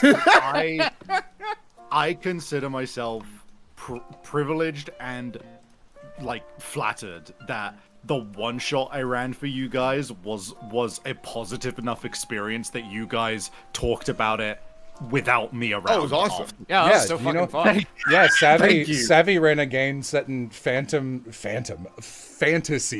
Mediterranean, where he was Phantomon, where he was doing a bunch of cool Italian accented guys. And you know, Savvy's also a good GM, because Savvy set up, I believe, at least one extra boss fight and probably 2 or 3 extra sessions of shit. But it turns out that on the first time we fought the main antagonist, who was like a plant necromancer, I happened to have a spell that did ×4 AoE critical damage to everything they did. and Savvy was just like, I guess you just win now. And you were just like, well, that's the end of the adventure. It throws away all the other maps you made, and that's what a good GM would do. Yeah, dude, there was a whole I had planned that plant, like undead plant, to be enough of a problem that the main like antagonist was gonna get away, and I had plans for you to be basically pursuing him into like an underground, like dock essentially, and it was gonna be a whole thing of I had shit set up for like if you got to the dock, you then had to chase him down, and if he got to the boats, then you could like jump onto the boats with him. But you just fucked up his guy immediately. I was like, cool, I get you got him. It's so funny because I think of all of us, I'm the most anti-power gaming in tabletops, and universally the way I pick my spells and abilities is, what would my character pick, especially if it's suboptimal? And I was playing a fucking like rainbow oil slick skeleton guy named Wake, who was just like, hey, I'm a jazzy freak. And I was just like, all his abilities are about partying in his bar that he runs. And so he would definitely have, what was it, Moonbeam? He would definitely have this spell that he could use as like a spotlight for a disco ball. Oh, it's an AoE that moves every turn, stays as long as you're doing concentration, and it does extra damage Like to radiant. undead, radiant damage. And you, Radiant fire damage, which was the 2 weaknesses of that boss. and you were like, well, this is an undead plant necromancer, so I guess the campaign's over. And it was so funny to be, of all the characters to do that, my cackling skeleton. Yeah. The bartender. I was a big fan of, I loved the dynamic between Wake and, what was your character's name? Indrin or something? Isamir. Yeah. Isamir. Yeah. Aaron was playing like Percy on bath salts. You were playing like, what if I was an angel who is crazy? And the iconic moment of that campaign was someone did a joke and you were trying to learn how to be more normal. So Isamir was like laughing, and if you want to try and recreate, it was like, hey, here's a joke, punchline. Of course, it cut you off for most of it, but it was like, so Like a car alarm revving up. Legitimately, the thing that I'm saddest we didn't record that about is I wish I could remember how I did that laugh, because I remember the impact. Everyone was like, Jesus Christ, that scared the shit out of me in real life. Which, I mean, that's what is that if not the greatest compliment? I mean, Isamir was scary as hell. I have not found. Yeah. Sorry, I just wanted to get us on track because I want to compliment Yam, and it's also pretty late, but I do enjoy people complimenting my game. But let's compliment Yam. Oh. Well, I will go first. I was like, God, I hesitated because I was like, I don't want to be that fucking person who, the only woman in the call, I'm just like, Yam, you're so pretty, but like, Yam, you're so pretty.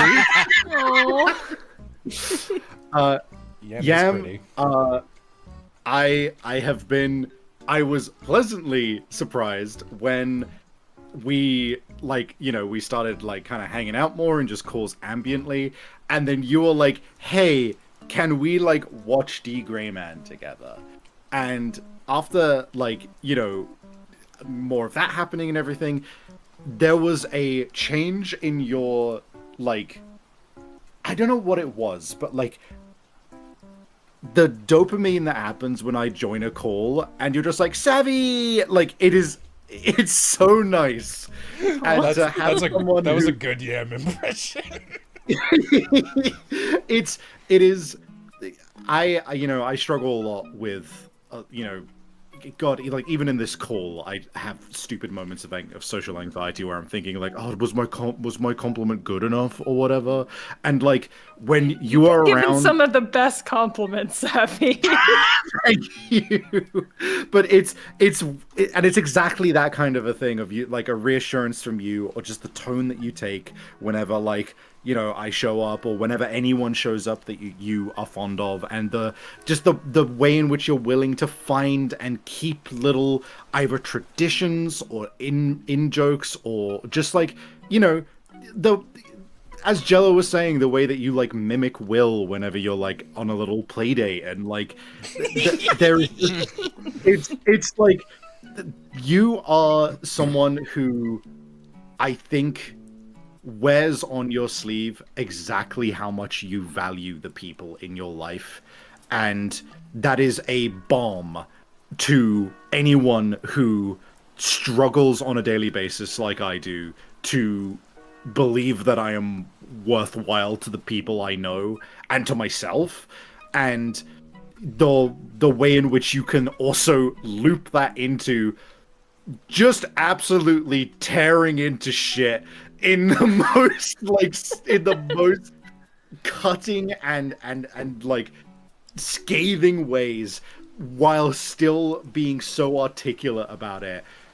I genuinely love hearing what it is you are like thinking at any given moment, because I feel that this particular way I feel about Vixen as well, of just like, because I know that you have that within you, I am so much more honored to know that I am within your circle and that I am someone that you value for that reason. Like you make that known, and I think that you are just genuinely a balm to the mood of anyone that you are in the presence of. Oh, thank you. The first time you said it, it took me a second to parse that as balm, B-A-L-M, and not You're the balm. B-O-M-B. But you're a balm. You're the bomb. Yeah. Oh, the bomb also. I think you are... I'm trying to find the right words. You are my most discerning, literate-minded friend. If you like something or don't like something, you will be able to articulate very specifically why. And it will always be an intelligent and meaningful and insightful reason. And that is extremely uncommon. Non-ironically, one of the major reasons I wanted to date her. It's like, oh, this girl can say her brain. I would hope that I can do that, considering the amount of time I've put into studying how to do it. But thank you. I'm glad that it has worked. Yo, Yam, it's really fun to play games with you. Like, yeah, you too, Piff. There's been so many just like long-running things like Final Fantasy and like the TTRPG thing that we're doing. Sorry, 14 and the TTRPG that we're doing. Mm-hmm. Final Fantasy kind of with both. Anyway. Mm-hmm. And like, it's always just so fun to just be able to like jump in, try something, and have the same amount of just like, just trying one's hardest to like get through like a tough situation and try to like better oneself, but also at the same time like maybe not do it the most optimal way, but the most fun way. Yay! I think that's awesome. Yay! And this time, it was awesome. It was awesome. Yam is one of my best friends. That's easy. That's like easy. Easy. There are plenty of times that I will like get home from work and I'll be like, Yam online. I will sit patiently and see if Yam shows up.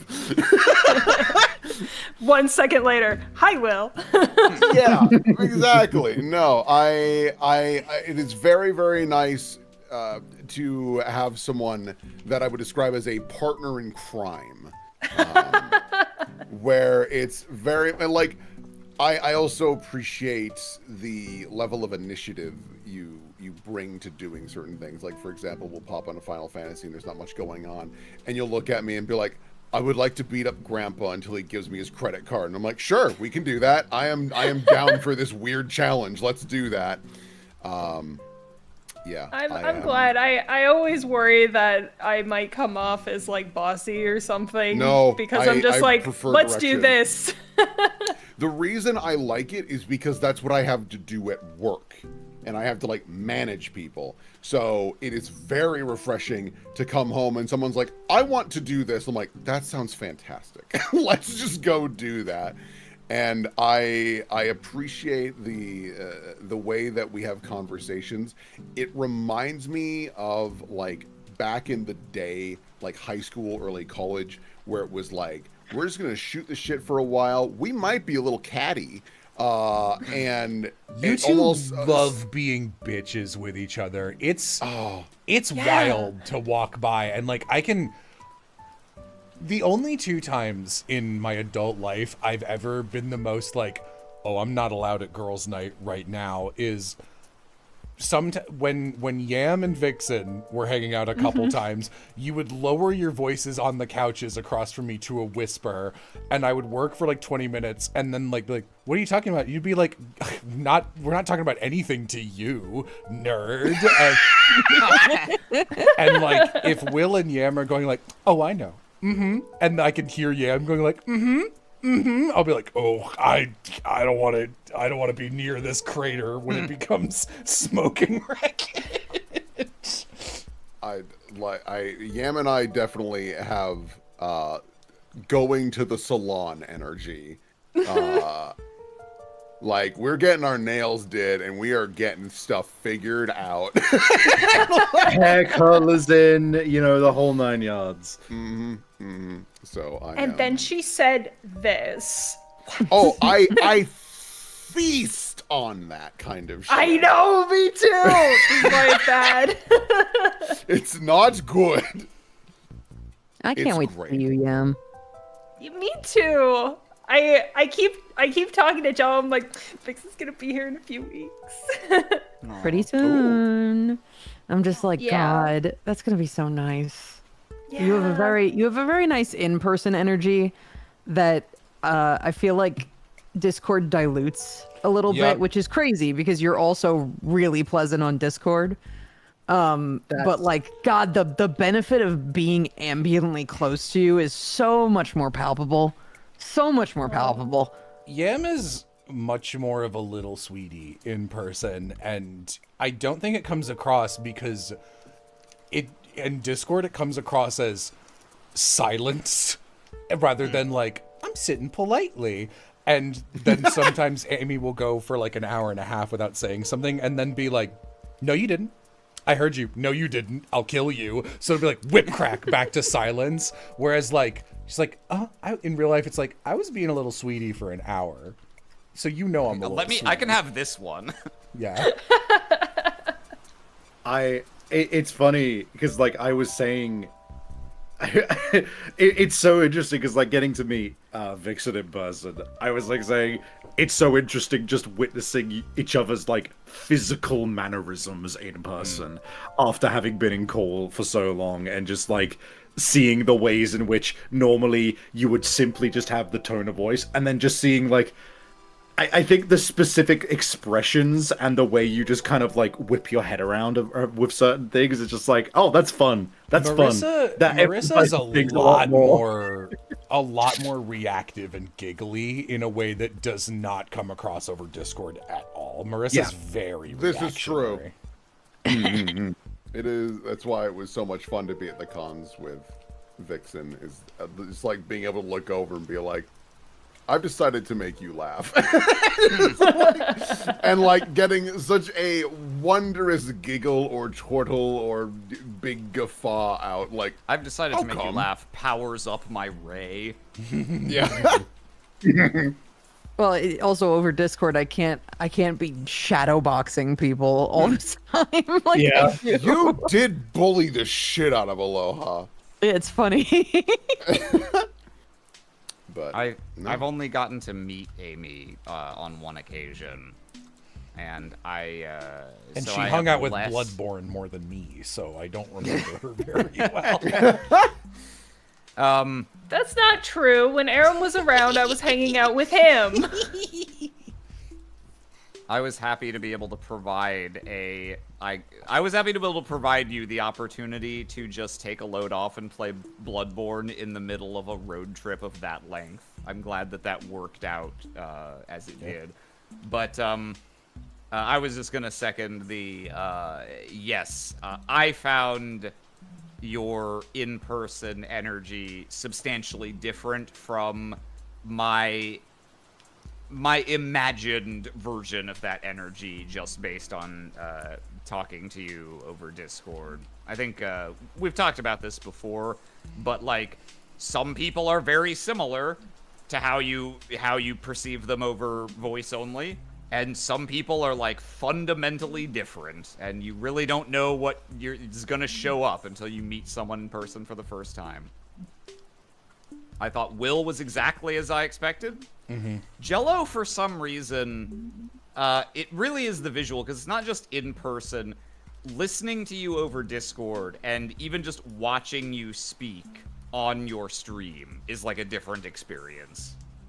Just perceiving your physical form connected to your voice entirely changes its demeanor in some way that I can't put my finger on.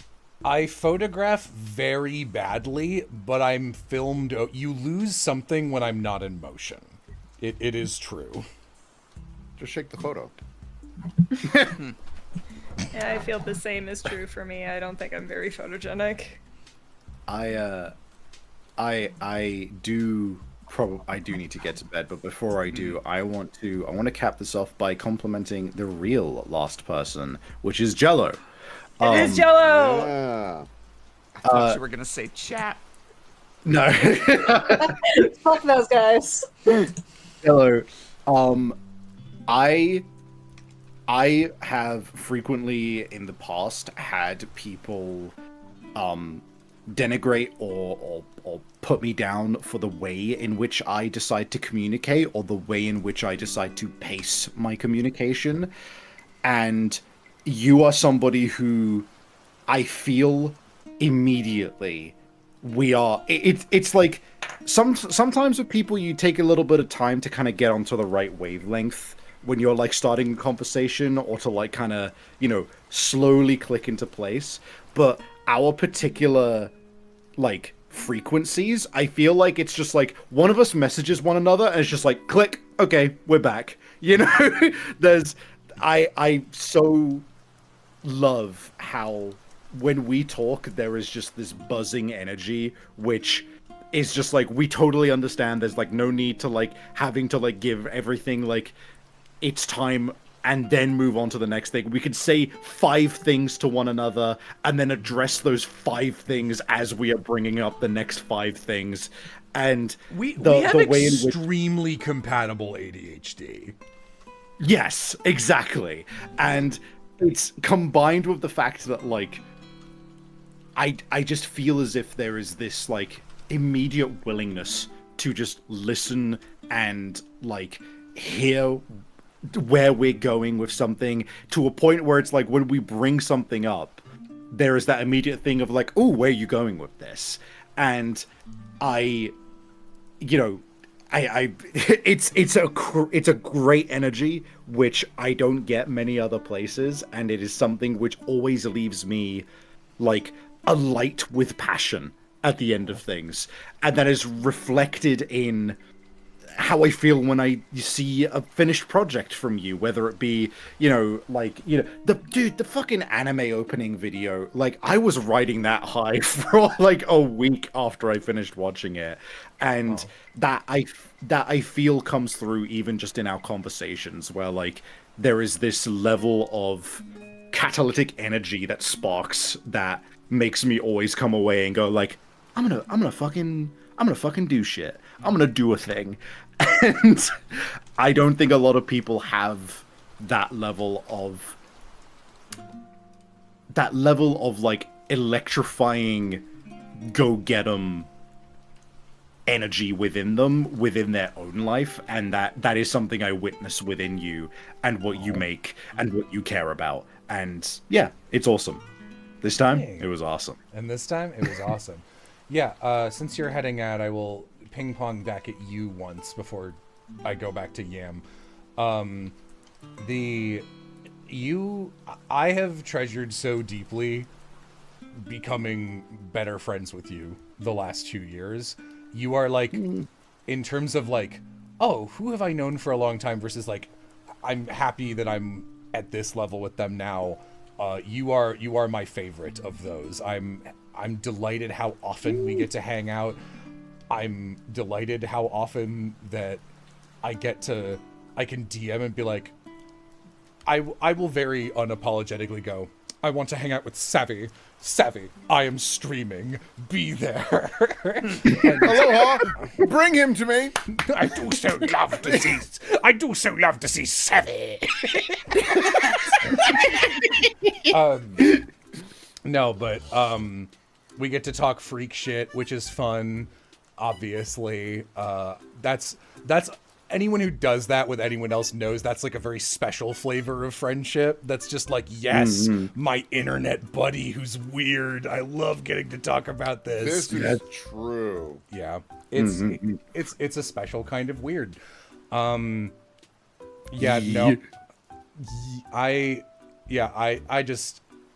love seeing Savvy's name in a call, and one of the reasons I'm most upset when I'm like still working and need to put in a reasonable amount of hours before I like, because I wake up at like 2 every day and everyone else is normal, so I start work at like 3 and I work until 10, and I feel so bad anytime I see Savvy hovering in a call around like 8 p.m. my time, and I'm like, it would be so reasonable of her to go to sleep. It would be so reasonable of her to leave, and she won't be around when I'm done working, probably. And I'm so delighted that you fuck up your own sleep schedule as much as you do. Dang. I'm so delighted that you've lost control of your life. Hey, it benefits me. Remarkably convenient, thank you. Yeah. Thank you. Everyone, y'all are fucking fantastic. The reason I stay up so long is because you all are all just so fucking cool to be around, and thank you so much for the wonderful compliments. Yay. And I hope you have a great night. I'll see you around, everybody. Good night, Yeah, Savvy. thanks for staying up so early. Good Hey, night. bye-bye. I do so love when she's timely. I heard that, Will. Yeah, I did too. But we're complimenting each other, so I can't remark on it. There's Just say I'm timely. There's obviously a lot of things I could say about Amy. Amy has the cutest laugh of anybody I know, and it's a royal crime that Discord deletes it so often. Deeply embarrassingly, I think before I even asked you out, in an early edit of one of the Dogs in Love videos, there is a fucking Discord pleading emoji that says her laugh is so cute, and I was just like, oh, I'm falling for her while editing this girl. But like, which sounds so lame, but like, you really do have the... Oz once described your laugh as, she laughs like a little bear, and you knew... Well, no, I laugh like Little Bear, the character. Someone told me that once, and I was like, oh, and like I brought it up to Oz one time, and he was like, you do. And you do. So that's what he always says now. But Yam is an extremely principled individual in the way that is like deeply cool, where the two moments that come to mind are when Yam quit her, I think, longest held job, because you had a manager who you would come in and be like, they're, you know, fucking around and being terrible and coming in drunk and abusing the staff or some shit. And you came in one week and it had like gone too far. Like, she'd like shown up like shit-faced and fucked stuff up with a customer, and then like that same week had like slammed a new girl who was like 16 or 15's arm in a door by accident because she was too drunk to notice. And you were like, everyone at this job, like everyone's like a single mom and it pays really well, so they can't like risk losing anything. And you were like, I'm fucking threatening to quit if they don't fire this woman. Someone has to do something. And like, no one could stand with you on that, because like, you were in a position where you didn't need the job at the moment, and everyone else kind of did, and you stuck to it, and you were like, listen, I'm either she's gone or I am, and I think she's like, it's unsafe, and it's it's unbelievable that you've let this go on this long, and you did quit over it, and you were like, yeah, fuck that place, I'm never going back there, I'm really upset about it. A couple semesters ago, one of your professors immediately opened with, we're gonna use AI, like right at the start of it, and you agonized over it for like a whole night, and then wrote this giant letter to her, and it was like, here's why I think we can't do this. To be like, let me appeal to your humanity. Can we not do this? Are there any alternatives? And you were like heavily considering dropping the class out of sheer principle. And I don't know a lot of other people who put their money where their mouth is in that way. Which, like, I tell you, like, every time, like, that's so cool, etc., etc. Thank you. A little bean. Yam. It was really. Go ahead. So no, I don't want to interrupt you. No, go. You're gonna do a bit. Do a bit. This is no bit. This is a sincerely felt comment, but I think it is kind of funny coming after your long and very thoughtful and elaborate one. It was really fun watching Claudius with you and making fun of the blaring trumpets that herald the credits. Dude, the trumpet snake. No, that was really fun. We need to find something else that's like snooty to watch together. We must take good care of those boys. The downside of Yam being principal is if something gets too awful, she will just throw it away and stop watching. We were watching Legend of Korra, and it got so bad you actually got up and walked out of the room like a genuine storm off. You were so upset. It was really funny. And we have not watched it since. It's funny because like I have such a high tolerance for like trashy shit. Cause like, you know, shit like Shield Hero was like fun. I can get through shit like JJK quite easily. But I don't know. There's like a line that goes between like trash and just like genuinely awful. And when it hits awful, I'm just like, no, not even for fun can I do this. Not a return on investment. Yeah. Yeah. Yam's a little blanket burrito. She always wants to be wrapped in something 24/7. She has a blanket. It's around her all the time. The other day I came It's around me right now. I came into the bedroom to go to sleep or to put off some laundry or something, and you had taken our Titanic-sized giant green mossy blanket and wrapped yourself in it like a giant Jawa from Star Wars. Like, you were like this. Like, it was huge. This blanket's enormous. Like, we had to go to a specialty laundromat to get it dry cleaned. And I have a picture of this, but I don't think there's no way she would want me showing anyone. And she was like this. Waiting, sitting next to our bed. And this is the state Amy always wants to be in. Dude, I didn't know you in your very own home had the blumps. It can become the blump is me. Blumpaba is you, Pip's favorite video game. Oh yeah. You're the only one I know who's played Baba Is You. Sorry, I don't. Oh, okay. Fair enough. It is now my favorite game. Sorry, UFO 50, which I assume is up there. It is my favorite. Yes. That's a fair pick. Yeah. I could say a trillion things about Yam, but I think Yam knows all of them. Real quick, I saw Flair mention in chat saying that, like, I'm eternally sad that I tricked Yam into eating something spicy. Please don't feel bad about that. Like, it's... It's a samosa. I knew the risk. I kind of did the same thing where I'm just like, here, I didn't quite know what to get you guys, so I got you delicious flavored chips. And I was just like, here are things, and then it's like, one of them is spicy. I'm like, oh, it shouldn't be that spicy. I think it should be good. I think it was okay. I hope so. It was fine. It's just my tolerance is very low. It's not zero, but it's I did eat some. I just had to go slowly. But I appreciated the gesture a lot, Piv, so please don't feel bad about it. I get you, yeah.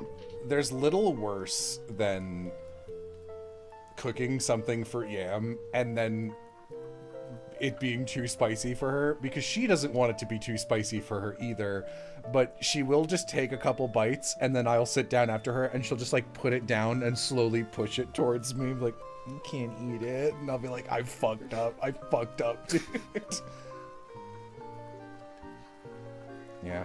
It's like the one thing I wish I could change about myself. Yeah, can't control your tongue. Yeah. If you could, then I would like mushrooms and soup. It sucks.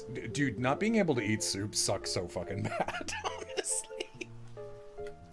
That would fix you, I think. That would fix you! It wouldn't hurt. I mean, when I contemplate the lengths of time you spend in the thrall of some physical ailment or another, that you are denied the simple pleasure of, like, get better soup is truly unfortunate. When 2 COVIDs ago, terrible sentence, the COVID right before I got, honestly, this one was kind of lucky, knowing me. I got COVID like 2 weeks before Amy showed up, which was great because it meant that I couldn't catch COVID while we were traveling, which is actually a pretty good trade-off. So I had COVID like on my birthday. And during that, I was like, there's a lot of foods that I eat now that I wouldn't have eaten as a child. I know every time I'm like, I can't eat soup, I'm like, what a little baby I am. Little bitch boy can't eat soup. I'm sure I'm over it. And I ordered some no-contact food, and I got chicken noodle soup, and I went, but just in case, I'm also going to get a burger or something, in case I can't eat it. And I put the chicken noodle soup in my mouth and for real almost vomited on contact. Like, I don't know why I can't do soup. It just might... I do know why. It's because I have texture eating and intense synesthesia. And soup in my mouth, I get a vivid Akira flashbang of taking a spoon into old dirty brown dishwater and putting it in my mouth, and it grosses me out. I can't not have it happen. It happens every time. Jeez. Yeah, it's objectively stupid, but it's also just what my body does. Yeah, I mean, sometimes you just gotta concede the point to those. It's not really the same as this is the synesthete reason why I can't eat soup, but there are things about myself that I have learned to manage around rather than try to change or fix somehow. That where it's just like, yeah, that's just objectively the sensible choice. Like the various things that trigger slow rolling, long lasting anxiety meltdowns for me. I used to have those not frequently, but like I had many throughout my childhood. Usually I would get bit by something or other every couple years at least, up through about the age of 16, and I've had very, very few since then. Not really because I've gotten better at like, oh yeah, now I can watch a zombie movie and it'll be fine, but just because I've been like, alright, I have figured out these are the common qualities to things that will fuck me up psychologically for the better part of a week. We're gonna avoid them for the rest of my life, because it's not like I really enjoyed them anyway. I feel like once you're in your 30s, you are entitled to be like, I have tried this thing enough. and I hate it. Sorry. Like, yup. Yeah. So yeah, as sad as it is to not have soup in your life, yeah, if that's just what happens when you have soup, that's how it is. It sucks. Yeah. Also, not to sound selfish, but would we like to go back to complimenting me? I mean, I wanted to. Yeah, I mean, I've been waiting for no. these fucking people to stop talking. So I could compliment Jello. All right, take the floor. Yeah, all right. Thank you. No, I need that to stand on. All right, well. I mean, listen, fuck, Jello. You're my best friend. You know this shit already. But I'm gonna say it for the sake of chat, okay? You've got an extremely comforting physical presence, insofar as I was constantly hitting you up every time I was just a little bit sad to be like, I need to exist in your presence. I don't give a fuck. Even though you act like a curmudgeon, you are one of the most giving people I know in the entire fucking world.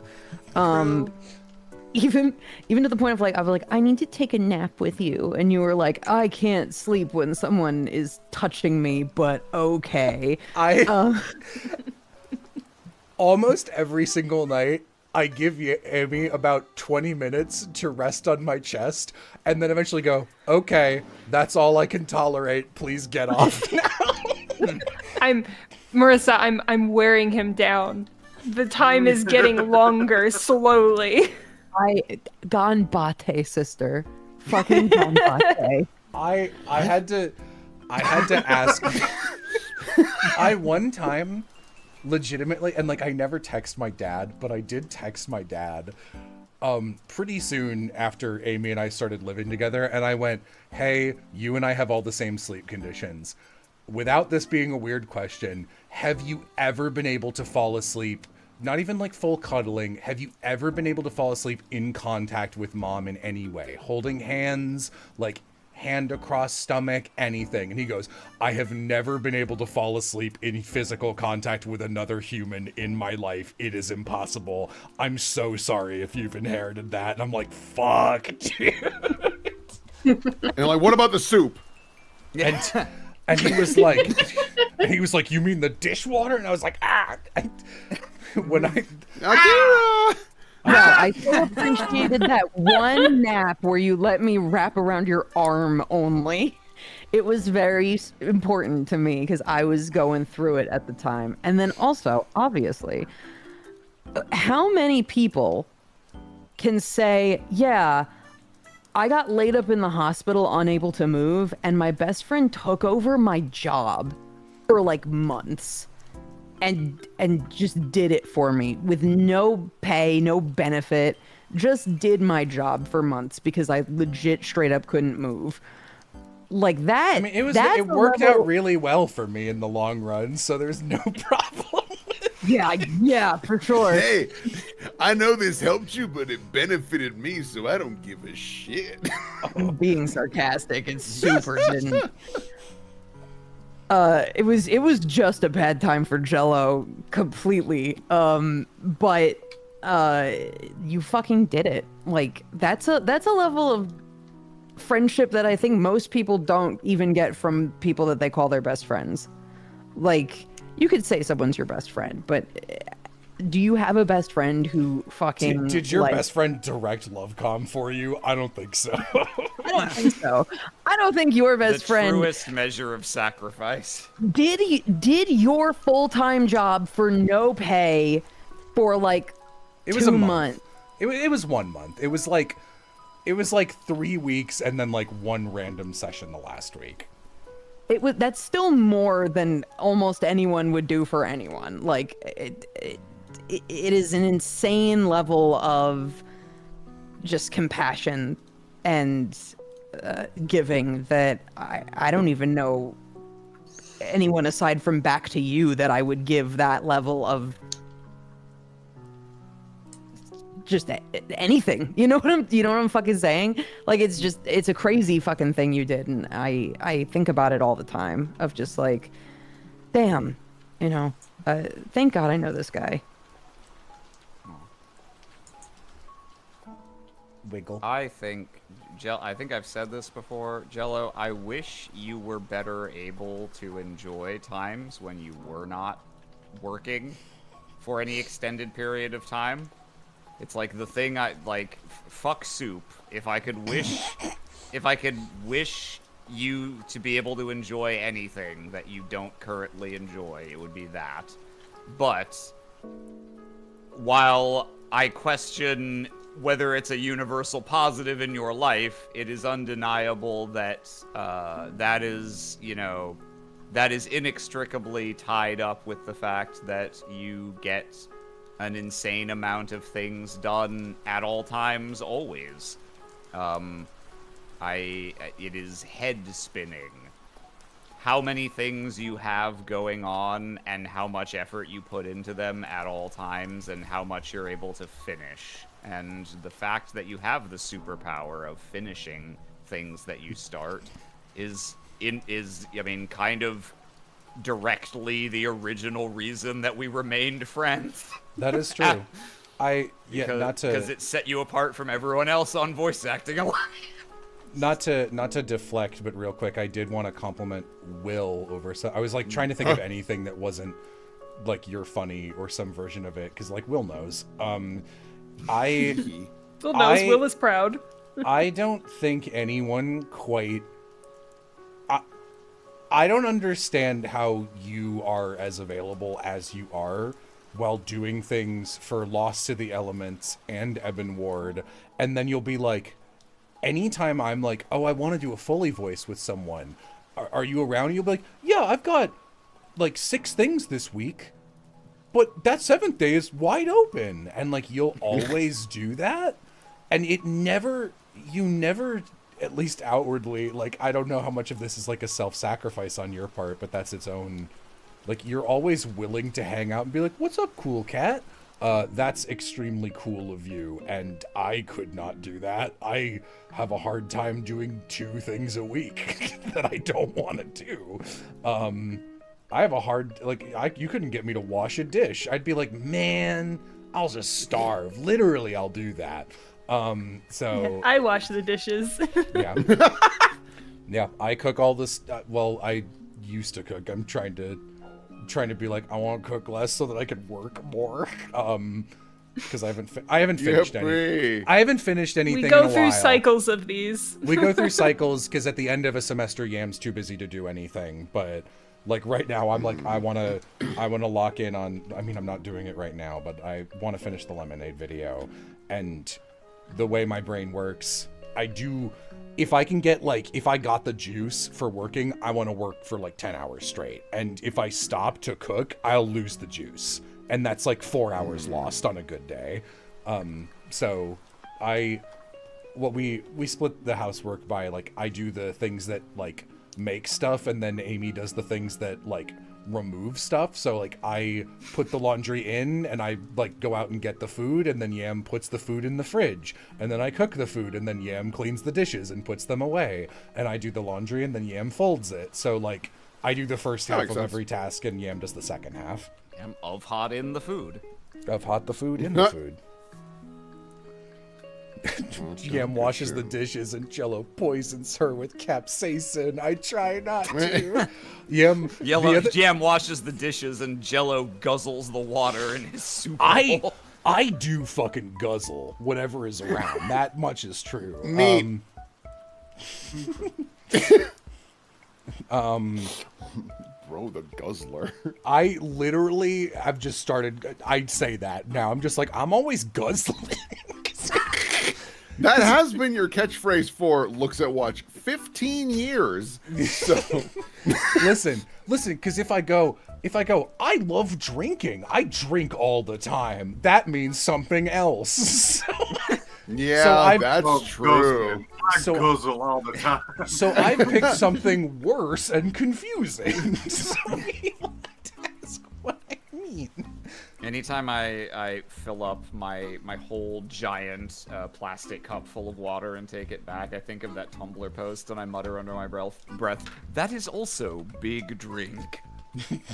Under my Ralph, dude. Under my Ralph. My other my other weird Jello compliment I want to slide in here is that Jello's the yardstick by which I judge other friendships. That it is sad how often I do that for you. I'm so sorry. You'll be like, there's a point where I'm just like, do I want to maintain a friendship with this other person, or would I rather spend time talking to Jello?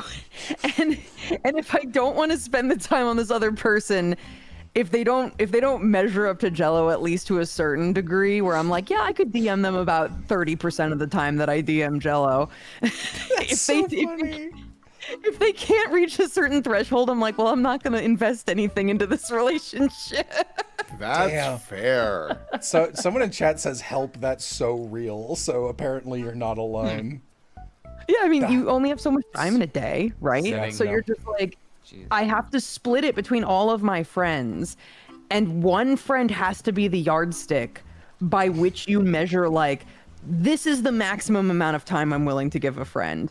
It is Someone true. needs to reach at least 1% of this person's value to me for me to spend any time messaging them in a random day. It's not like I have an actual like spreadsheet with numerical values, because that like is a fucking thing I would do, to be honest. But It's my Fire Emblem ranking of all my friends. Dude, if anyone on Earth would do that, you know it would be me. I have know. hand to heart though, I have never done that.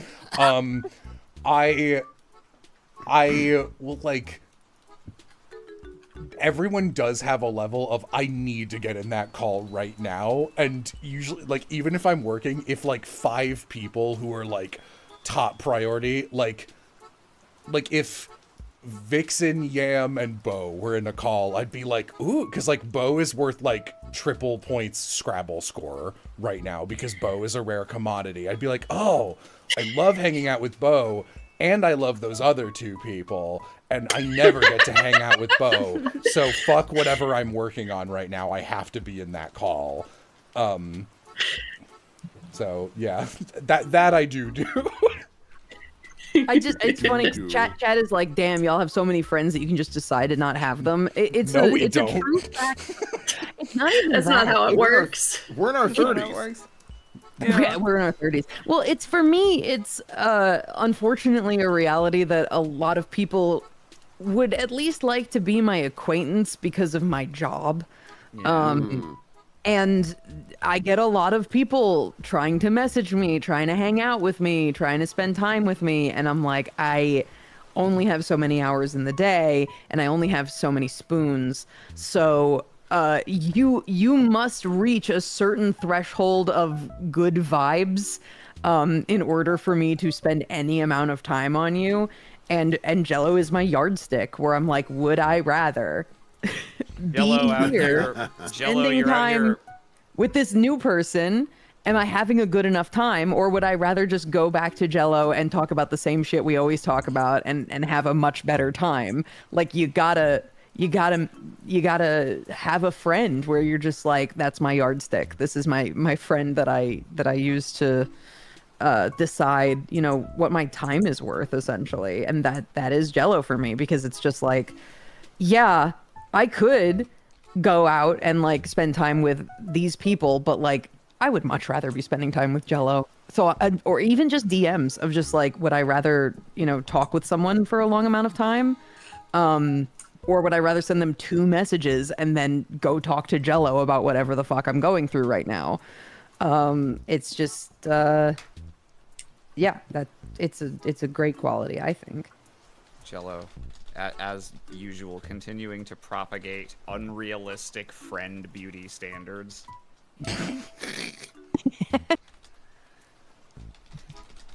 Oh, go for it. I just have a very quick thing. I have gotten to the point in my life where I'm like, I have enough friends. I have made enough good friends that I love and cherish that I don't need anymore. So I've like stopped seeking. I am no longer taking applications. Yeah, the position has been filled.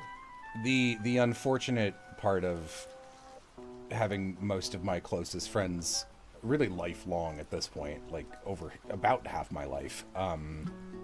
Yeah, pretty close, 12 years. Being online. Now, I had a different group of friends online before that were at the time my best friends also. So yeah, over half my life. Having them online, but also having extreme like texture and noise sensitivity issues. I've had that yardstick, and I also have that like measuring of like, oh, this person's in a call, I gotta get in there. All of it is always weighted against how much do I want to wear headphones right now, because it's usually not at all. And like it's wild having close internet friends, and especially having I've met everyone in this call except Bo in person. And meeting someone in person and being like, oh, this is weird having you in person, and then quickly sliding into, nope, it's immediately normal because our dynamic's exactly the same. And having people in person and being like, oh my god, I can exist in the same space as you. Like, I could parallel play with people and just like work in the same space as someone very easily in person. You'd have to put a gun to my head to get me to sit in a call and be like, oh, Aram and Piff are chilling out. I love those two. But they're also comfortable with silence. So I'll like walk in and be like, I'm in a call, and we won't be talking. So it's like, I could be listening to music and not have my fucking headphones on right now. My brain. My transformation. Also, I'm not gonna call Bo out, but Bo sent me a very sweet message that was like compliments, because Bo is nervous and shy and quiet at the moment, and I super appreciate it.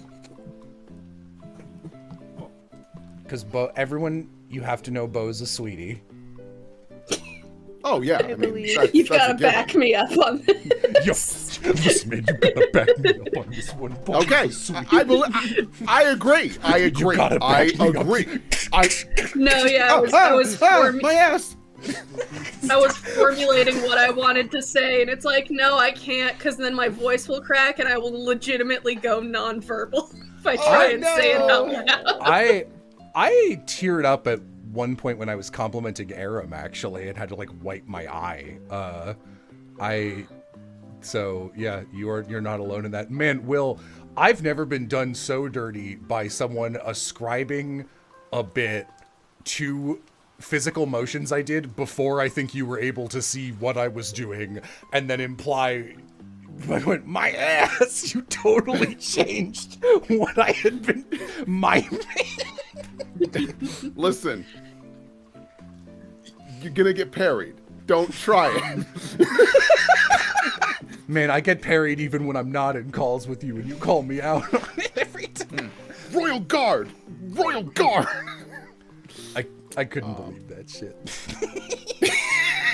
Man, wanna draw a final underline, because I should have gotten off this call an hour ago, but want to draw a final underline on Will being devastatingly funny. Someone new has started watching the Tales of Vesperia streams, and was posting a few clips of them on the Stabbiness server, and one of those clips was, I love that the full scenario is captured. There's a cutscene happening, the clip begins, Will says, I'm back. So we know from forensic evidence, had just returned from being AFK, had no context for what was going on, sat down, 1.5 seconds later, I'm come more. There's a guy on the screen, his name was Q-More, and I was like, his name's Come More now. Come more, don't mind if I do. Oh! It's also like the spawning of that awful noise. Will had just said he was back, so we have forensic evidence. That Will didn't care and left, and then came back when he decided it was time to entertain again. Yeah. I'm wondering if there's any last compliment I can send Aram off with. This was kind of our... But I was gonna say very simply, we are blessed to have Aram in our lives. Yeah, genuinely one of the reasons. This might sound like a bad thing, but genuinely one of the reasons I've never played formal tabletop in years at this point, actually. The only thing left on my checklist is I want to get in something short that Will DMs at some point, because Will has never DM'd for me, which is crazy. My bad. Hey, listen, we either co-GM or are players together or are not in the same thing. That's how it works. You picked the same dark fate as me of the 10-year-long Pathfinder game that you put everything in. Yeah. But with Aram, you really did, like, Will always goes, Aram spoils us, and it's like true, but like to the point of I will never be able to play a totally played straight, this is a fantasy setting game of any kind of tabletop ever again, because my first game was Aram Pain, and like I'm fucked, right? Like, what the hell could I ask for there? Where it's just like, I could be having a great game and be like, you didn't make me a video game to play for just this one adventure, so I guess B-. Like, I told you guys time and time again, very early on in that campaign, I pulled you all aside. I'm like, I need you to understand, we have just gotten like the fucking nectar from the Olympus. ambrosia of the gods. The ambrosia. We can't go back. We've hit peak immediately. Sherrod has killed himself. There is no literally. Jesus, I have a character that I was like, I'm done with this campaign. He's dead. Hey, do you remember earlier when I was like, Will? It's so scary to see Will going nuclear on someone he knows he's never going to interact with again. Aram's campaign was so good that Will was playing this bad campaign he kept complaining about, where he played a character named Gerard, and there was some final straw, and Will just went, okay, my character kills himself, I leave. And you fucking left the campaign. Also, to put it in perspective, I was much younger at this time. This is not some shit I would do now. I'll be super clear on that. This was like 8 years ago. Oh, longer than that. It was a lot longer than that, I'm Oh sure. my god, that's like... Yeah, I guess Aram Pain ended like 2 years ago. Fuck. Aram Pain started in 2014, so Oh that my was God. probably not later than 2015. It was probably like over a decade ago. It was over a decade ago. Oh, you can't be saying those words at me, even if they're true. Fuck. Okay. Well, I'm not happy about it either, but fuck, here we are. I haven't seen that since years. But yeah, that's incredible craftsmanship on Aram's part. The last compliment I will throw Aram is that he is a phenomenal writer, and y'all aren't ready for the project that he has cooking. Y'all aren't fucking ready. I think the way I phrased it to Aram was, I knew you were a good writer, but writing something that is like tangentially related to Epithet, because he was like, I just want to work on something. We'll try it in the Epithet universe. Different location, none of the same characters or anything. Aram was like, yeah, I'll try this, and for like a year quietly wrote what would be like the Kickstarter demo functionally, and gave it to, I think, just me and Yam to read.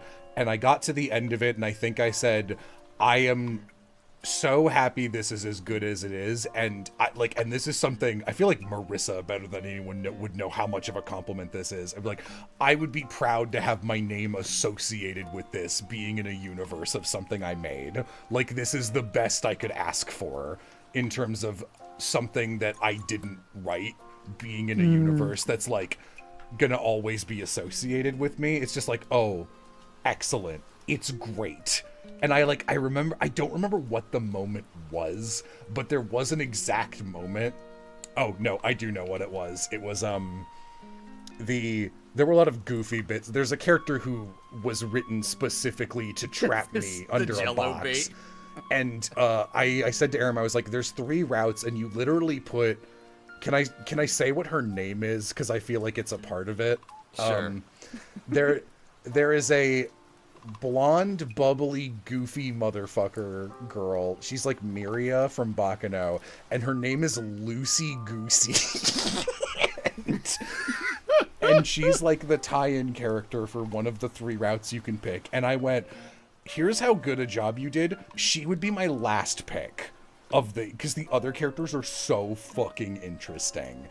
And there's a bit with that character and the main character that's pretty good, and it feels like the main character's first time where you're like, oh, seeing her as like a part of the organization she was a part of, and it's like, oh, you're getting a little more of it. And then at the end, you know those moments in Of the Devil when Morgan just fucking murks someone and you go, oh yeah, she's a murderer. There's a moment like that. It's not the same. It's not, just doesn't just murder someone. But it's like, oh right, you were this before. And I got tricked into thinking I knew all of you because a normal writer would be boring and would be like, that was their one here's what I'm about scene. But humans are multifaceted, and that scene happened, and I was like, this is so fucking interesting. I can't wait to see more of this character. And then I spent like 3 hours making a graphic that was me doing like that, come to this place, we got blank meme of like me comparing everything Aram wrote to, this is like this from the Trails series, but if a good writer wrote it and I was interested in it. And it was like, and you were just like, yeah, actually one of those was explicitly me going, you fucked that character up, here's my better version. Don't worry, I fixed it. Thanos, I'll do it myself. Positive thing about Aram, his friend makes funny face. That's so fucking true. His friend makes a funny face. Dude, we have the Tom Champ. I love Tom Champ. It's true. That will surely outlive me if nothing else survives. If nothing else survives. When the Danganronpa style apocalypse happens and the people come out of the ashes, they will find Tom Champ alive and well. Thank goodness. It will be my legacy. Yeah. Well, I really appreciate that, actually, because every now and I'd like... Events have continued to conspire to make that project always the second highest priority, and you languishing there. That's been my fucking life for 2 years. You don't need to tell me about it. I know exactly how that feels. It sucks. But it's very refreshing to get the jolt of positive feedback helps keep me invested in wanting to make sure that I get back to that and you know, finish it to whatever extent that ends up meaning.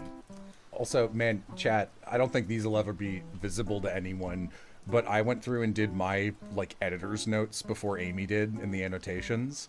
And I know I wrote some things, I was like, I think this is the correct grammar for this if you want to swap that out. And I know at least at one point Amy came in and went, Jella's wrong, here's my citation, you're fine.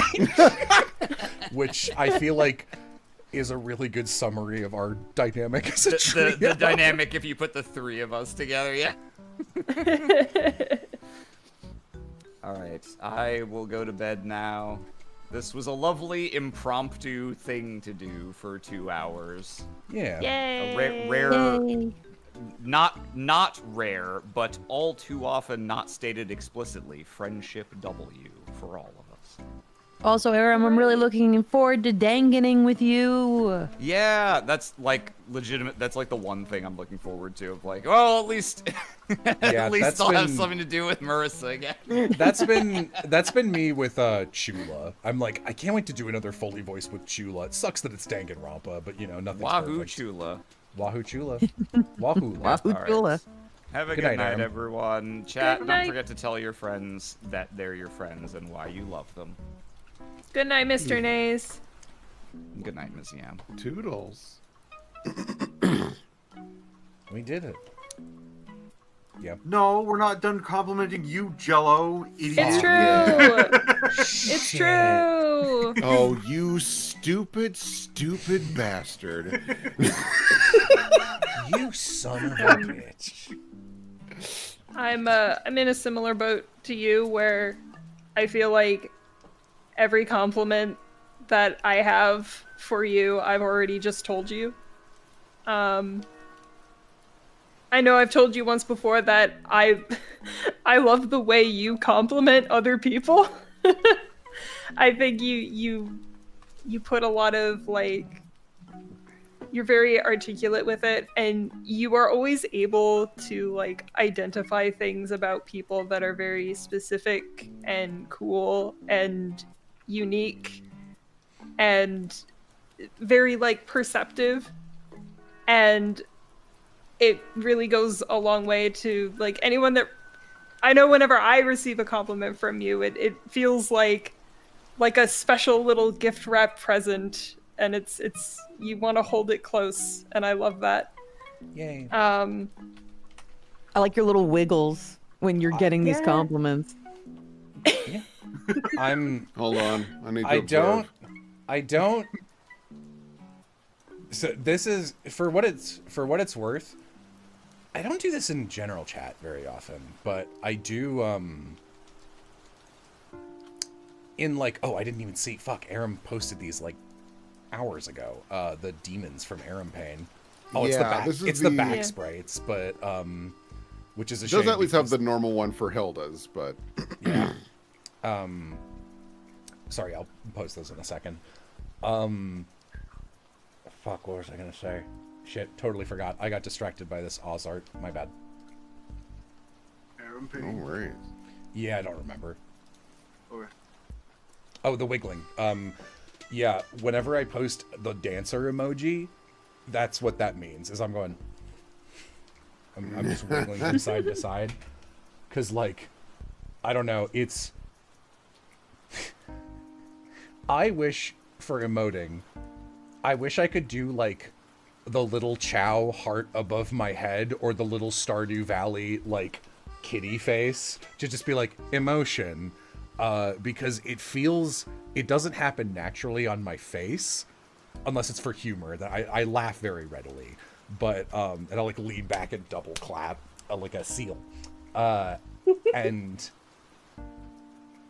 like, be like, oh, that, I'm feeling a warm fuzzy, but, like, nothing on my face changes, so I'm just like, I better do something. And then, like, I'm in a video game, hitting the crouch, uncrouch button over and over again, just like, wiggle, wiggle, wiggle, wiggle.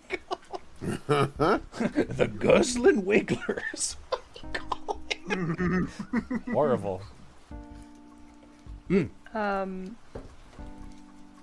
I also, like, I really appreciate your ability to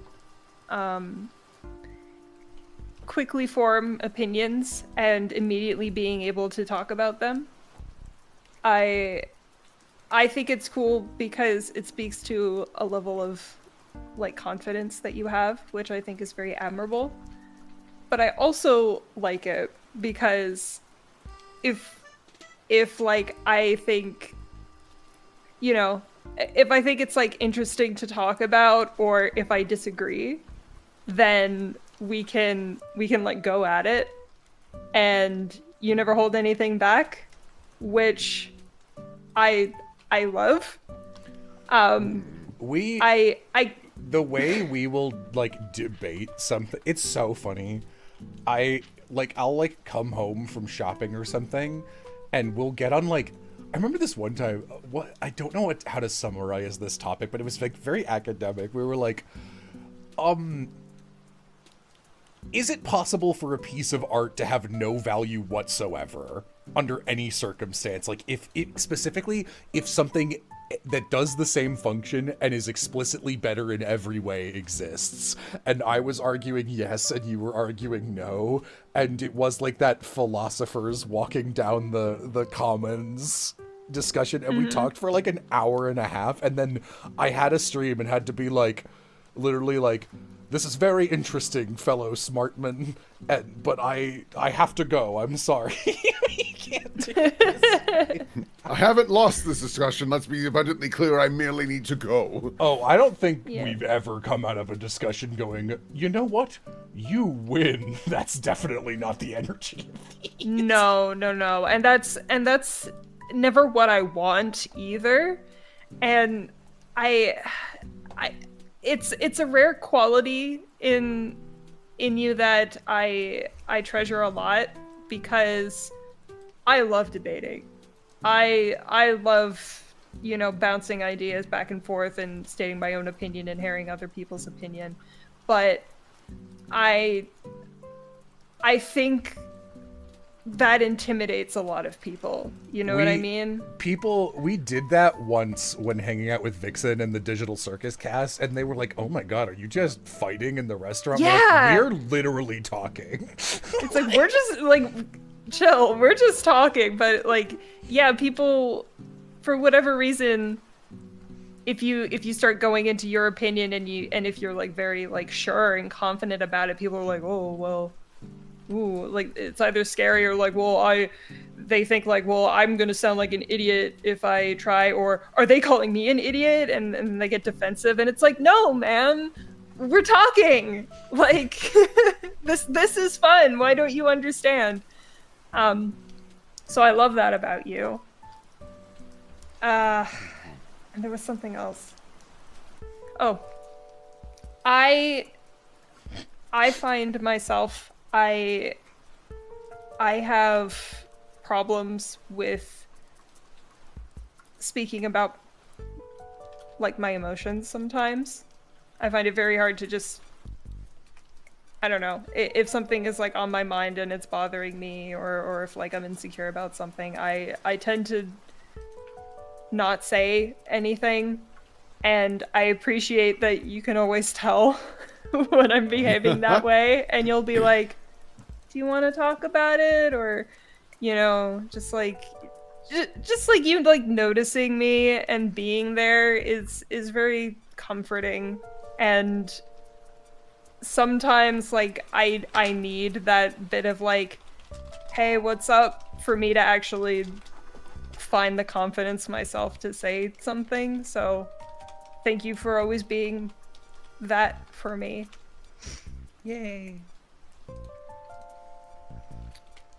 I am always delighted to have a witty joust of words with you, and how no matter how dumb the bit gets, you will look at me and go, we can go further. And I am always very pleased to have someone in that corner who is ready to just throw down the gauntlet of, fuck it. If I can compliment myself, I do agree that hang on, I'm jumping off of what Will just said. Leave me alone. This one counts as mine. This one counts as mine. I agree with everyone else that Will is our funniest friend. But I will put forward, I think Will is our funniest friend. I think I'm one of the only people who can sometimes keep up the pace with you perfectly, like Pikachu and Raichu touching cheeks and running in that Pokemon the first movie opening short where they're running. Because when both of us are at our A game, you get shit like the Ashnard bit, which just goes for 2 hours, and I think we can create some like nuclearly funny shit that happens. Exactly.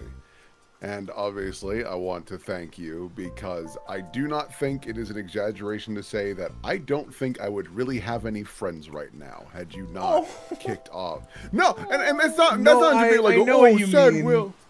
No, I know what you mean. But like, you know, I moved to where I am, and I have stayed there consistently, and I haven't really made any friends at work, and it's not strictly because like I don't blame you. And it's not even that, right? Because like they're all very pleasant, but I don't vibe with a lot of people in person, because it's a lot of like, well, the thing we do now as adults is we go to the bar, and we drink and we talk. Yeah. And I'm like, that's just not what I want. Or they're like, I have kids. And I'm like, oh, that's bad. Sorry. And so I just don't wish to engage with that. I'm also a creature of habit to a fault. So I have found my comfort place, which is my home. And I am very, very thankful and blessed to have such miraculous and outstanding people that I can reach out to thanks to a power button and a microphone, right? And so, thank you very much for making it so that I am not a hermit. Can you imagine because how I sad think it it's would a be very real possibility. if nobody knew how fun Will was to hang out with? What a waste. It would be detrimental to my small amount of narcissism, because I won't lie, I love rewatching clips of being like, I am so fucking funny, and then seeing like 10 other people go, Will's so funny. I'm like, oh, the people have spoken. I do wonder, like, the way everyone goes like, Will, like you're Kramer when you enter a call. I'm like, I wonder if this will ever go to Will's head. like only like a little bit, but it is not in the fact of like, oh, they fucking piss ants need me. Like, it's not what it is at all. What it more is, there are just times where my brain is cooked. I'm not 100%, or I just need some little booster. And it is nice to get the reaffirmation that, because my comedy skills were not always stellar. For example, I played Xbox Live in the early 2000s. There you go. Back when all your friends were nouns, we remember. Yeah, like Pimp with a Limp and Soda Poppin' and Chinchilla. So, yo, Lin-Manuel Miranda over here with these bars. But you know, there were many times where I would really get into my own head, and I did not lean into comedy very much. Instead, I would be far more reserved and not present myself as much. You have big, like, funniest guy in the improv troupe energy, but like people don't figure it out for like a year and a half, where it's just like someone finally hangs out with you, like not at a bar or like in a place where you're your own energy, like you go to an arcade or something, and it's just like, guys, I was hanging out with Will's fucking hilarious. Will's okay, I'm sorry, this has nothing to do with that, but I just remembered this little stupid anecdote. Uh-oh. No, it's okay. When my high school girlfriend and I dated senior year and broke up the summer before we went to college, but we went to the same college. It was not we were breaking up because we were going apart. And I remember she, like, we did the same, like, tour day or the same initiation day. I don't remember what they called it in college. And we were... Orientation, thank you. And so like my mom and then her parents were there, and we were like at the same table and eating and stuff because we were on like okay terms. And I remember at some point we said something like an elephant. Maybe I was talking about my zoo job, and I was like, I said something, and in the middle of it I went, you know, it was like an elephant, so it would go like, and like imagine I did like an actual elephant noise instead of that sound, and I kept going, and then like the next day she was like, my parents finally think you're funny because that elephant thing killed them apparently, and they were talking about it all day, and I was like, well, I'm glad I nailed it after we broke up apparently. Also, sucks. really fucked up compliment, like they finally think you're funny. It's like, oh, cool. She would me at my most caustic, she was that doubled. She was a very acerbic. What's the term I'm looking for? To be honest, my brain is going, she was a really acrid person, but that's a nasty way to describe someone. It's not what I'm going for. Hostile for comedy's sake. Oh, very like aggressive humor. A little bit, yeah. So yeah. Oh, maybe abrasive. Benedict. Abrasive. Maybe that's it. That's a good word. I knew it was. Yeah. I knew it was an A word.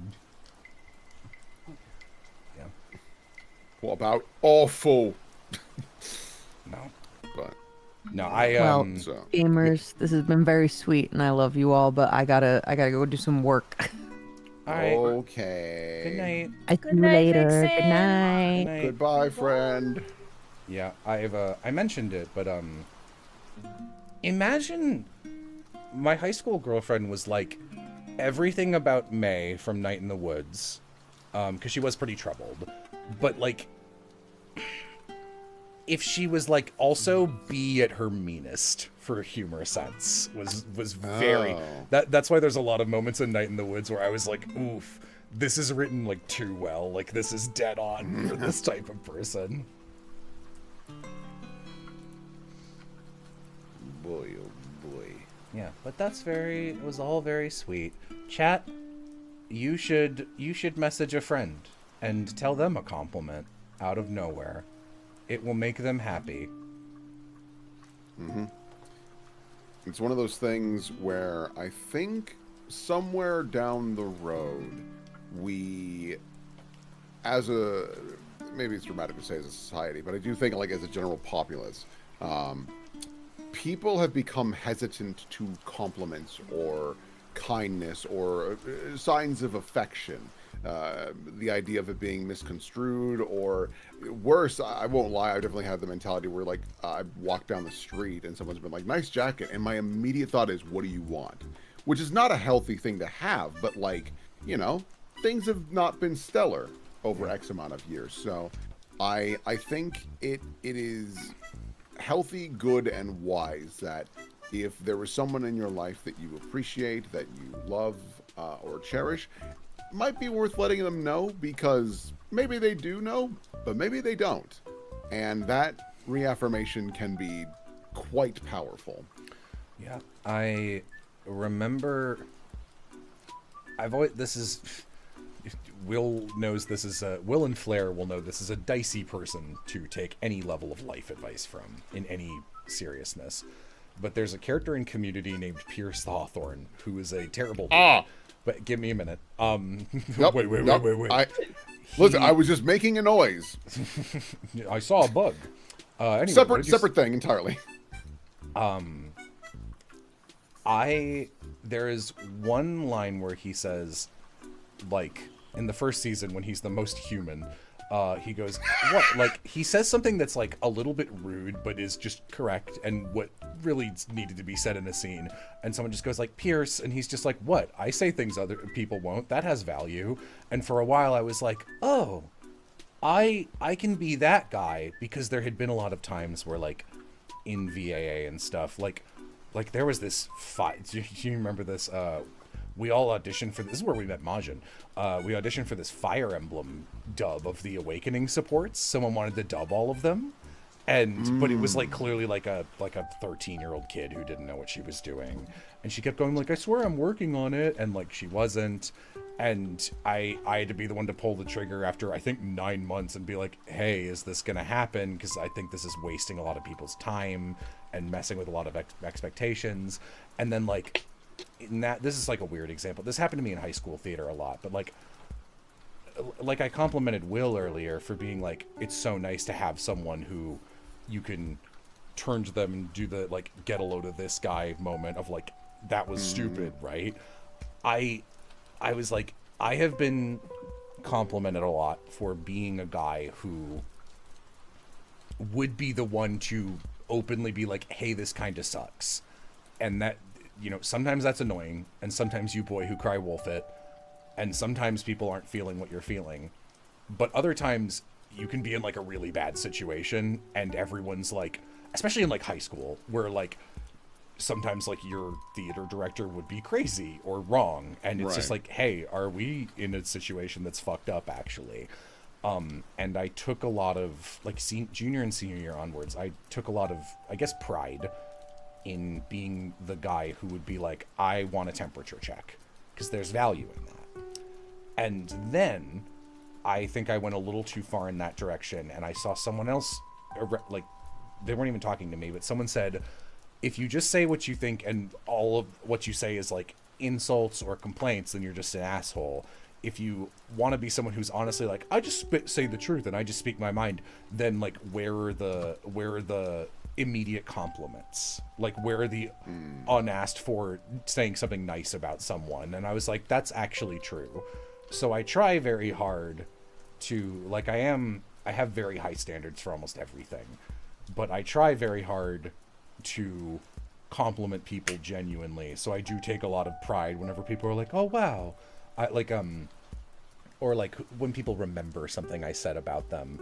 Like, I remember one of the first times I met Wyatt in person, I was like, yeah, you're like, said a bunch of stuff to him. We were hanging out, and we hung out a couple times before I left Texas, and I said, I was like, yeah, your voice, I would typecast you as guy with a bandage on his nose. You just have the most bandage on his nose voice. It's like so plucky and like, oh, something just got me, but it's like you root for you immediately. And like, I just fired that off the cuff, and like years later he was like, I've remembered that forever. And like I'm like, oh, like anytime someone's like, I remember you said this to me, I'm like, oh wow, that's crazy. I can't remember what I had for breakfast. Like the idea that I said something that resonated with you is really cool. So I try very hard to be honest, but I also try to at least occasionally be like, let's say something good. And that a lot of patrons who follow me also say like, yeah, I take a lot of your negative comments with a grain of salt, but when you praise something, like I kind of perk up and go like, oh shit, kind of sit up, yeah. And it's like, you know, that has value. Yeah, it's sure. I think it's a shame that like I think you do a good job of balancing, you know, your negatives with your positives, because, you know, like Marissa said earlier, you are a very generous and giving person, so you're like complimenting us all the time, I feel. And I think it's a shame that like where you have a public persona and people that just, you know, casually dip in and out, and they typically only see your very critical side, and they don't know that you really do swing both ways, and that kind of sucks. That in you're more ways than one. Yeah. Oh, the guzzler. But it's like even we call you like grouchy old Jello, but like, you know, that it really isn't like that. We're just teasing you. That bit of the Marvel movie review where it's just like, you're like, yeah, I thought it'd be fun if Jello watched these with us, and Oz and Will instantly go, he would hate that and have an awful time. You're like, I don't know, and it's like, Jello doesn't hate everything, and Will goes, and I cut in this, Will hates me, he hates me, and like, I was listening back to that, I was like, that's really fucking funny. I need to listen to that review again, or at all. I actually don't have access to it, yeah, I think another detail that people need to remember when it comes to criticism and things like that, I like lean in and look at people. It's more fun to like talk about the bad. Like, I'm sorry, that's what most people. It's certainly more interesting, right? Because like, that's what people click on, right? Like, if someone has a 3-hour review and it's the whole time just going, no, I liked it. Like, okay. But like, when I talk about, you know, Last of Us Part 2 or Concord or something like that, there is a level of engagement because I'm like, can you believe this shit? Like, can you fucking believe this shit? Oh. And then like, yeah. Sorry to. That's another thing I want to compliment you on. This is. This is a great job making Concord. No, I love. Yeah, I would. Great. I love that. We made a bit out of rumors, but no, for real. I genuinely love having a friend who I can just like walk up to you and like Woody Toy Story pull your string and be like, tell me about this news from a game, because you care, you have better informed opinions, and you play so many video games. Like the amount of games that Yam will be watching you play and you'll be streaming, it's like, Will's doing this. I was like, isn't this like his 5th video game this week? Jesus Christ. And I'll be like, yet another one I'm working, so I can't watch. Fuck. And but like, and then like, you know, whenever you hit one that's like a 1000X resist or an Astrobot, you'll change your thing. It's like, everyone needs to play this or whatever. And it's like, I trust that. I don't know. this is a weird point of comparison because I was like, what would I say is my equivalent to this? And I think this is just because I was watching another stream where I said something like this. Amy and I know so much about anime openings now that like anything we said, I would be like, hang on, let's hear what they have to say, because we really have put actually like Malcolm Gladwell's 10,000 hours rule into it. And you're that with video games, where it's just like, if Will has a significant thought on this, it's probably at the very least well-informed. And if it's like, and if you don't have the first-person knowledge, you'll be like, you'll preface it with that. And not in the lazy way where it's just like, do your own research, I don't know. But you'll be like, okay, so, like, you can usually even cite your source. Like, if we ask, you'll remember where you heard stuff, too, so... It's important to me. I mean, it was the big thing I used to do in high school and even college a little bit, where people, because again, I've mentioned this before, I silver spoon in my mouth for the way I was raised, but my parents did a wonderful job making clear to me that it was an exception, not an expectation. And so I got many video games all of the time, and I got to play very often. And so people would just walk up and be like, well, is Fable any good? And I'd be like, well, let me tell you exactly what I think of Fable now that I've got about 40 hours in that thing. And then, like, I would literally have, like, my soapbox at lunch or in the hallway between classes, or sometimes during class, because, like, I got through my classes very quickly. And I would just essentially be an impromptu video game review. Like, that was just what I did. And, like, people would, like, gather to like, hear the spoken word of God, and so I remember earlier how I was like, Will hasn't let it go to his head yet. No, never. Neil. Oh, you mean Suckman? No. Yeah. No, it's not what I meant. I will say, when we started doing like the rumors bit, there was a little bit where I was so afraid of like, I hope Will doesn't stop doing this. We need to make it clear to him that this is a beloved thing that he does. Please, we love rumors. It makes me think of in Hey Arnold, Hey Arnold's best friend. It's either Gerald or Jerome. I always forget his name. I think it's Gerald. Gerald, he's mostly just a cool kid, but his like role among the kids in the city, because everyone in Hey Arnold is awesome, is he's like the lore keeper. So sometimes sometimes they'll start an episode and it'll be like, Gerald, tell us about Pigeon Man, and he'll stand up on a box and like enter like preacher mode and be like, the story of Pigeon Man is a story of the dregs of society, and start going into it. And you're like that for video games. It's awesome to have a friend you can go like, tell me something in the most engaging way where I actually want to learn something about it, but it's also like a story. Thank you very much. It's always been important to me, because it had crossed my mind like years upon years ago when I was a more ambitious young man. The idea of like, I wonder if I could do video game reviews, but I stopped because I was like, I don't think I can contribute anything like meaningful to the conversation that isn't already being said in reviews. Yeah. We always say that like, you would have hated this, but had you like, if you had done the thing Aram had done where he's like, I'm gonna be a voice actor, if you had been like, oh, it's like 2012, I will be a game grump, I will be that level, right? You totally could have done it, and I think you would hate it the whole way down, but probably. But like the facts, I don't know, I've never met anyone else, so I'm like, you could do it, like you could do it and it would work and it would be very funny.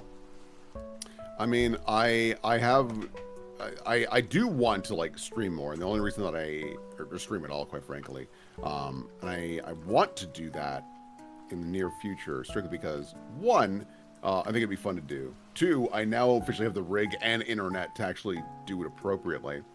And three, hey, if I can make a couple bucks, I ain't gonna turn that down. But the problem is making sure that I have a game lined up that would be fun to stream. right? And part of me is kicking myself for like not doing that with Final Fantasy VIII. Because playing that with Yam was delightful. Doing like it was so fun. You guys were having such a good time with that. Because I think the reason why is we went in and we were like, okay, everyone says 8 is stinky. But I wanna see, because this is the one that I remember as a kid being like, "This is so cool. The gun's a blade. What's it called? A gun blade? Holy fuck!" But do you own a gun blade? That you might. That feels like something you would own. I do have the Red Queen, which is Nero's sword from Devil May Cry 4. That's maybe I brought this up before. Is that a gun blade? I assume, because I don't know. It's the motorcycle sword. It's like as close as you're gonna get. Okay. Yeah, I mean that's also maybe a lore thing that I haven't brought up super often. I have dozens of like weapon replicas from various movies and video games and things like that. Like I have Chaos Eater from Darksiders, Kratos's Blades of Chaos. I have an actual Cloudbuster sword that is like actual size. Like it is Jesus. Probably. Do you use it as a load-bearing pylon for your roof? No, but I did use it for my high school photos. That rules. Do you have Yep. those? Does your mom have those? I'd love to see that. I have them in my apartment because I had nothing else to like set up. And I was like, I guess I'll have pictures of me. I don't fucking know. Oh my god. Oh, speaking of pictures, I've been meaning to show for like an hour, real quick. If you, so. Oh yeah. I'll do these in order. So. Here are the back-facing Pokemon sprites from Aram's campaign. Also, totally forgot about this. So, this first demon, who's like the most standard like skull demon, not even when we fought in this adventure, this was a demon we fought like 6 years earlier in an early campaign, and Aram was like, Aram was like, yeah, that was a demon, and he absorbed it, so it's part of his Pokemon roster. So you got this skull. I wish Aram had the front version of Yulia's Star Firework Demon. This thing is gorgeous. Like this looks cool from the back, but like, oh man, that front sprite. This was, what's her name? Magda's, the old woman.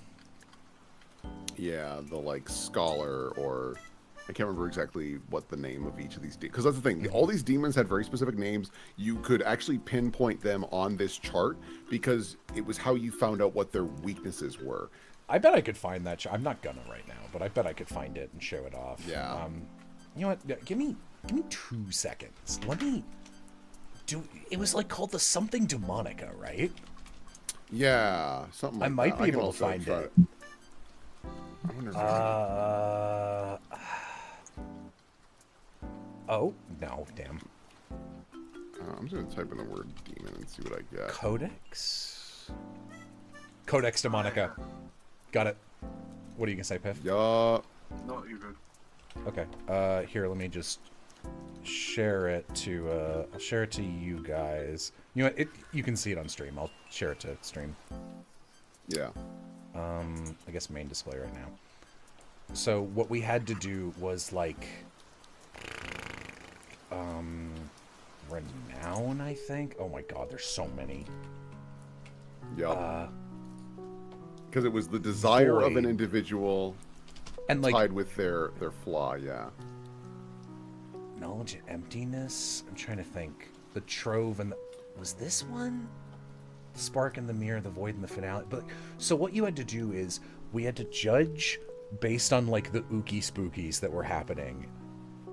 Because like the demon would leak into the real world, so like people would just like turn into like shadow zombies, or there'd be like the firework one was Yulia wanted Renown, I think. Here it is. Yeah, the beacon and the finale and the burden in the eye. I'm pretty sure.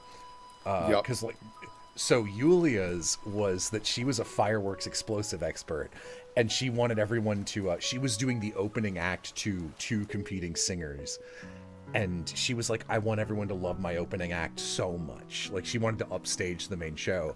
So the way it affected the world was every day more NPCs would just be stock still looking up at the sky all day. Like, it was so creepy trying to figure out what was going on.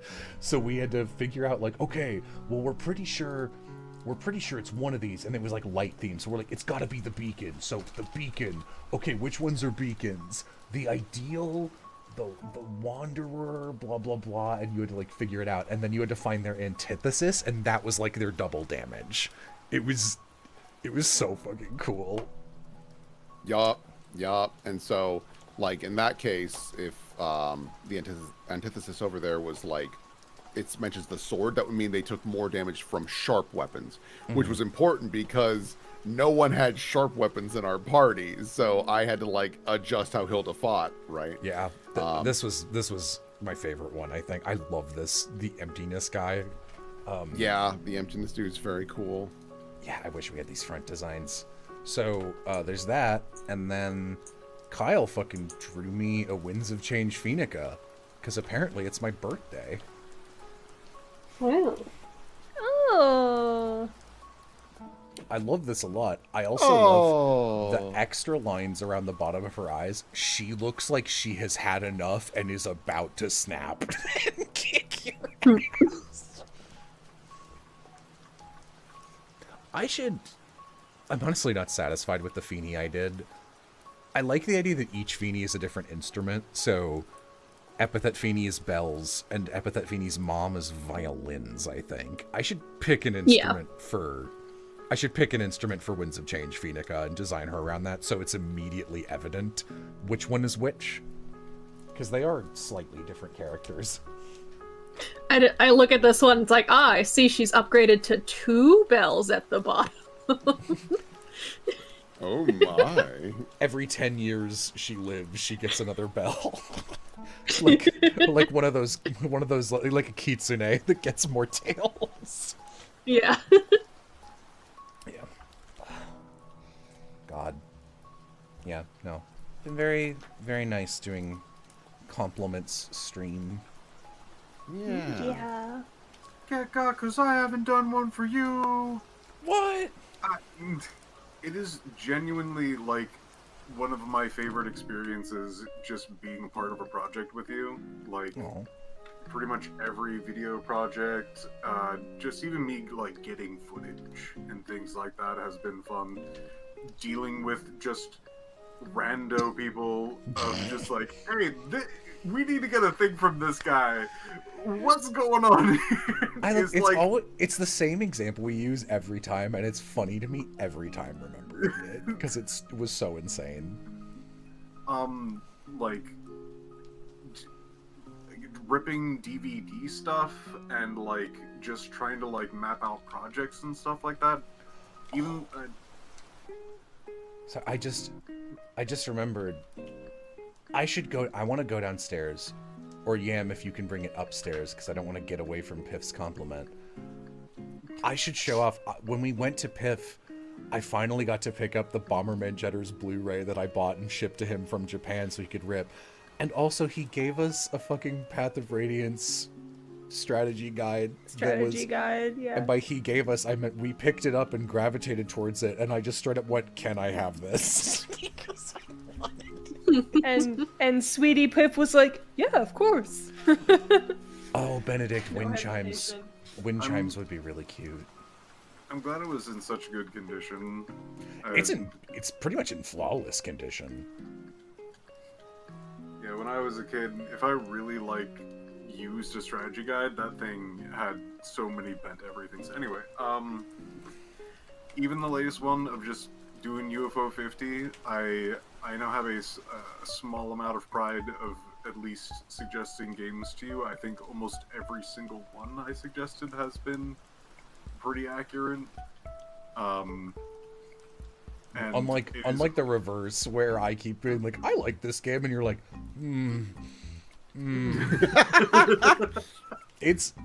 I actually don't know if anyone has a worse track record with Piff suggestions than me, because you did not like Potionomics, and I didn't suggest it to you, but you did not like It Takes Two at all. which is so funny. I guess to briefly get off the topic and go onto this one, I think there's a strong, like, you have a strong pull towards games that has great, like... Oh, yeah. Thank you. Okay, all go ahead, the, Piff. like, I'll let you finish your thought before I shut this off. Like the artistry in each section, like the area, the land, the motions, the like lighting and how things like feel from thing to thing. That there's a lot more stock in that sort of like how do I put this? In like how characters like move, sound, interact, everything that has that sort of like feel to it. And I'm like, mechanics, this is how this works. If you strip away the background, what truly are you doing?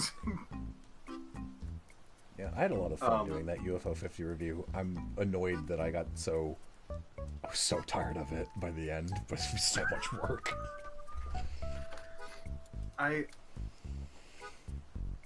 Yeah, like pretty much every single like thing that I have done for you, or way more accurately with you, has been like entertaining just because of like it does feel like I'm teaming up and that there's like a genuine understanding or some sort of like sharing of just like day-to-day experiences that actually makes the project way more than the end product, but like the journey itself. Yeah, this feels weird because we're both in our 30s, but I'm like so proud of you as an editor. Like watching watching the video you did for Marissa and being like hearing the sound effects I gave you, and because for every video we've worked on together, I put the sound effects in at the end. I think everyone. And that was always like a sticking point for you, and like seeing you picking up on that and like how to do it and being like, oh, he got it. Like Piff's arguable only weakness as a video editor, he's got it now. He's doing sound, he's doing the music, and they were like, I don't know, it was so fun to see which like I love being able to tell, like, okay, this is going to be a tangent. So, I love being able to see a creator's mindset in the moment of their work. So, like, one of my favorite jokes in all of Sonic Boom is there's this bit where, you know the stock trope of, like, two people on a road trip, and then they hear, it's like, this just in, crazy person escaped from an asylum, and then, like, suddenly they get a flat tire and there's like a guy with a hook hand by the side of the road or whatever. It's like a couple, and there's this great joke in Sonic Boom where they're doing this road trip and it's like, this is an awful road trip. That's the joke. And it keeps getting worse and worse.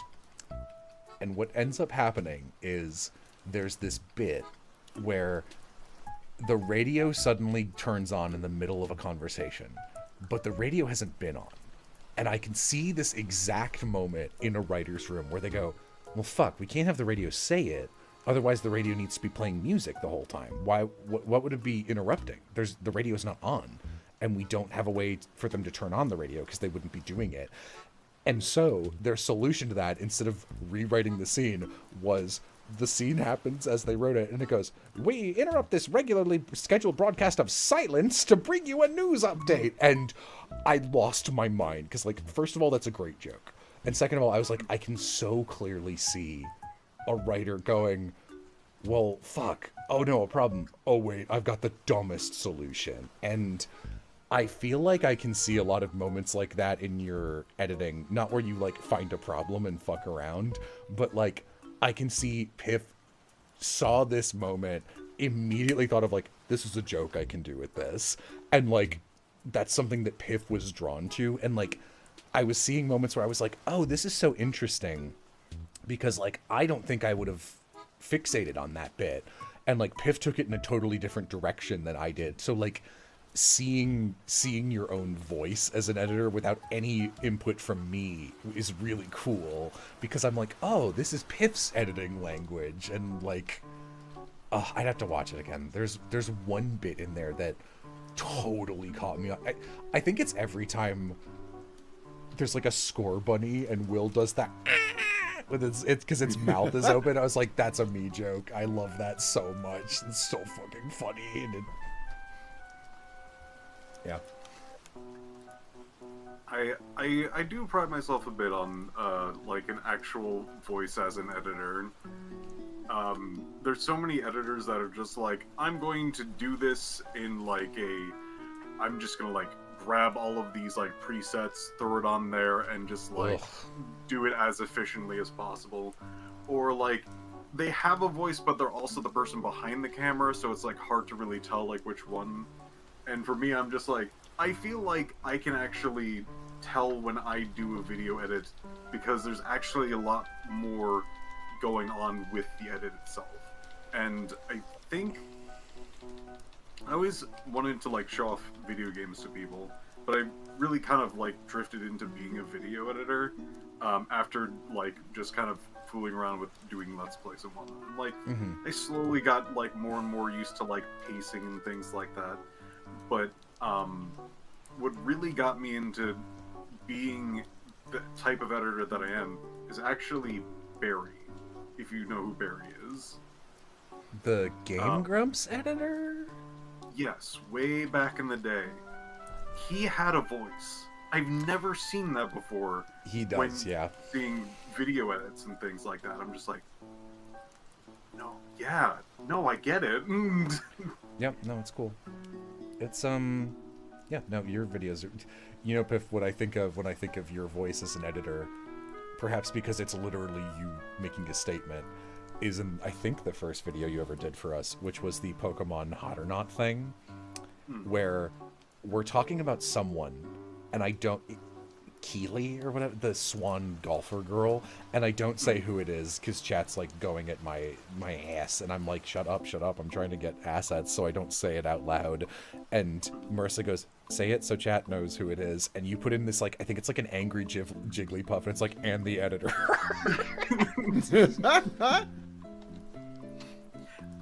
Weirdly, people in my chat still remember that joke too. It's a like, good joke. It's funny. Yeah. Berry streams, they're great. Are they a they them? I don't know anything. I don't go to Game Grumps. Oh, let me show you guys. So Piff. Well, he's not been with Game Grumps for a long time. Oh, I figured. I got Fire Emblem. Yeah, I'll embiggle my camera. Oh, I'm pixeled.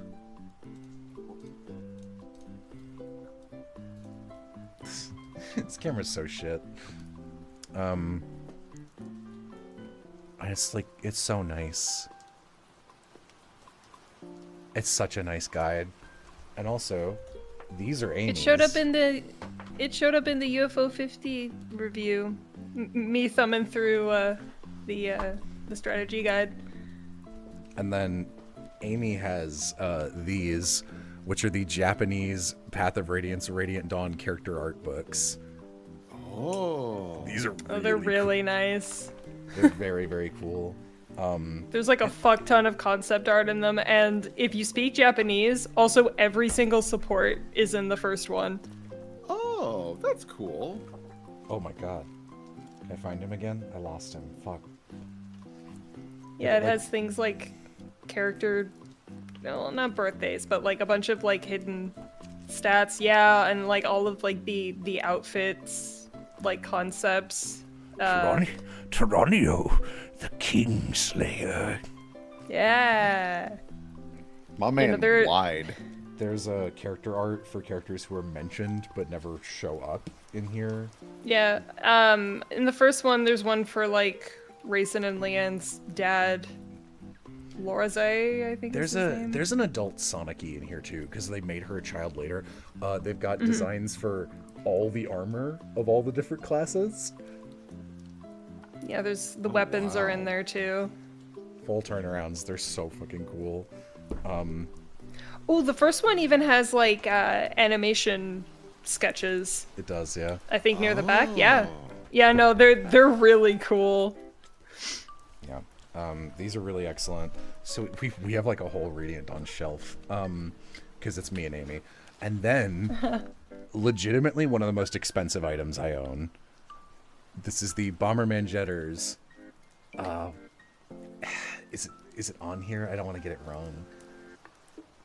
Okay, well the box set is the only Blu-ray of its kind in the universe, which is like a thing they say in the show. And they got all the guys on it. Oh my god, they have Shout's dad on there in full view. Spoilers. Well, now I know who that is. Yeah. God. There's this one Tumblr user who's like pretty prevalent, named like Girl Liker or something, and they show up a lot in the way that like Demily Pyro just shows up, like people and Paper Mario Wiki. And they've got Misty from Bomberman Jetters as their fucking icon. And every time I see a post from them, I get jump scared. I'm like, Bomberman Jetters! Bomberman Jetters! It's real. But also Misty is like the weakest character in Bomberman Jetters. So it's like, oh, why? She would lose to Goku. Not strong. I mean, she would lose to Goku. Oh. Does Misty win? She win. Can I just, real quick, these are really cute little key arts. The Shout is really cute. He's just a little guy. But I want to point out, if I can get them, my men, my guys of all time, the Higgy Bandits. Yeah! Yeah. Piff, you didn't watch this with us, right? You got all this footage, but I don't think it was like me, Aloha, Bo, and Yam? And Savvy? On and off? I was there. given a face at one point. But I don't think I watched... If I did watch, it was probably like 1 or 2 episodes. Yeah, that makes sense.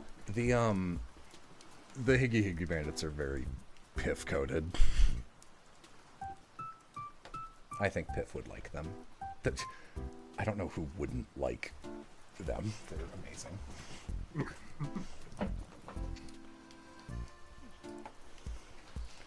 Alas. Yep. It is 2 a.m. Good night, Bo. I will go to bed. Good night. Good night. Thanks for Happy joining to us. thank you. Bye-bye. Bye. Toodles. Demily Pyro got of the Devil popular on Tumblr. I did see that. They read Prison of she? Don't know their pronouns. I feel like she is at least one of them.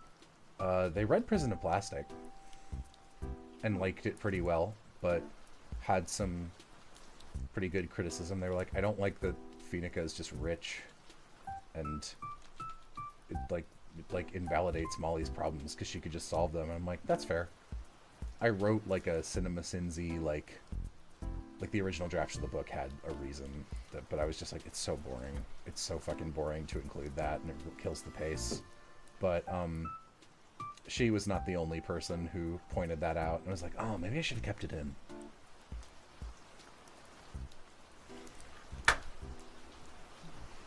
Assigning pronouns based on vibes alone? I don't know. I was right, though. Yeah, maybe I should probably call it. It's quite late. And this was a nice stream. Look at all the work you got done. I think I'll do similar because this is my usual 13-hour endpoint. Oh no. Oh, when did that get moved? Better fix it. Yeah, so that's the work I did. That's actually pretty good. Okay. Try that. How's that look? Pretty close.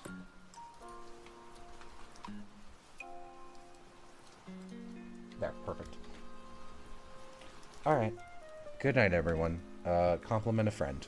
Goodbye. Yeah. Goodbye. Good night.